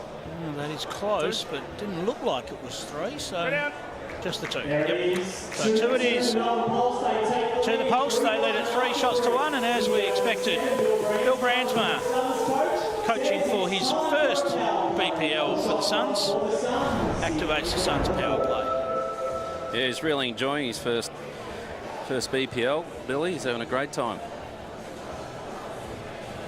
Good to see him involved in the competition. You see Ellen Ryan leading off now for Dandenong.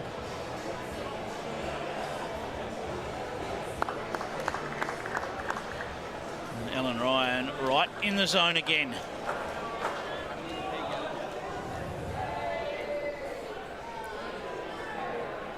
She plays with so much confidence, doesn't she, Ellen? She's, you know, nothing gets to her when she's out in the green.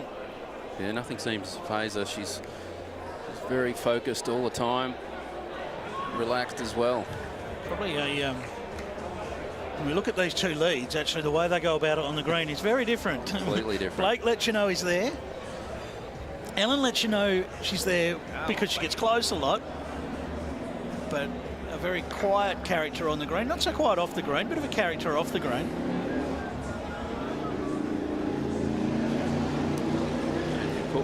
If you set up a target, Blake would be itching to have a little bit of a crack at it as well. So absolutely.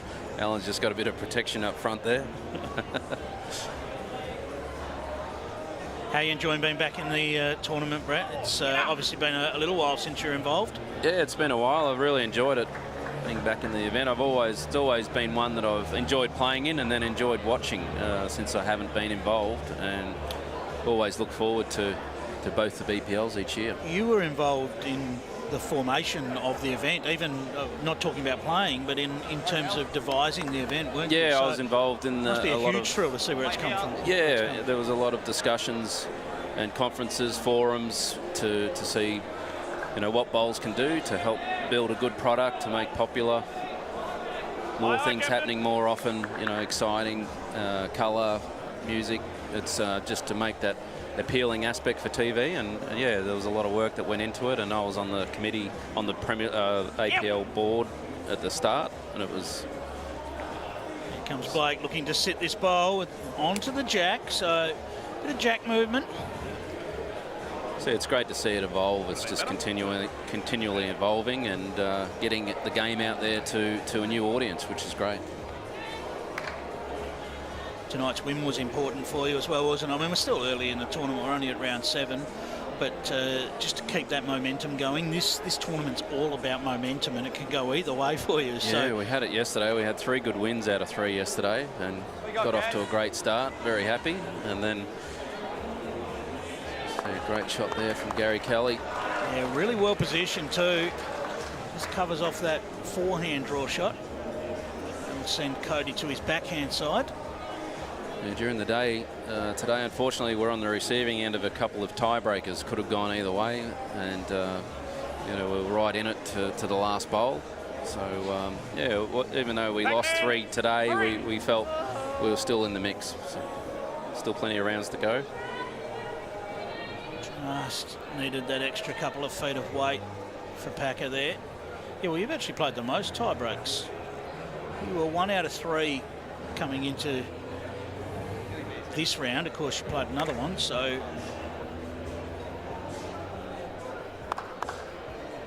Get it, mate. in a tournament that's been that hasn't had too many, you've been in the thick of things with those. So, all right, Cody looking to add just a little bit more. Work his way around his own front bowl now.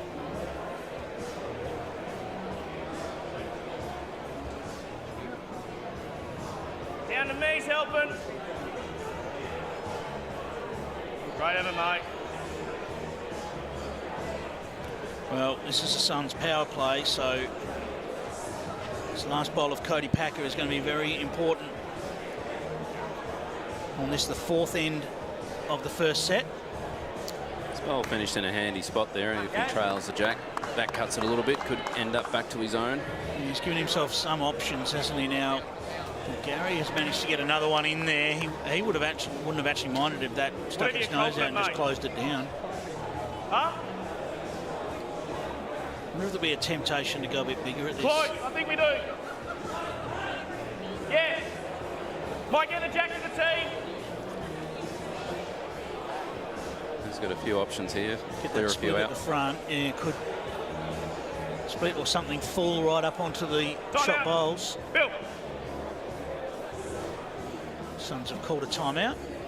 4 seconds left on the clock, so it was timely. Yes. I don't think he was going to get it away. A good pick up there by Blake.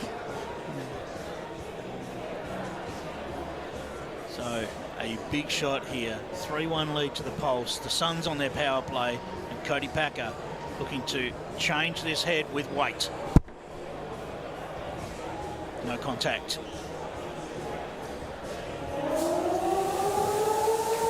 Just wait and see how many that is. I believe, well, 2 have been removed. It would favour the 3rd.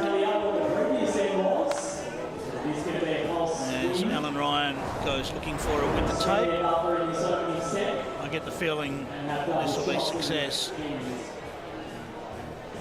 3 it is, so that is a 6-1 lead to the Pulse. After 4 ends of the first set, Brett Wilkie, thank you for your time. We appreciate it, mate. No worries, thanks, Clive. Good luck for the rest of the tournament. Thank you. Looking forward There to you it. go. It's a 6-1 lead after 4 to the Pulse over the Suns.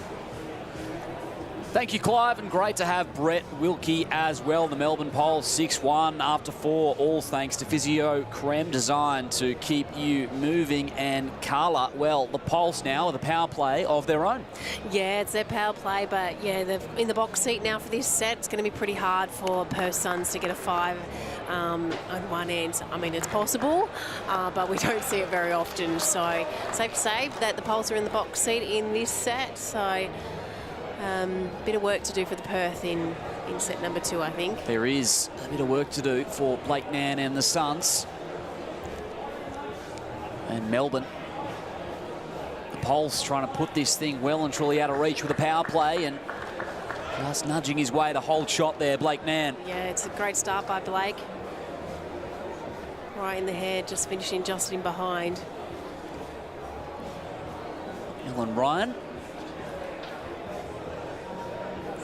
Looks like it's going to really challenge Nan's bowl, and just the sneaks ladder. in behind, didn't it? Just knocked it down, but probably locks that bowl in the head now. Still, Alan will be pretty happy. It bowls a roundabout. That's all you got to do.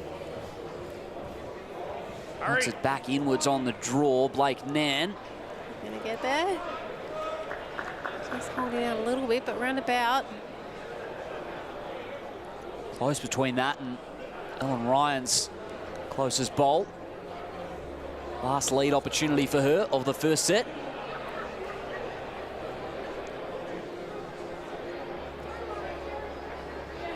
So Ryan again putting it at the back. Plenty to work with.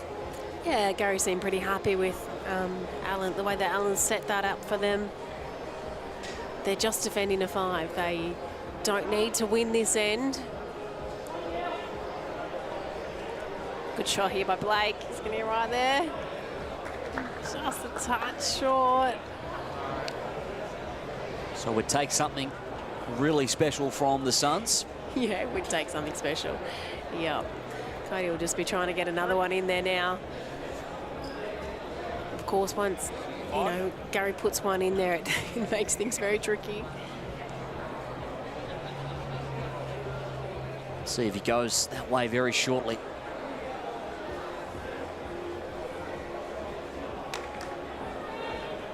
Gary Kelly with the opening to work with.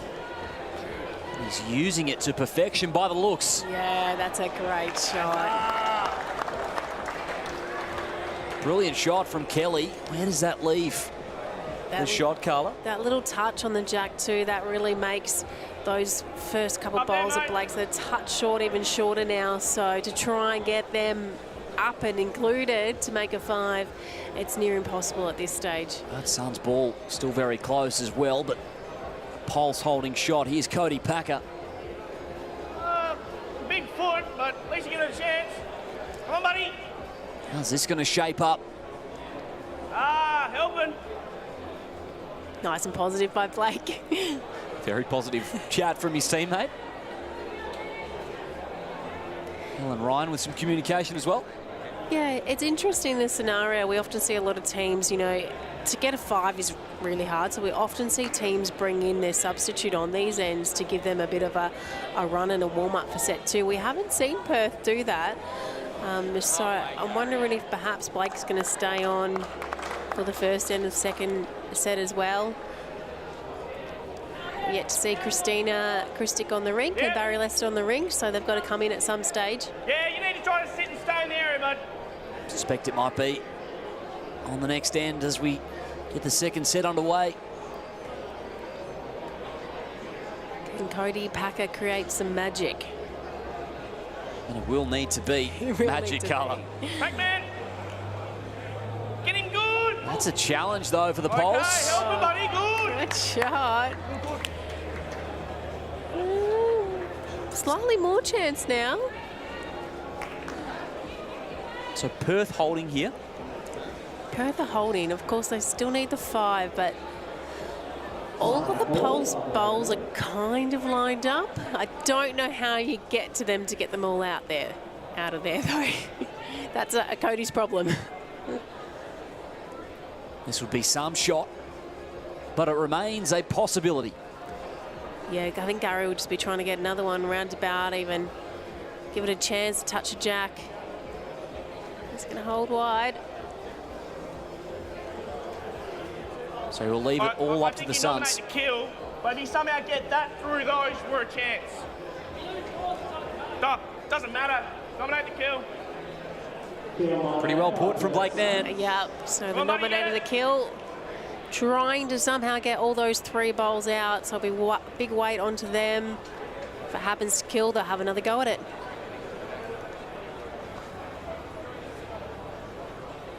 Cody Packer will line it up.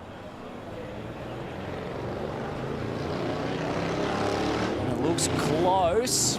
All good, mate. So not that time for the Perth Suns. So the Pulse take the opening sets and they lead this one after one. Second set not far away here, Carla. So the Melbourne Pulse with the early lead. Stick around, the Suns with some work to do.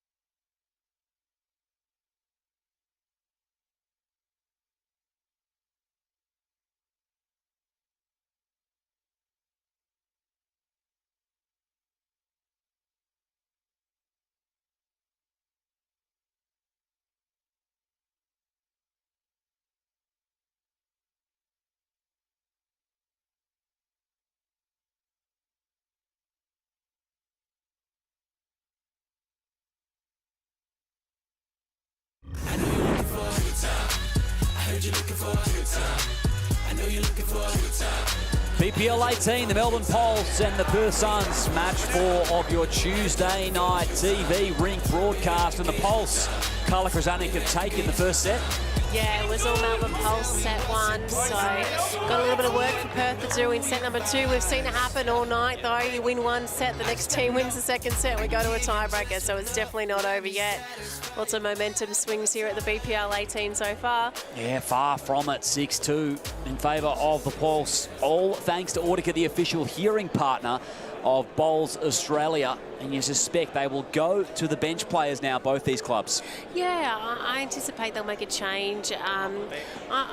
It's sometimes hard though as well, like Pulse have won that set, so do you want to change or do you want to stick with the same momentum? So we might see Alan stay on there. Very warm. Yeah. Thanks to Audica, the sounds of the game. Breezing around here. Good crowd, couple of fans. Yeah.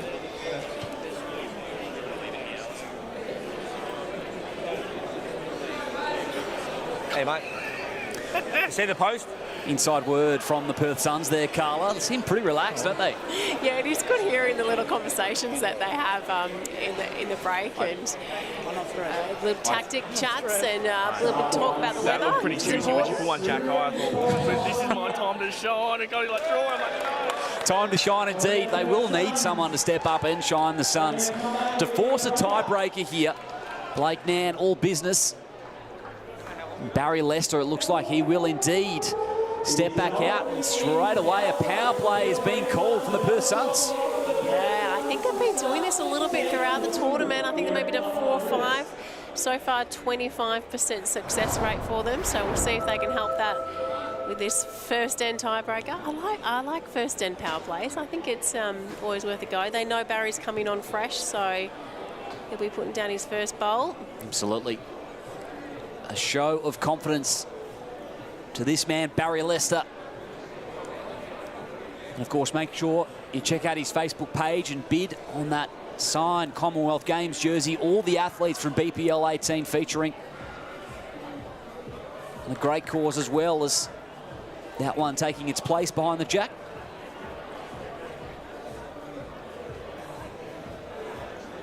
Blake Mann remains the lead.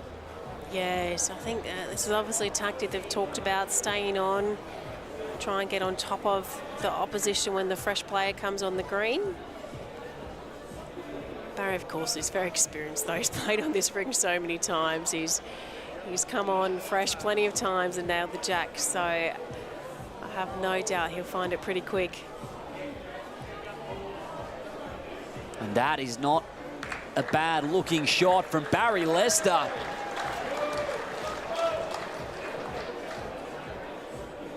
There's your opening lead. It's interesting, I was predicting that the Pulse might keep Alan Ryan on, considering they'd won the first set, and that Perth would make the change, but I know nothing. It was the opposite way. We'll have to see her shortly, Christina Christic. What's So knocked out Leicester there. Yeah, I think Perth might... Pulse is still holding the shot, though. They've trailed it to Barry's back one, which was his first ball he put down.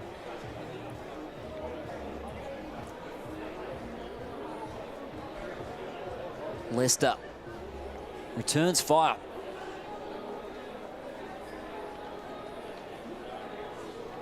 They're holding this shot. Yeah, he's going to sneak in there nicely. He's played that well. That's a good lead from Barry Lester. Yeah, 2 shots for Pulse.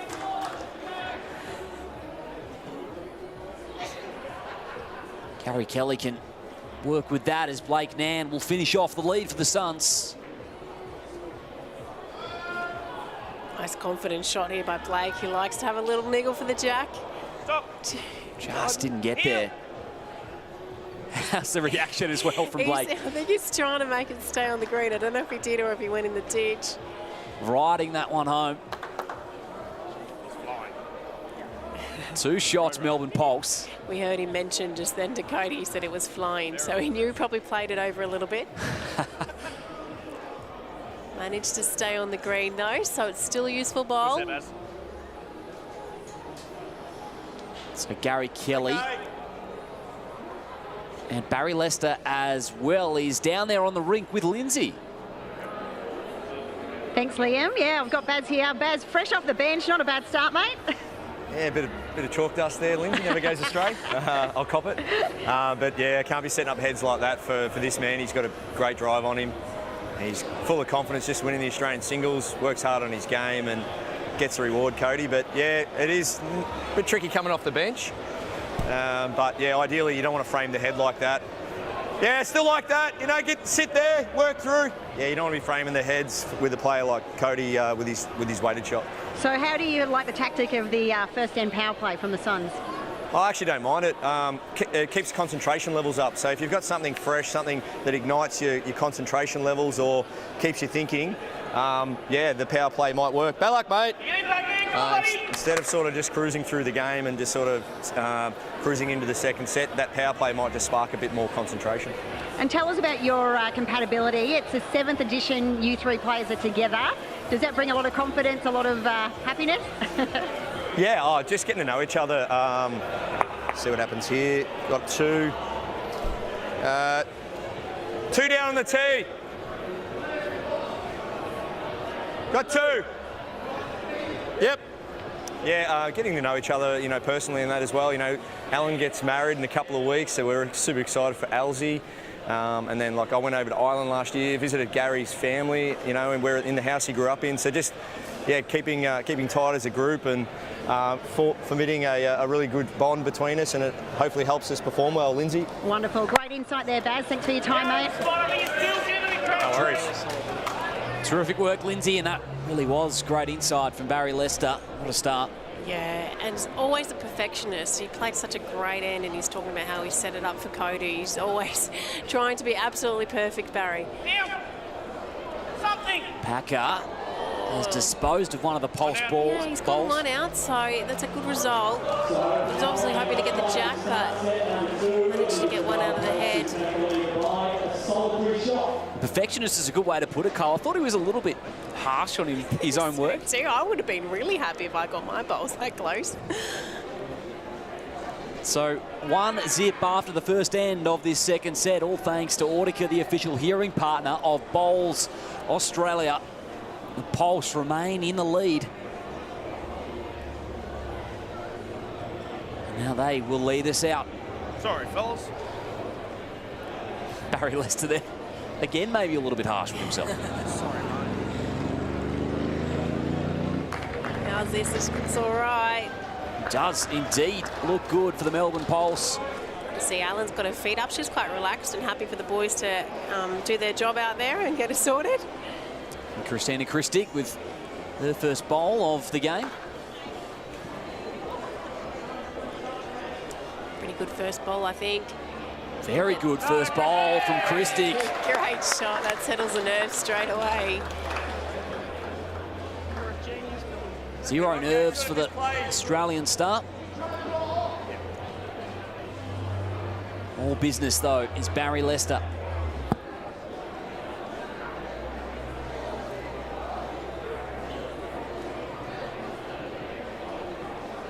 It's good to see Barry, quite a contrast to some of the other players we've seen tonight. He really takes his time, really thinks about the shot, and really, as we mentioned, a real perfectionist in his delivery. He really does measure it out. Totally agree, Carla. That one shaped down the back as Christic.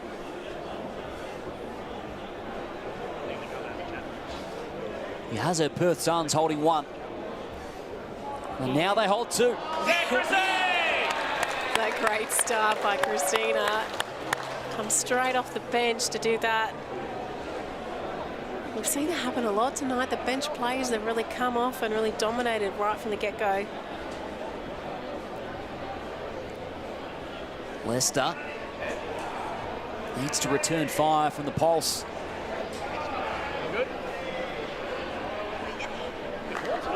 Get some assistance from his fellow bowl.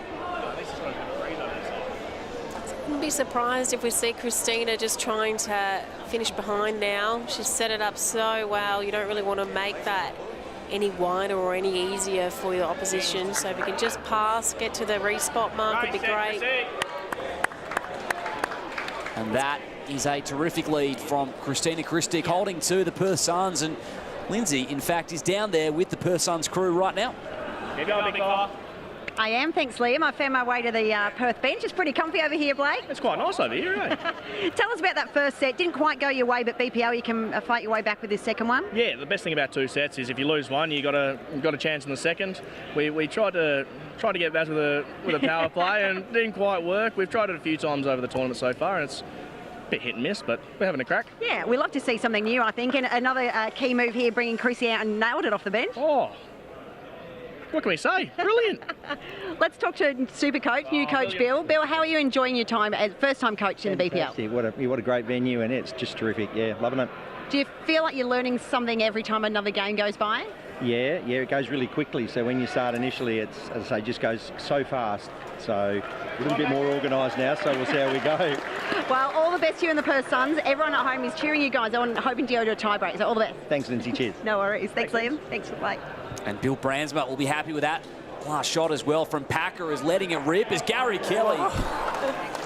He definitely let that one rip. Jack's gone forward. Yeah, Gaz touched him. Yeah. And that changes the complexion. That definitely does. Jack's right out there on its own now. Trying to really get power play early, power play late. So it looks like the Pulse are now holding 1. Yeah, I'm fairly certain we're going to get some closer bowls though. So many games just by Cody's played it pretty good. Great shot, Cody. Played it very well. Packer in the box seat, the Suns. If we win tonight, we're a chance to just build for the All to work with for Kelly. We can try.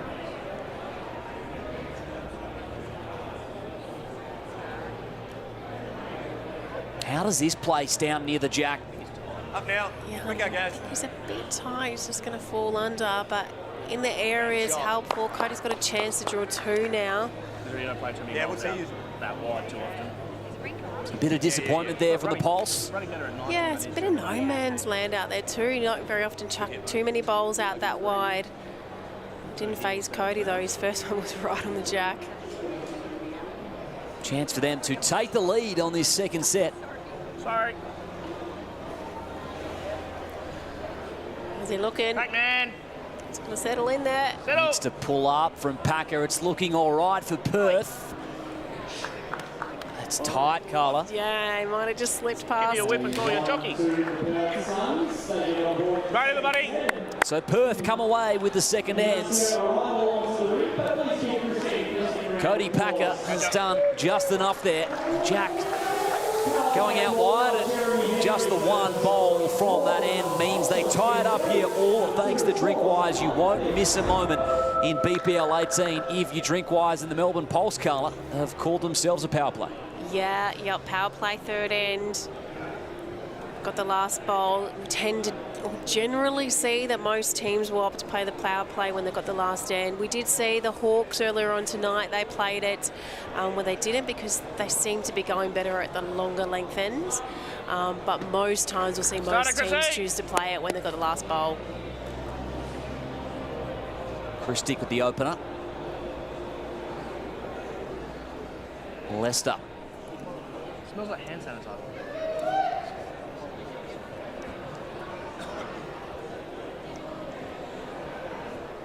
Is it going to pull up short from Leicester?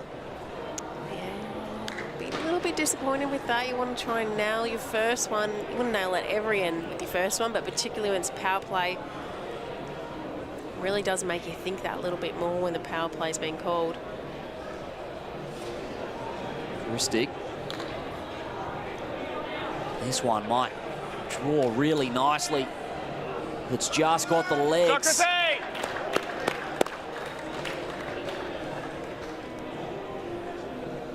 The correcting to do for Barry. Certainly is. This one's looking better. He's got to get past that front one of Chrissy's. Oh, it's just going to stop there. Just pulling up behind. So Gary Kelly will have some work to do on the Pulse power play, as Christic is getting it done here early days on the lead. She's really come to own this sort of three-bowl leading, Christina. She's been doing it a lot for Australia the last few years. And this is why. Sublime from Christic. Nudging up right next to the jack. Yeah.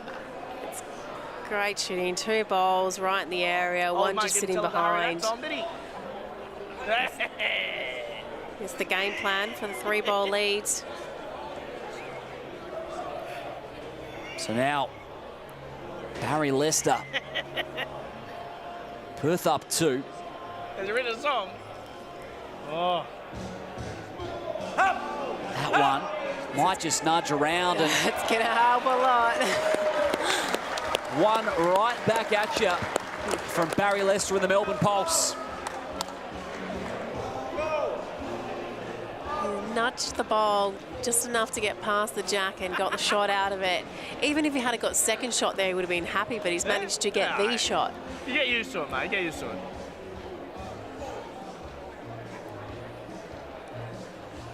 So again, it's Cody Packer. I think he'll be giving this a chance to get under that short one. We'll touch on the jack. Got Christina Bowl waiting behind. Well, the weight was handy. Close to nudging that Pulse ball at the top of the head. Kelly.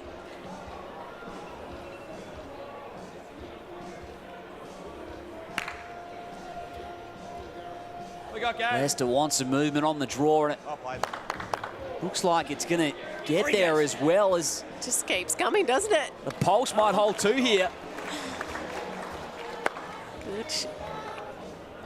Good shot. It doesn't count, but it's another one roundabout for them. Willing it forward is Leicester. Yeah. I think he was hoping he was going to knock down that other one, so it would just sit in front of the jack. This one's looking a bit more confident from Cody. Going to get past the front. Stalking it down, and it's very close to the jack. But it remains with the Pulse. One. Got first and third. Jack kicks out here. 4 down. That's what Gary Kelly's got to play with. Yeah, good communication by Barry, letting him know what the danger is.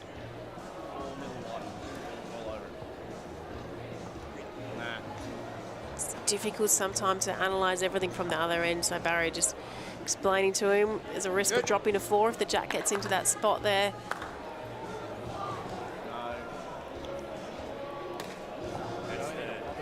So now Cody Packer.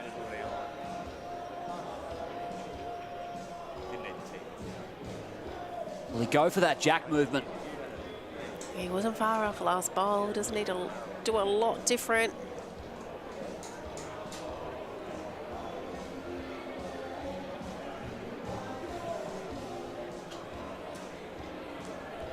It's drawing back late, but it's moved the Pulse into a great position.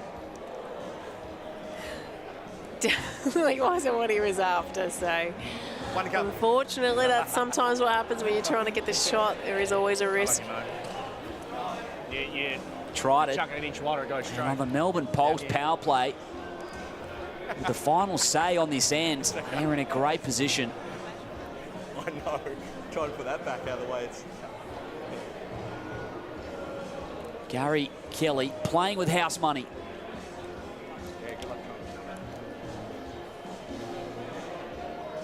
And looking to take no risks. Yeah, no, he's pretty happy with the 3 there, so he's chucked that one wide.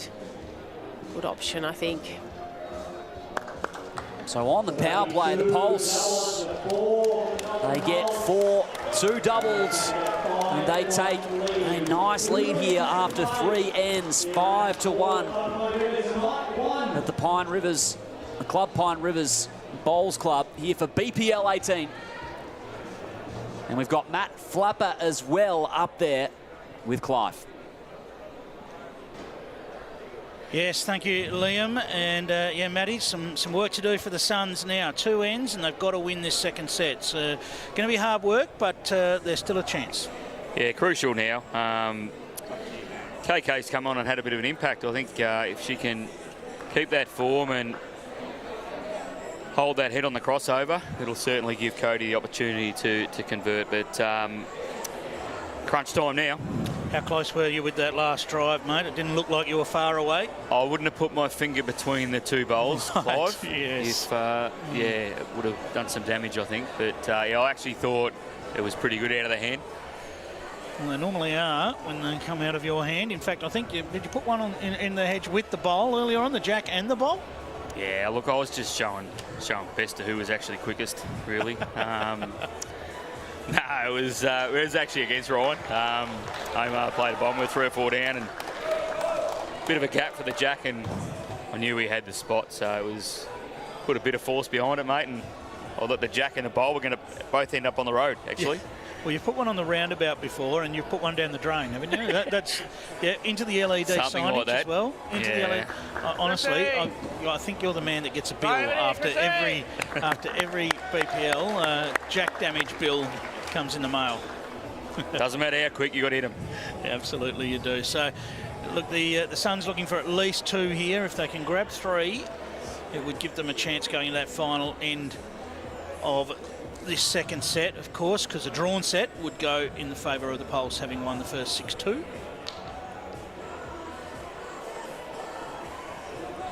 Yeah, it was a big tiebreak, wasn't it, Matty?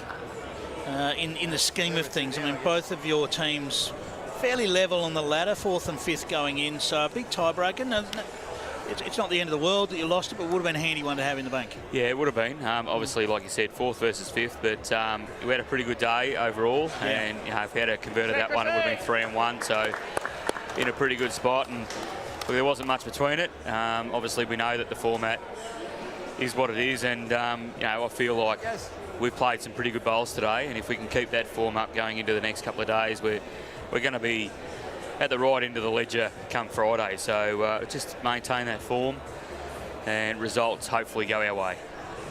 How's the rivalry between the Pulse and the Extreme, mate? How's that work? Give us a bit of insight into that.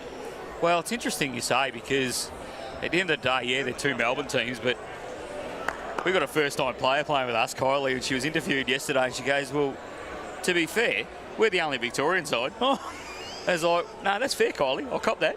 So, you know, at the end of the day, there's only one Melbourne team, and that's the Victorian team, mate. Kylie, we were talking during your match about her settling in. You know, it's such an experienced player to start with, as Cody just passes through. It's a little edge, but doesn't stay in. She's played outstanding. Yeah. She's just fitted in so good. And I think there's been a couple of games that we've actually played her for 10 ends, I'm pretty sure. So she's settled in. She's played good, consistent bowls the whole time, getting us off to a good start. And whether it's Ali or myself up the other end, Kylie certainly held her own. And Ali's numbers have looked very good this BPL. Obviously such an experienced player, and you two have played a lot together. His numbers in both the lead and the skip positions look very good on paper. Has it looked that good on the green? I think so too. And it's, you know, probably coming into the event, I commented about the versatility that Ali has, and he can play either position. I've probably been predominantly back end how many games we played? 7? Yes. 7 games so far. But when things have sort of, we need to try something, well, I'll sit out, and I think I've done that in a couple of games. Ali's gone up to skip and Kylie stays there, and it's been pretty effective as well. So I guess having that player there that is Ali, that can lead, can skip, and play as good as ever, that's, it's a bonus for us. All right, Matty, let's have a look at this, because Cody's got to try and get that Pulse bowl out of the head here. I think he's going to have to look underneath, try and get a little edge off the... the short one. Just a bit of a shimmy, get back to the bowl. Even back to the jack wouldn't be a bad result for him either. I know, yeah. Well, if he wanted to get fancy and try and pick the jack out. What's the body language, mate? He's stalking. I don't know if he's got the legs to do it, though. That's the thing. How much weight's he got here? He's not far off what the he edge wanted, but he probably looking needed for. another 4 feet, to be fair. And it's going to be one to the Suns. It does keep him alive. Well, we've seen a 4 scored on the last end of a set earlier on tonight, so it can be done. Power plays are done, so there's no power plays to assist. You get that wonderful view of Club Pine Rivers and the pensive Perth Suns bench as they hope for 4 shots to get it to a tie-break. T to T, looking for one of those ends where there's a bit of room and maybe you grab a 4. Well, yeah, first 2 bowls crucial.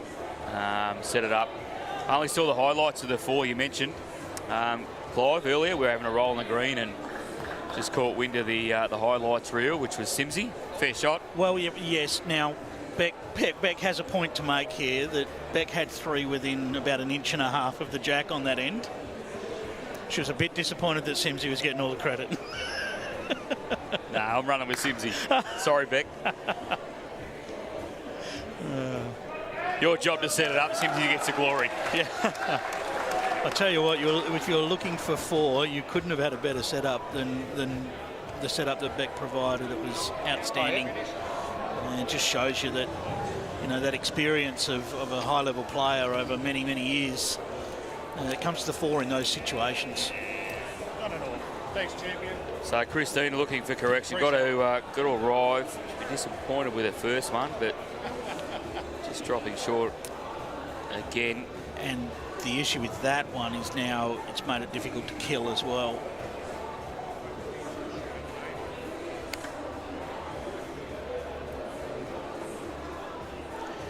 I guess that's the only danger with stretching it right out, is if you do come up a little bit short with a couple, you're really in a bit of strife. So still a chance, but this bowl just has to reach. And worst case move her front one as well. Yeah, the danger is overdoing it now. So Chrissy stands on the mat with this bowl knowing she must reach.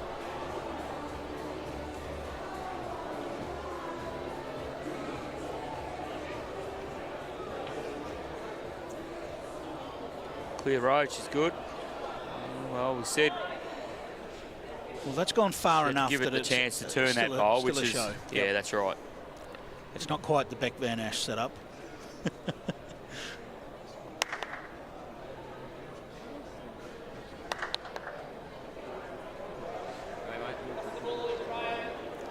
So Barry Lester just looking to get another one around the place here, just in behind's perfect. That's three pretty solid bowls from Barry Lester on an end where you're just making sure it's you're not pretty good dropping defence, four. isn't it? Yep. So have you, the versatility you talked about, Matty, I mean, what feels like the tactic going into tomorrow? Well, we sort of run the same program in all 7 games where it's been Kylie and myself to start. We feel like we've been in every game we've played. Even the couple of games that we've been beaten in, we feel like we've played good enough to win. So the strategy seems to be pretty effective. Ali comes in, just depending on how the game goes, Ali comes in, either replaces Kylie or I'll sit out and he'll go straight to skip. So just sort of, feel the vibe as it's happening and then just make the decision. Let's get down to Barry. And Barry, all about defence this final end? Well, that's the main 2 components of the game, isn't that right, Clive? Offence and defence. So, yeah, knowing when to play at the right time. And, we just got to be conscious here. Perth's got 2 seconds. Effort, Gaz!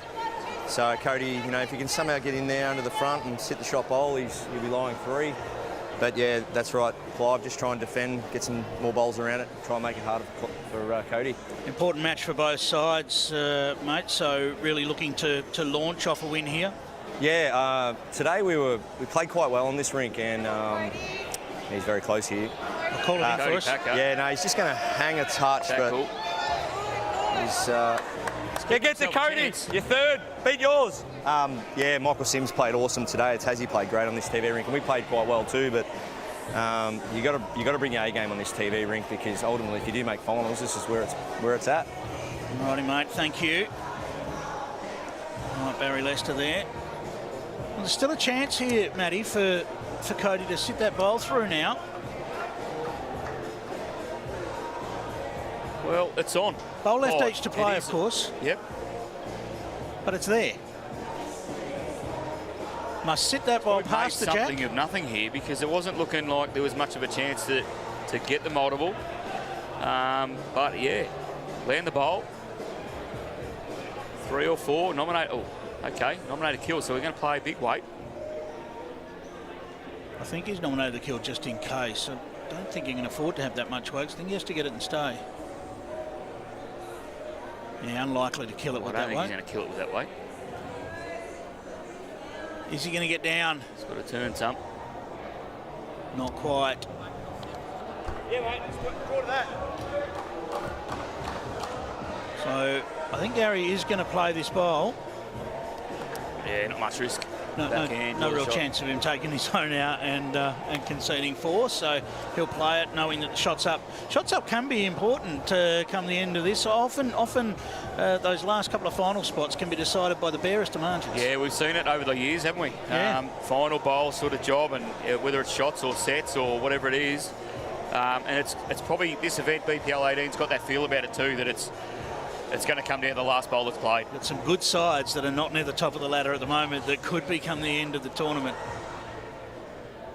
That is going to just crash into the front, so that will be 1 shot to the pulse, and they wrap up a 6-2 victory over the Perth Suns. Matty Flapper, thank you for your time, mate. My pleasure, mate. We've got the A team here again. Yeah. Do it again sometime. Good luck tomorrow, mate. Good on you, good luck to the Extrema. 6-2 victory to the Melbourne Pulse over the Perth Suns.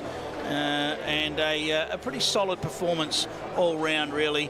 And it looks like Lindsay Clark has got Gary Kelly. I do, thanks Clive. Gaz, a really nice clinical win for the Pulse. Yeah, no, it was an awesome performance all round. Really happy with that. It was virtually a must-win game for us, so really pleased with on that performance. You're middle of the ladder going into this, but still loads of games to come through. How is the momentum now after this win tonight? Yeah, I was just got to take confidence on the TV rank as well, so we'll try and take confidence from that there. So we knew it was a virtually a must-win, but there's still 11 more games to go, so it's just about staying focused, just trust the process, and yeah, keep going. Sounds wonderful. Let you go relax. Well done to the Pulse, and best of luck for the rest of the event. Cheers, thank you. No worries. Oh, Gary Kelly and his Melbourne Pulse straight set 6-2. 6-2. They come away with the victory, Carla. Yeah, straight sets win is exactly what they were after. They really dominated both sets in that game, so they were really happy with their performance. We saw some really great shots by Perth as well, so they shouldn't go away too disheartened. Christina came on and played brilliant. Cody was, roundabout just some of those times, some games you just don't get the luck. So that's not the end of them. We'll see lots more from Perth as well, but well done to Melbourne Pulse. We certainly will see more of them. They improved to 3-4 in BPL 18, and stick around because there is one match to come tonight. The Moreton Bay Pirates taking on the Moama Steamers. Motorbike, motorbike, motorbike, motorbike, bike.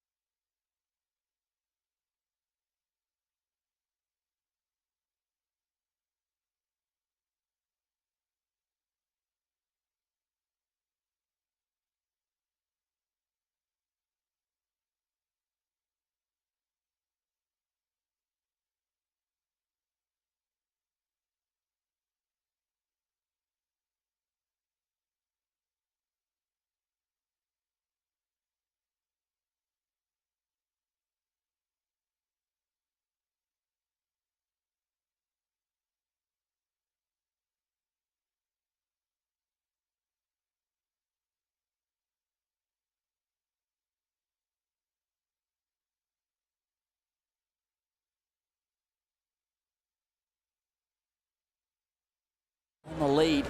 He's positioned pretty nicely here after 2. It's just such a great opportunity as well for him to play with Alex and Joe. Great players with so much international experience, and Chris's game's just come on so much in the last few years since he's been a part of this BPL team. Oh, Best are happy to try it. Yep, like an early drive. Great to see. We know how well he can hit. Roseanne's. Adds extra dynamic to the team, having Ryan Bester up front, being able to play those big drives early on in the end. Looking to get the Pirate Army up and about here at Club Pine Rivers. Chris Roseanne's not far away.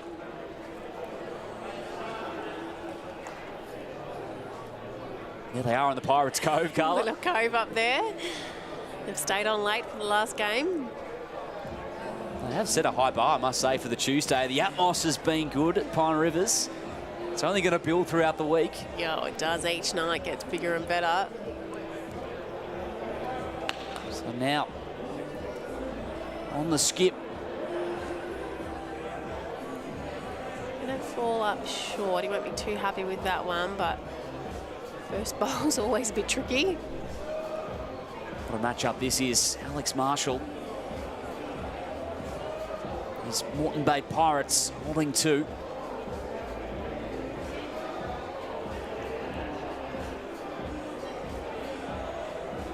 And of course, Aaron Sheriff, who we know he's had a terrific history in the BPL. Yeah, it really is his tournament. Aaron Sheriff has been MVP, is it 4 or 5 times now. Yeah, been a part of winning teams with both Moama and Sydney Lions. He loves this event. They get 6 MVPs, in fact, for Aaron Sheriff, and that is I've why. lost count. See, there's been too many. That's a third of the events or more. Yeah. Extraordinary. Nice opening from him, and now Alex Marshall on the draw.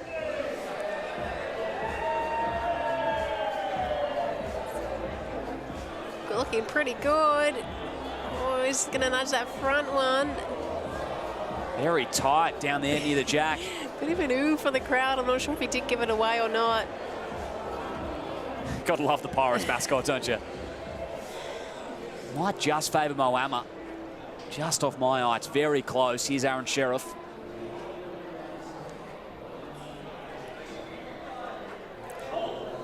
Regardless of if he's holding on, he'll be trying to touch that jack. Oh, he look liked at it. that. He loved it. Great shot from Sheriff. He hasn't just got the shot, he's made 2 out of it. So they hold 2 now, the Moama Steelers. Steamers, excuse me. He has, in fact, stolen the lead, though. Yeah, that fit it. That was good. So Marshall, an opportunity to convert. Backhand away from Alex. Oh, he's just collected the front. Let it rip, but it will be Moama who take away these first ends. And we've got Clive as well with Ellen Ryan of the Melbourne Pulse. And yes, we've got so many stars on the green. We thought, well, what can we do to have someone join me during this match? Well, we better find a Commonwealth Games champion. And we have Ellen Ryan with me. How are you, Ellen? G'day, Clive. Very well, thank you. Yes, well, a fantastic match for the Pulse. You'll be pretty happy with that. Yeah, I think we're doing really well at not playing any tiebreakers. So far, I think we've lost 4 straight sets and we've won a couple straight sets. So yes, 0 from 0 in the tiebreak column. There you go. Hasn't been a lot of tiebreaks. Yeah, I know. They can be dangerous, so I'm happy not to be in that position. But yeah, hopefully get a couple more wins on the board. Now, I've got Aaron Sheriff with us as well. Aaron, I was going to ask you how you're feeling out there, but after that first end, you must be feeling pretty good. Yeah, it wasn't bad, was it? Yeah, no, the greens are a little bit slower tonight, so caught us off guard in the roll-up, and my first one come up a little bit short, but no, fortunately was able to adjust quickly, so it was it was good. Mate, one of the challenges of the later games is what you do in that little bit of downtime. What have you been up to? A little bit of downtime. We had about 8 hours. Yes. It's like a day's work. But yeah, no, look, just went back, had a good lunch. I'm not one that likes to eat a big meal before I play, so having that period of time off, went back straight away, got a decent feed into us. Down here, mate, close as you can. And then, yeah, just chilled out. So watched a few of the games, sort of try to get a bit of a feel for what the rink was doing. But, yeah, you can look at the line, but you never really know what the pace is doing. Sorry, Omar, it's Ellen here. I think you forgot to mention I did your washing for you too. Yeah, I know. I still reckon there was 26 minutes in that cycle. I think you might have stitched us up there, but no, it smells all right. It's hanging out, so it's all good. Thank you. All right, we're up to date with the laundry. Good stuff. Thanks, Omar. Good luck. Cheers, guys. Ta. How did you get that job? Oh, well, yeah, we went in and... Chris Rosannes goes bang. Great shot. Unfortunately, there's only one washing machine there, and when they put it on for 45 minutes and there's lots of players, I thought it was a little bit inconsiderate, so we might have just changed the dial back to a 15-minute watch instead. Oh, very good. Very good. We won't tell Omar that one, though. And with that last victory, is that bragging rights as well over Chrissy? Is that? Oh yeah, it's always hard to play, but yeah, she played really well too. So I'm sure she'll be happy with her performance. But yeah, always love playing the Perth Suns. I think we get them nearly every first round on TV. Okay. Let's go through the history books and see what the head-to-head is. Yeah, that's right. I've got a lot of stats in front of me. I don't have that one. I'll work on it. Okay. Isn't it exciting at the BPL when we see such great players out there on the rink, Ellen? It's just game after game, they're great players. It feels like we're at the cream of the crop right now with Alex Marshall, Aaron Sheriff, Ryan Bester, Joe Edwards. And that's not to undersell Cassandra and Chris for a second, but you know, the number of world titles and amazing titles that we've got out there is just incredible. Yeah, it was only today out on the on the far green, I was just looking around and thinking, wow, like this is such a great competition, like so many great players, and yeah, every game's a tough one, but yeah, even Cass down there, she's just made the Australian Jackaroos team, so Australian Open champion. So yeah, you got plenty of champions out there tonight. And Chris Rosannes, we've just seen him get better and better as he's played more BPL bowls. Yeah, definitely. I think he's a merging fella as well. So, yeah, definitely playing with Joe and Alex. You can't ask for better mentors there. Alex Marshall crashes through and bowls go flying again. And I think that might have stopped in time for shot. A couple of good runners down there. Absolutely. Definitely nice lines. I think they've done a little bit of work to the green, and yeah, it's definitely paying off. I think everyone's finding a real good line there, and the weight's good. Everyone that has sat with me tonight has said that the green's playing great. Yeah, it's exciting. Like it's going to make a great rink for finals night.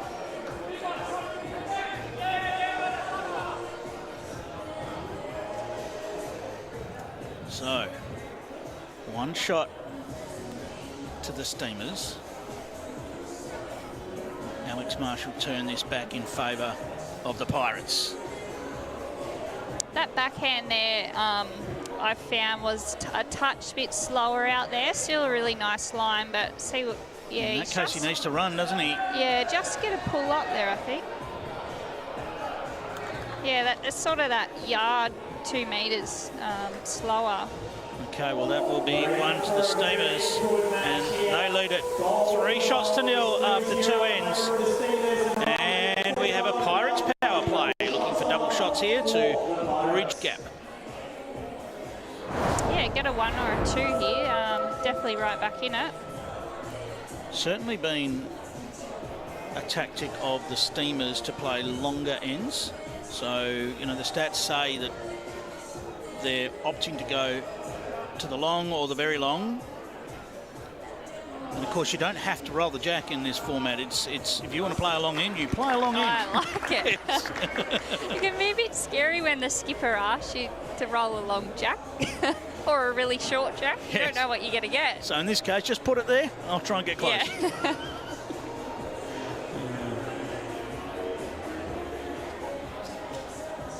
It is a pretty good tactic though, because you know, I guess most of the players are playing that middle to short length. So if you can get on a roll with your longer ends, you can, yeah, definitely get your opponents. Yeah, your Pulse team's probably been more on the shorter lengths by the look of it. Yeah, definitely a little bit shorter. Won't give away any. Won't give away too Yeah, many come on, secrets. Clive.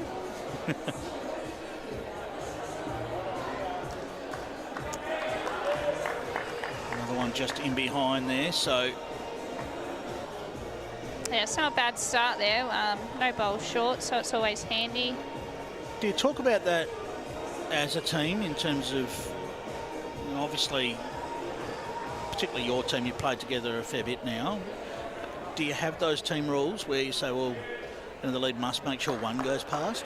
Not really at this competition, but I know in myself, I seem to be more on the heavier side to get past, where I guess Baz, he's more of a neater lead. He seems to either nail it or sort of a foot short, which isn't all too bad either, but yeah, that's a great shot there by Chris. Oh, I thought for a second we might have seen a Ryan Bester Thunderbolt there, but Yeah. no. Just reaching weight instead. Looking for contact. And gets it. What a shot. Well, look at that, Jack. Straight back down the line. Doesn't get much straighter than that. Straight into the ditch. So we won't see any killed ends here. Remembering it is a Pirates power play now, so Looks like sort of 2 to 3 feet Yeah. to draw, and yeah, definitely Alex is very capable to do that as well. Chris gets first crack at it, but looks like he's just dropped down. Well, if the Jack had still been there, Yeah, that would have been that's amazing. It's got a toucher there. I'm not sure if it will come into play at all. I'm sure Alex will back himself to try and draw that. The Steamers lead at 3-0. This is the Pirates power play, so a win on this end would go a long way to securing the set.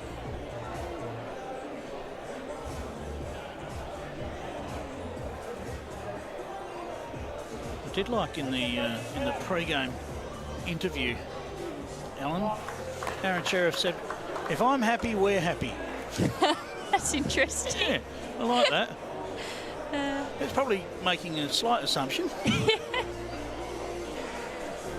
But good on him.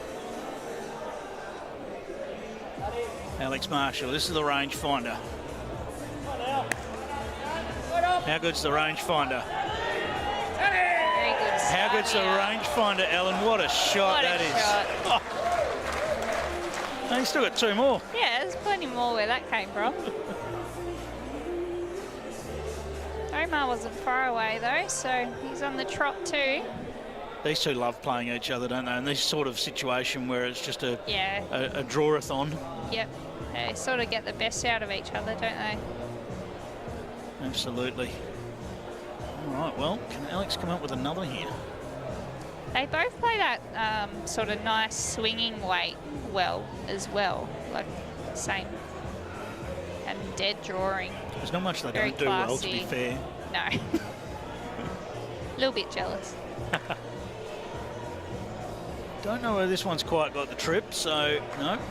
It's going to pull up short. No real line to be able to get to Alex's bowl. I don't know whether Omar will be interested in trying to find something. No, they're discussing it. Does he try an absolute cold draw to the edge of the ditch? Or does he go hunting?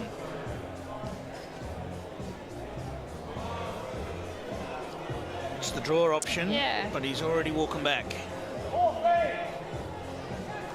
Well, this is a big opportunity Big now. chance, yeah. Alex Marshall's got two shots effectively on the green at the moment because it is a Pirates power play, and he's got two shots in his hand. Can he convert those to a bowl sitting on the edge of the green?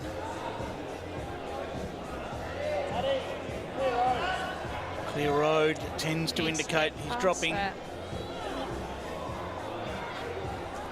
Still got the job done in terms of that first bowl getting in there. Closes the gap to just one.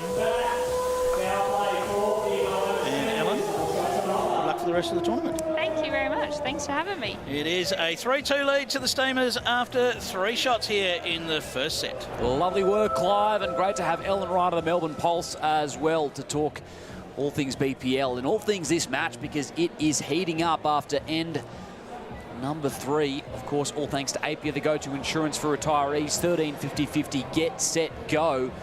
One bowl, the difference here. Carla Krasanik. Yeah, it's definitely anyone's set still. Power play this end for the Moama Steamers. Chris Rosan's just falling a little bit short with his opening bowl.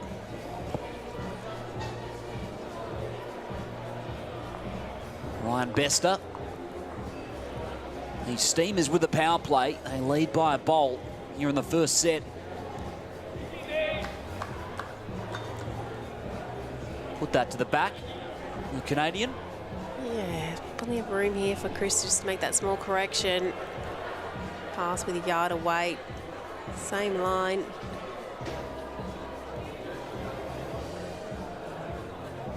Rosan's. Looks like he's corrected really well. Alex Marshall liked the look of it. And you can see why. Absolutely perfect. Good touch of the jack as well. Great bowl from Chris Rosan's. Hometown boy. Just shows how great this rink's running. They can really have the confidence to make those small adjustments. Pretty good effort by Ryan Bester. Got himself a good second there. Wipes one away from Moreton Bay. Alex showing really clearly where he wants Chris to bowl to. Really helps when your skip's really precise exactly where they want it. It gives you the confidence to know exactly what bowl they want you to play. What confidence it would give you having Alex Marshall dishing out the instructions. Confidence, or I might be a bit nervous playing for him, I think. Yes. That also is a great point, is Rosan's. Chris just plays his own shot. Don't worry about what Alex said. Side offer, great shot. Brilliant stuff from Rosan's. So they hold 2, and letting it rip there is Bester. Didn't affect the jack. So now it'll be over to Aaron Sheriff and Alex Marshall. Well, we know what Alex wants to play. We're trying to just pass. There's not much else they can do on the head there.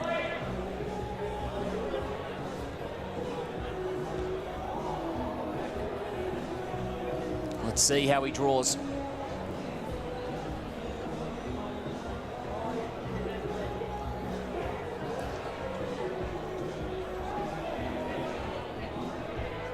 Looking for 3 up. Didn't quite get the movement he was after. Yeah, just hung out there a little bit, but it's unlikely that Jack's going to stay there. Aaron's got to play some weight, so he has. I'm not sure what's happened though. Oh, the Jack's gone in the ditch. Well, that sure changes things. So it looks like maybe still Moreton Bay who are holding. And Alex Marshall's safety net has turned out very handy here.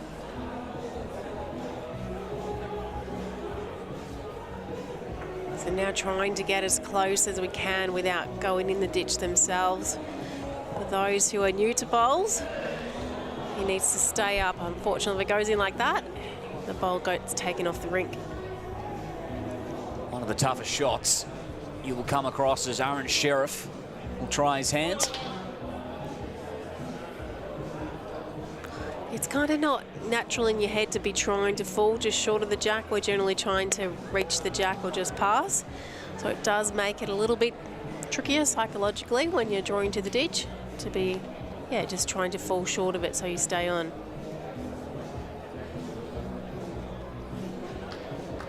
One to come, either club, and Moama on the power play. They hold at the moment.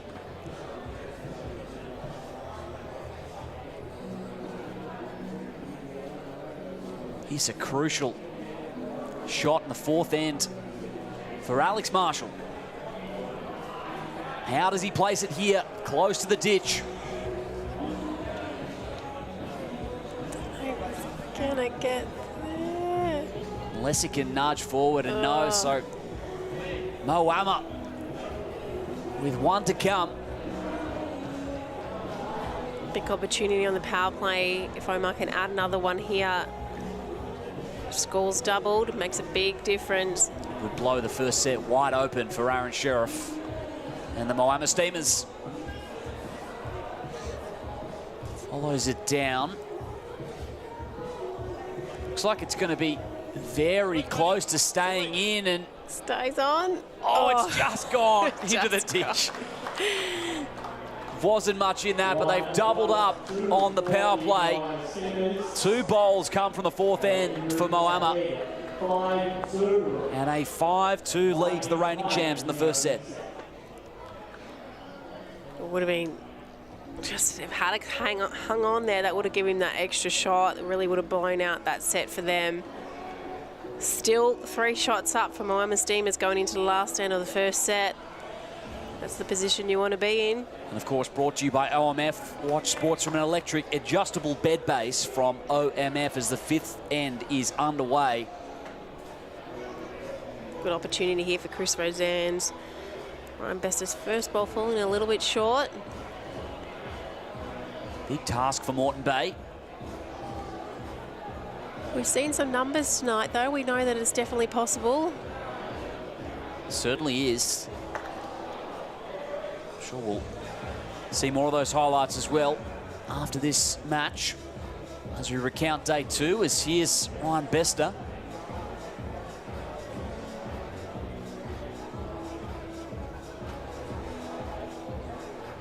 Drawing just a little bit wide, it looks, but placed nicely behind that jack. Any correction by Ryan.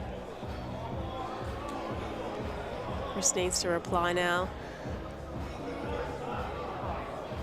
Got to try and get these next 2 bowls of his in around the jack. Give themselves an opportunity. Rosannes, line looks okay.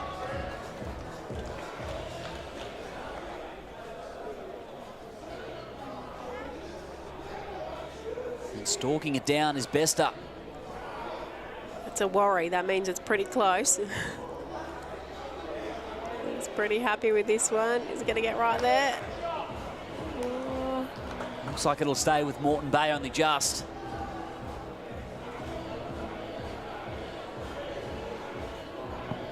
Rosannes. Last lead of this first set for him.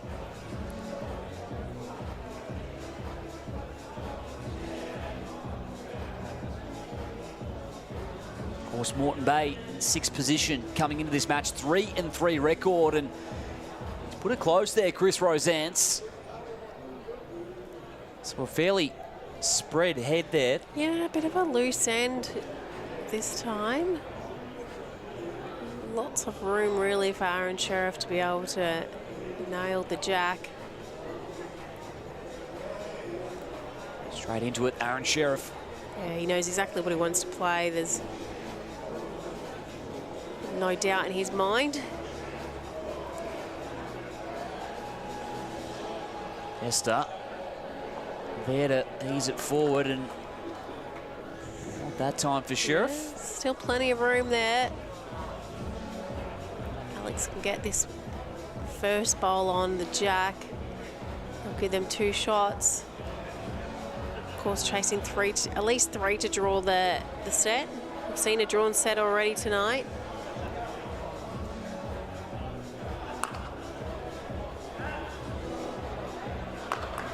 looking all right.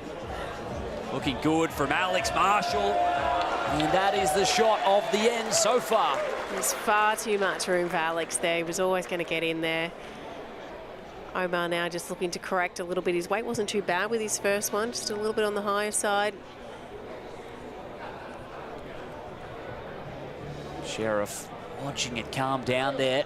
They need a little bit more oomph. Yeah, not quite. Plenty of avenues in, though, to that jack with 2 bowls to come for Alex Marshall. Yeah, we just see Alex change over to the backhand. Doesn't want to risk knocking Aaron's last bowl in.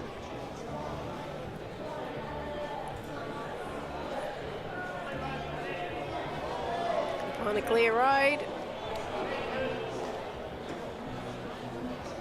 For a moment, he was going to nudge that one right in there. Holding 2, Moreton Bay.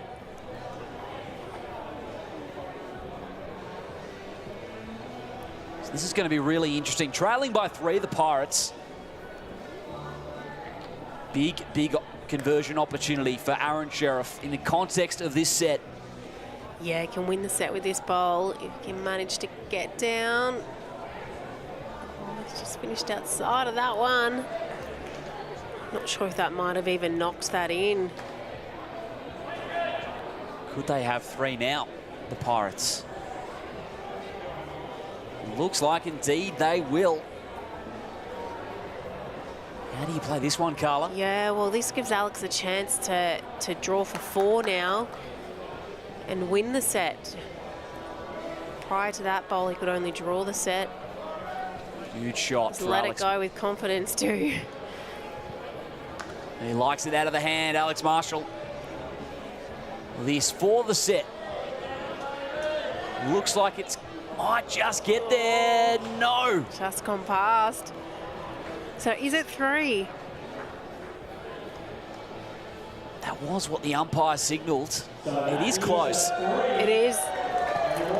So that means we are all tied up on the opening set. 5 apiece after 1. Sneaked away a bit with that one. Didn't really see that about to happen. It's unfortunate for Aaron Sheriff, just knocking it in. Stars are plenty here at Club Pine Rivers. Stick around. This one is going to go down to the wire in the second set.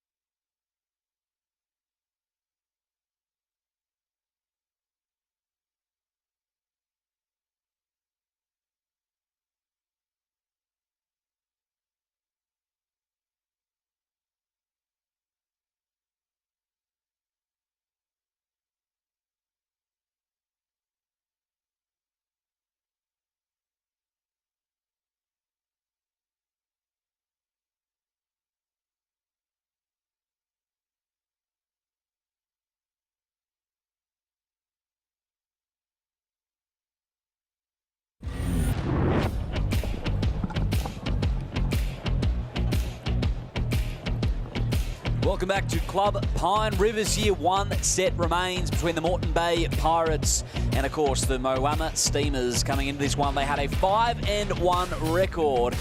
And it is going to go down to the wire here, all tied up after the first set. Liam Ellison here alongside me is Carla Krasanik. And Carla, this one's lived up to the billing. Yes, yep, tied first set. So now set 2, it's all on the line. Chris Rosan's is going to get us off and going. Got Cassandra Miller's come on for the Moama Steamers. Chris Rosan's will lead us out. And I'm sure Joe Edwards as well, not far away from Moreton Bay. Yeah, I think they've just decided to keep Chris on, keep the momentum going. He's been leading up well. Try and get the jump on Moama with Cassandra coming on a little bit fresh. probably won't face her, to be honest. In some good form, Cass Millerick. Yeah, absolutely. Australian Open singles winner. Recently been selected into the Jackaroos team. They always get some absolutely gun athletes, the Moama Steamers out there. They do. And of course, Cassandra's a local up there. She plays for Moama Bowling Club. Roseanne's.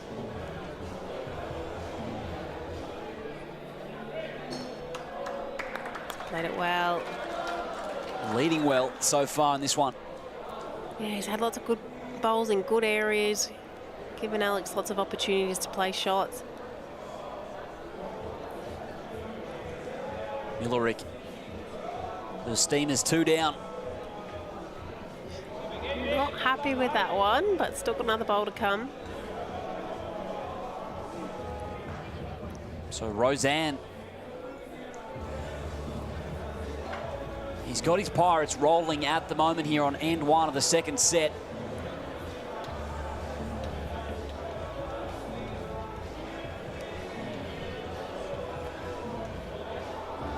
We got the legs to get there.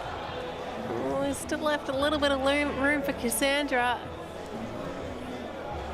3 up currently. Let's see if Cass Millerick can correct on that previous bowl. Looks like she likes it out of the hand as well. The line is there. But again, a bit short. Yeah, still plenty of room. I mean, the Pirates are holding 3, but there's a lot of room still here for the Skips.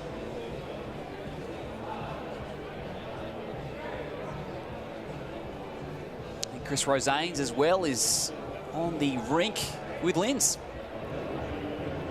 Thanks, Liam. Yeah, here with Chris. Chris, the home crowd here is loving it. We normally see you for 3 ends, a whole set and an extra end. Yeah, it's surprising to me, to be honest. Yeah, Taddy and Joe both agreed, and Ryan as well, to keep me on for maybe a couple ends, maybe see what happens here and just keep the hot form, I guess, because I'm playing well. Yeah, you're getting the team off to a great start. Nice to sneak that draw in the first set with a only 3. Yeah, well, honestly, we said a draw is awesome because we were out of that set 3 minutes before the set was finished, so glad to get a tie there. Very wonderful. Well, the crowd is really behind you. Are we going to see you for a second end as well? Oh, I'll leave that up to the boss. Thank you. I'll leave you to it. All the best. Thank you. Thanks, Chris. Very diplomatic from Chris Rosanes. At the mercy of the coach. He is, as that one was close from the Steamers. From 4 down to 1 down.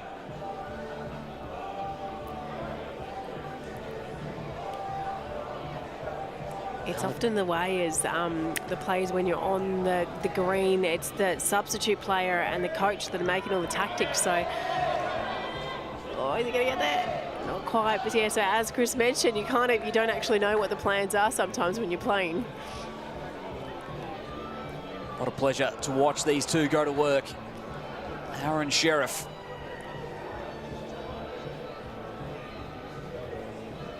Holding now the Steamers. Just got to navigate his way through the gap. Oh, he's might have assisted the Pirates. Yeah, just rolled that one up. So what openings present here for Alex Marshall?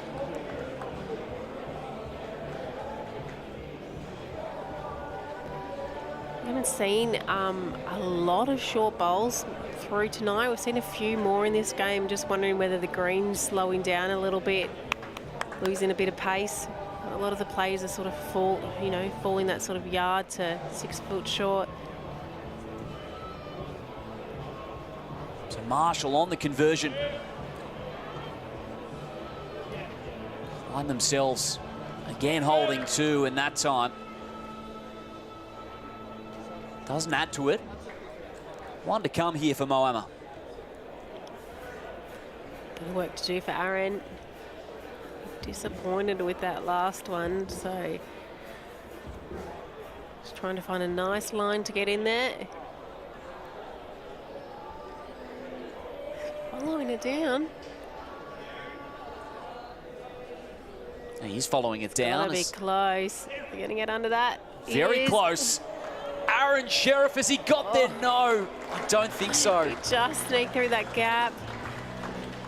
So it's going to be 2 to the Moreton Bay Pirates. So close for Aaron Sheriff, and Moreton Bay have started this second set in some style, and we've got their coach with Lindsay. I do, thanks Liam. Rhino, I come to see you because I asked Chris, are we going to see you for a second end? You know, the home crowd here, we're only used to seeing for 3 ends the whole game, so we're loving it. What's the theory behind it? Oh, I'm in a luxury position where I've got Joe Edwards and Chris Rosans who can play up front. We're trying just to chop and change. Results didn't go away today. We won the last game where Chris played the first set, Joe played the second. And the reason why we kept Chris on there was because his last end going in that direction was exceptional, and we felt that with Cass coming on, it might get us a jump at the start. That was the only reason why, and once again he played a good end, so we've given him 2. You look like a genius, Rhino. I might look like one, but I'm not. Trust me, that's for sure. And tell us, so we're going to see Joe in a little moment. We love seeing that dynamic. How nice to have Joe here playing for Pine Rivers. Oh, it's amazing. You know, Joe, Alex, Chris are awesome. Dave's in the crowd as well. We're very blessed to have 3 fantastic people on behalf of the club. We're delighted every single time they can make it, so it's awesome. Wonderful. Well, you do a great job, the club as well, and the team, so keep it up for this next set. Thank you, Lionel. Thank you. Ryan Burnett there, and the Moreton Bay Pirates on their home green here. Leading this second set 2-0. Rosans remains out there, and I'd like to hear the reasoning why as well. Yeah, good to hear their thoughts on, you know, how they come to that conclusion. So, yeah, and it's working for them so far. Look at that. Right on cue from Chris Rosans. I think it really is key if you've got someone who's on, you know, red hot form, keep them out there, keep their bowls going, keeps their confidence going well as well. You know, he's playing really well, gives him that confidence that he can, you know, mix and match it against these best players in the world. That's pulled up short. Chris might just look to swap to the forehand. You don't want to run into that last short bowl. We've heard all the players say that both hands are playing really well out here on this ring tonight, so it's easy enough just to swap over if something's in your way.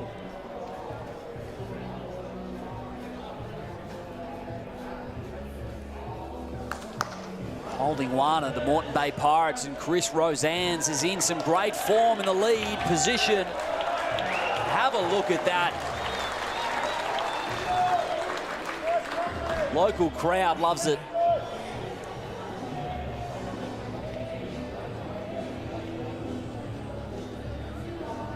So now Cass Millerick. Yeah, a bit of work to do. Got to somehow get around that last one. Something around in the area.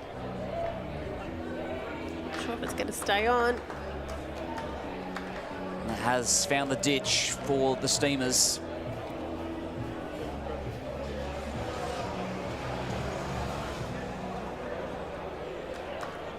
Alex Marshall's team in a great position.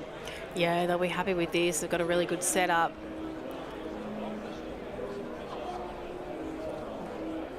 This would be a really important victory as well against the second place Moama side. Pre-TV play, they were all tied up for first with a 5-1 record. Yeah.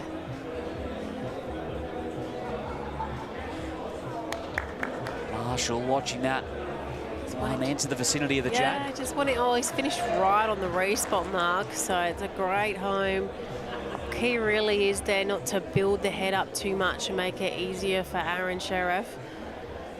We know he can play every shot. We don't want to make it easy for him. And again, the Steamers have come up short. Yeah, just not really finding the weight at the moment. They'll be hoping to win an end, and then they can dictate the length that they'd prefer to play.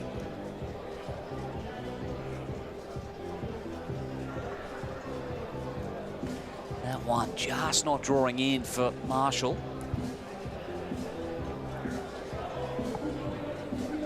Remaining 2 up here are the Pirates. Aaron Sheriff got to make something happen. Yeah, change something up. Give himself something to work off. It's closer this time. Is he going to get down? Oh, it's a great effort. Wheeling it on.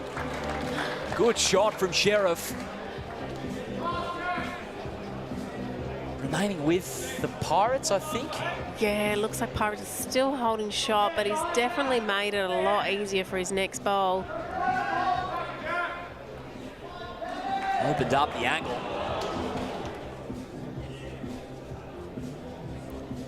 There's something to build around for Moama. Now Alex Marshall.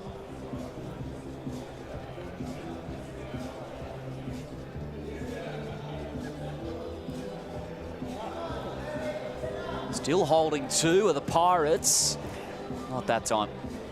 Yeah, he's a bit disappointed with that one. Just struggling to find the pace at the moment.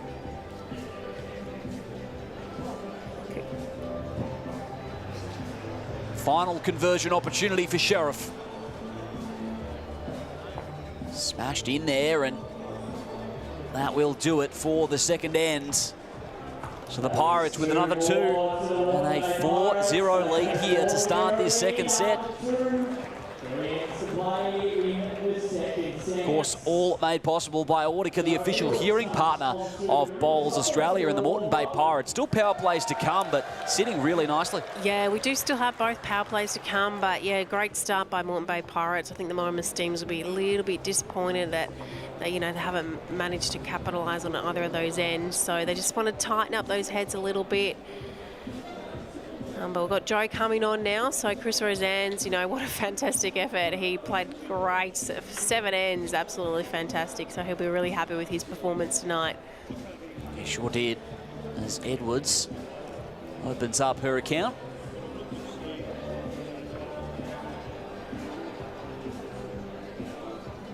And Millerick, conversely, two hometown athletes for both these clubs. Yeah. Joe played for a number of years here at Pine Rivers Bowls Club. Of course, has gone back to New Zealand now, but yeah, she was a local here for a few seasons, so she would know the carpet quite well. Sandra Millerick's off carpet also at Moama Bowls Club, so she's very used to playing on the carpet under the roof.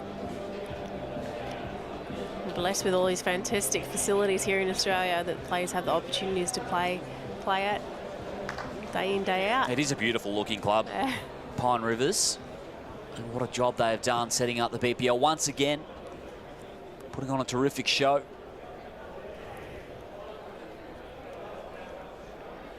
Millerick.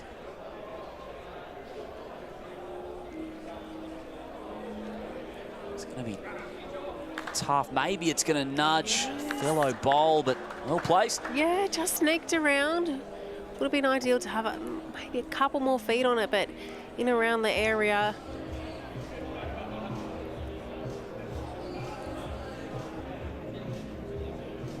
Joe will play this one on the backhand now. Open road.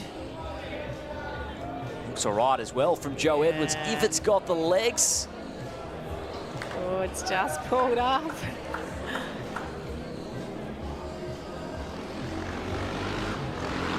So last lead opportunity coming up for Millerick.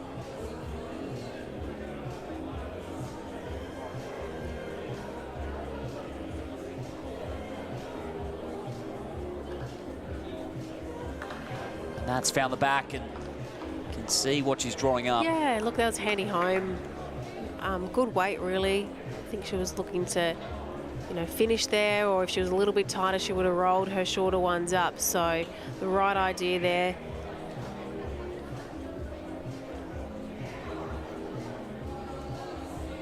Over to Marshall and Sheriff. Two down the Pirates. If they can come away with this end, it's going to be really tough to close the gap. This is the shot. That is the shot from Marshall.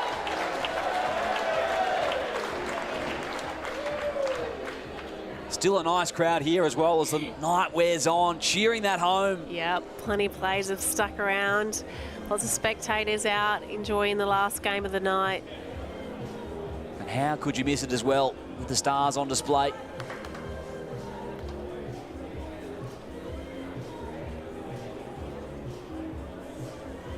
Marshall hoping to add to his tally.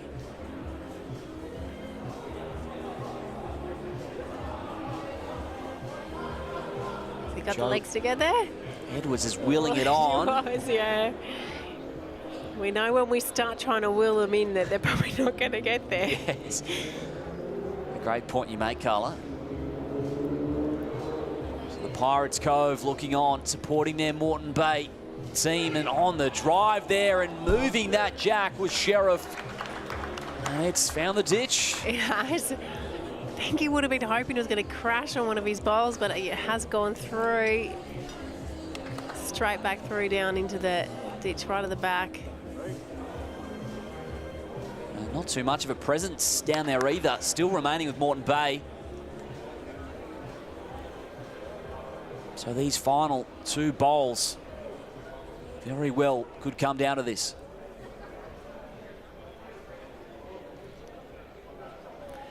Yeah, it's pretty much a 1 bowl shootout. There's a lot of room down there. Oh, that's looking really nicely placed from Marshall. What an end from him. That's a great shot. Couldn't get much closer than that. Right of reply is Aaron Sheriff. That is going to be tough to beat. How is he looking? Not a bad effort either from Sheriff. No, just a little bit too much on it. So 2 up for the Moreton Bay Pirates, and they have a 6-0 lead after 3 sets. A power play, unsurprisingly, has been called by the Moana Steamers. Moreton Bay are on the verge here from securing this one. And stick around as well, because Clive Adams has got a very special guest in the booth. Certainly do. Thank you, Liam. And yes, Cody Packer joins me, and well, we're in for a big finish here, and this 4th end of this 2nd set is going to be crucial to the outcome of this match, Code. Yeah, you just about think this is the shootout end. Mahoma needs a score, and if Brisbane manage to score themselves, it's game over. That was the tricky bit about that last end, wasn't it? With the bowl sitting virtually on the edge. To try and beat it, risk dropping 2 and a little bit more work to do. But that's the danger when Alex Marshall drew so close. Yeah, and he sort of had the freedom having the shot already. He could try and get as close as he could. I mean, obviously, Moama were chasing already, so Omar had to give it everything he had and just managed to go in. Absolutely, mate. Look, tough night for you. It was a game that didn't really have any massive moments in it. It was just a 6-2, 6-2 sort of finish. Yeah, it was exactly that. It was sort of just felt like a regulation. You know, where both sets sort of occurred the same way. You know, we were in it early and dropped 1 score, I think, in each set, and just couldn't get them back. And power plays didn't work tonight, and that's the way it goes. We just weren't really good enough, to be fair. Now, on the 2 wins, it just means it needs to be a big day tomorrow, and I've discussed that with a few of the players, and it's just the way BPLs go, isn't it? That momentum can swing either way, and you just need it to go your way for a few games to climb the ladder. Yeah, I'm looking forward to knowing what that's like when it goes your way. Just a super talented field, and we all know how tight it is. I mean, we were 1 win from the first day, and we're equal 4th. You know, that's just the way the tournament goes. And yeah, big day tomorrow, and we'll see what happens. Joe Edwards always plays well on this rink, it seems, and not far away there. Gets to right in the zone. Needs to land.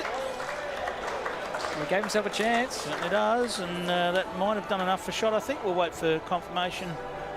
And 1 it is to the Steamers. Yes, we get a good view from up here, Code. It's nice up here, isn't it? I love the crowd night 1. I think they all hung around to watch Brisbane.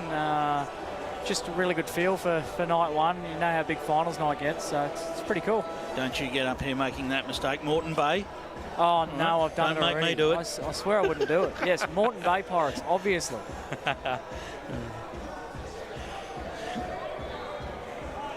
All right, does this one find a home or not quite? Just finds the gap.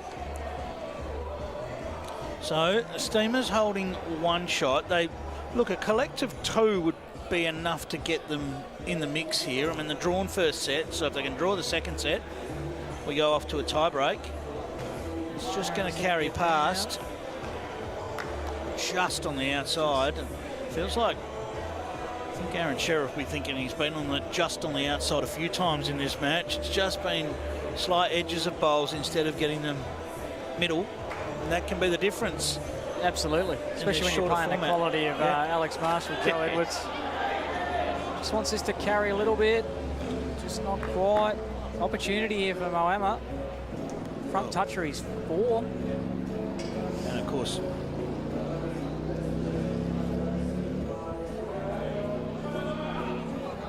it's in the zone. How much has he got? Has he done enough? He has. Wow. Interesting to see what Alex plays here, actually. Yeah, double power play. Yeah. I think it's not a bad idea from Brisbane. I know if it doesn't work out on this end, you probably think hold it, but Moama would have to score at least a 4. Yeah, you just... There's no science to the power plays, is there? Absolutely. Well, if there is, someone needs to tell me. Well, this is going to drop across. Don't think there's any result here, no. Draws a 3rd, and if he manages just to get to the jack, it could be 10. Wow.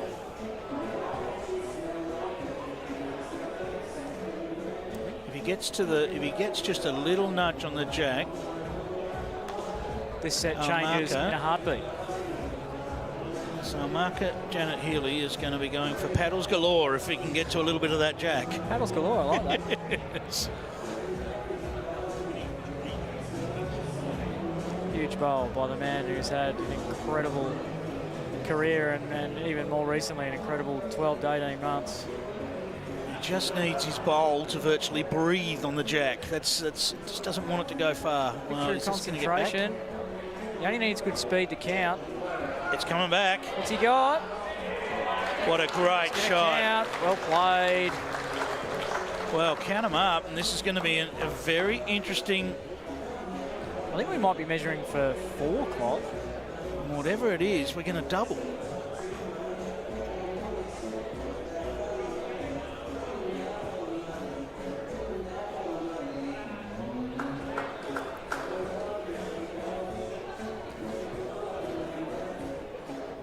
Oh, I don't know.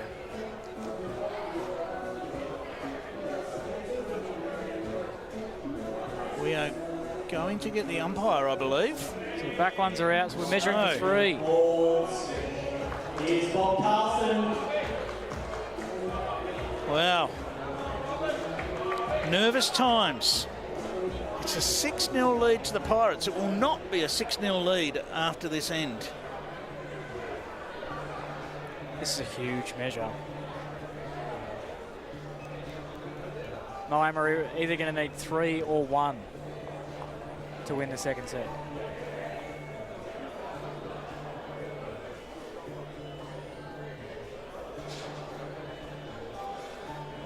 Nice and careful down there, Bobby. No rock on the bowl. I tell you. Always go back and check the first one. Balfevo on the tunes, hasn't missed.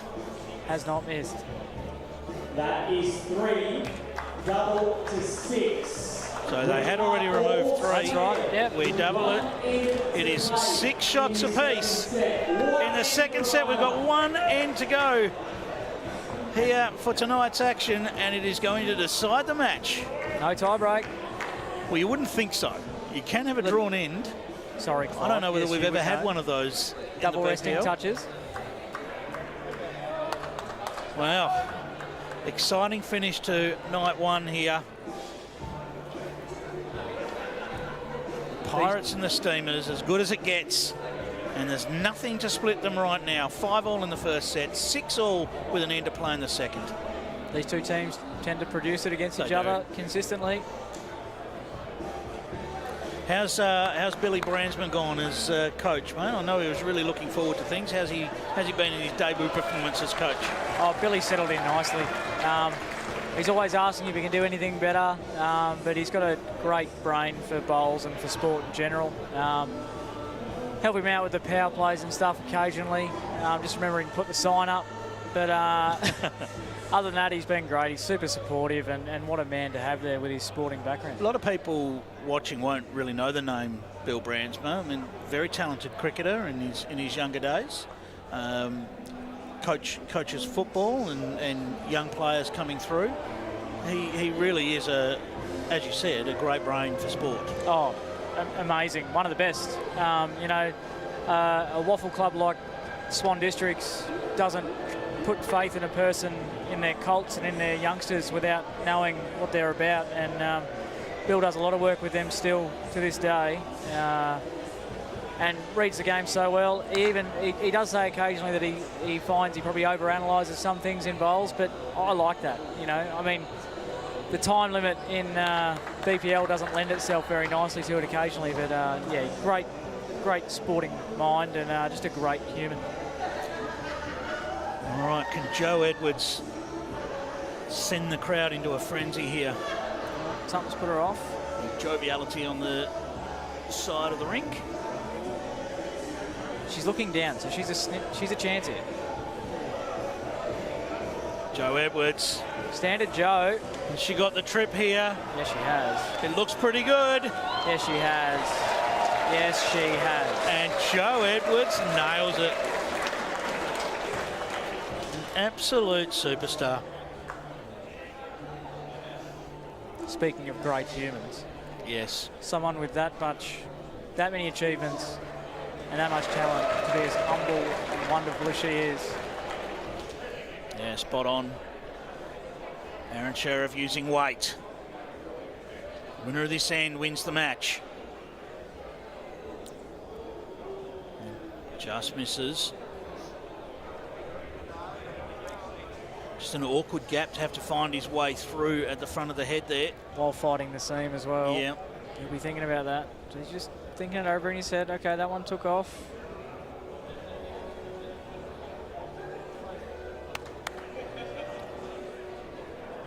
If you're Alex Marshall, you're not wanting to really make a bigger target here, Code. Where are you headed here? I reckon he's going to try and beat Bester's bowl to the spot. Okay, let's see what he comes How up much with. has he got? Well, I think that was the effort, looking at Joe urging it home. And it's big weight again from Aaron Sheriff. Well, everything has moved. It is still 1 to the Pirates. I didn't really know what to say then, Clive. I think Cass Millerig's look on her face might have summed that up. Might echo out. A little bit of, oh, yes. Not quite the way it was drawn up, but has created some room. Well, if you're going to miss, that's what you're wanting to be doing. At That's least why clear you the use front. weight like that. At least clear the front. Yep. Nothing for missing tight again. Alex doesn't like this. This is big. I get the feeling the rink has slowed a little. It just has felt that way watching the players try and judge the weight. Now, can Aaron Sheriff come up with it? How's he looking? He's just got to run. Oh, I think he's good in terms of weight. You going to hang around? Well, has it stayed? Yep. Alex still has a bowl to play. We had an indication. Joe is getting in there and checking it. What's the signal from Joe Edwards? Too close to call. Too close to call. Now the bowl's sitting on its edge. I don't think there's any danger it's going to fall out. So Alex taking his time out. Well, Cody, this is a close measure.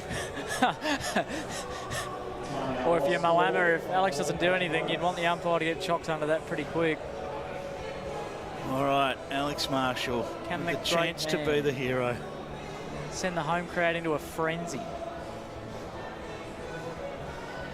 You'll know pretty early too, won't you? If he's trotting after it, he likes it. You're in trouble. Well, Alex Marshall. What's he done? He's got more weight than his last. What's he done? Is he going to land inside the bowl? Well, he's just dropped onto the bowl, and I think that is going to be one to the Steamers based on that. And that is it. It is 1 to the Steamers. They take a tight match. 5-all in the first set. It was 6-all going into the final end and a 7-6 victory to the Steamers. Cody, thank you for your time and good luck tomorrow. Thanks, Clive. Alrighty, a massive night that we've seen. And what a way to finish with the best players in the world on show. One shot the difference in the end. And Lindsay Clark's got our winner. I do, Clive. I'm not sure we got a vision told us yet, but I'll talk to Az. Az, crazy old game. It seemed like a bit of a typical BPL game because no one knew who was going to win it. No, well, I thought we dominated the first set, and then I got stiff a couple of times on the forehand down there and gave them a tie. And then, yeah, we had a chance, little touch on the jack for 6 down there, but we got the three to tie it up. And then, yeah, that was weird too, wasn't it, the last end? So, look, I've lost plenty of games like that, so it's nice to get a win. Nice. And tell us about playing this late time slot. It seemed a little bit tricky on the ditch side of the rink. Oh, a little bit, yeah, but, you know, it was just a little bit slower than what we played earlier today. So, you know, nice draw. You know, there's nothing wrong with it, but, yeah, just a little bit slower than we anticipated. Nice. Well, very, very well done to the Steamers. Keep on your way. You're right at the top of the table. Back-to-back champions has a good ring to it. Yeah, it certainly does, but I think we're only, what, a third of the way there. So plenty to go. Hopefully everyone enjoyed the first night. We'll see you tomorrow night. Thank you. Nice. Go rest up. Enjoy. Well done. Aaron Sheriff's team, they now sit atop the table after day 2 of action, improving to 6-1 so far in BPL 18. But I've got to say, that is a tough loss for the Moreton Bay Pirates, Carla. Yeah, it was. Gosh, it was such a bizarre game, that one, wasn't it? We saw the draw set, which we probably didn't see happening in the first set. And then, yeah, Moama obviously getting a 3 on their power play to, break the hearts of the poor Pirates there. So, yeah, it was an interesting game, but, yeah, it came down right to the end, which is what we like. Carla, talk us through your drink-wise moment of the night. Yeah, drink-wise moment. Look, there were so many moments tonight, of course, but I've gone with my club mate, of course, Matty Flappe. He played some brilliant bowls. We're used to seeing really big, massive shots by him, but tonight it was his finesse, his nice draw shots. He played so many great ones throughout, really adding to it. And, yeah, it's funny, you know, we talk about how great a driver is, but it's actually sometimes these great draw shots that really make him such a phenomenal player. So well done, Matty, and well done to Melbourne Extreme. Well, let's look as well at the schedule for tomorrow night, day 3 of BPL 18 here at Club Pine Rivers, and plenty of great matches to look forward to here, Carla. Of course, kicking off with the Moama Steamers and the Melbourne Extreme. Yeah, we'll start that off. So, yeah, a bit of a Victorian rivalry there tomorrow. Absolutely, and then it finishes off as well with the Perth Suns and the Adelaide Pioneers. Which of those 5 are you most looking forward to, Carla? Putting you on the spot here. That's a bit of a tricky one. I'm going to go with the Tasmanian Tridents and Melbourne Pulse in the 4th game. I think that'll be very interesting, the dynamics there. Absolutely, and of course, matches happening throughout the day, as always, as well, away from the TV rink, and you can find all of that action via the live stream on the Bowls Australia social pages. Make sure you check that out. We're going to be here all week long for BPL 18 at Club Pine Rivers. Thank you very much for joining us. Liam Ellison alongside me is Carla Krasanik. Carla, thanks. It's been a pleasure. Thanks, Liam. It's been a great night. It has been. We'll see you tomorrow evening for more action in BPL 18.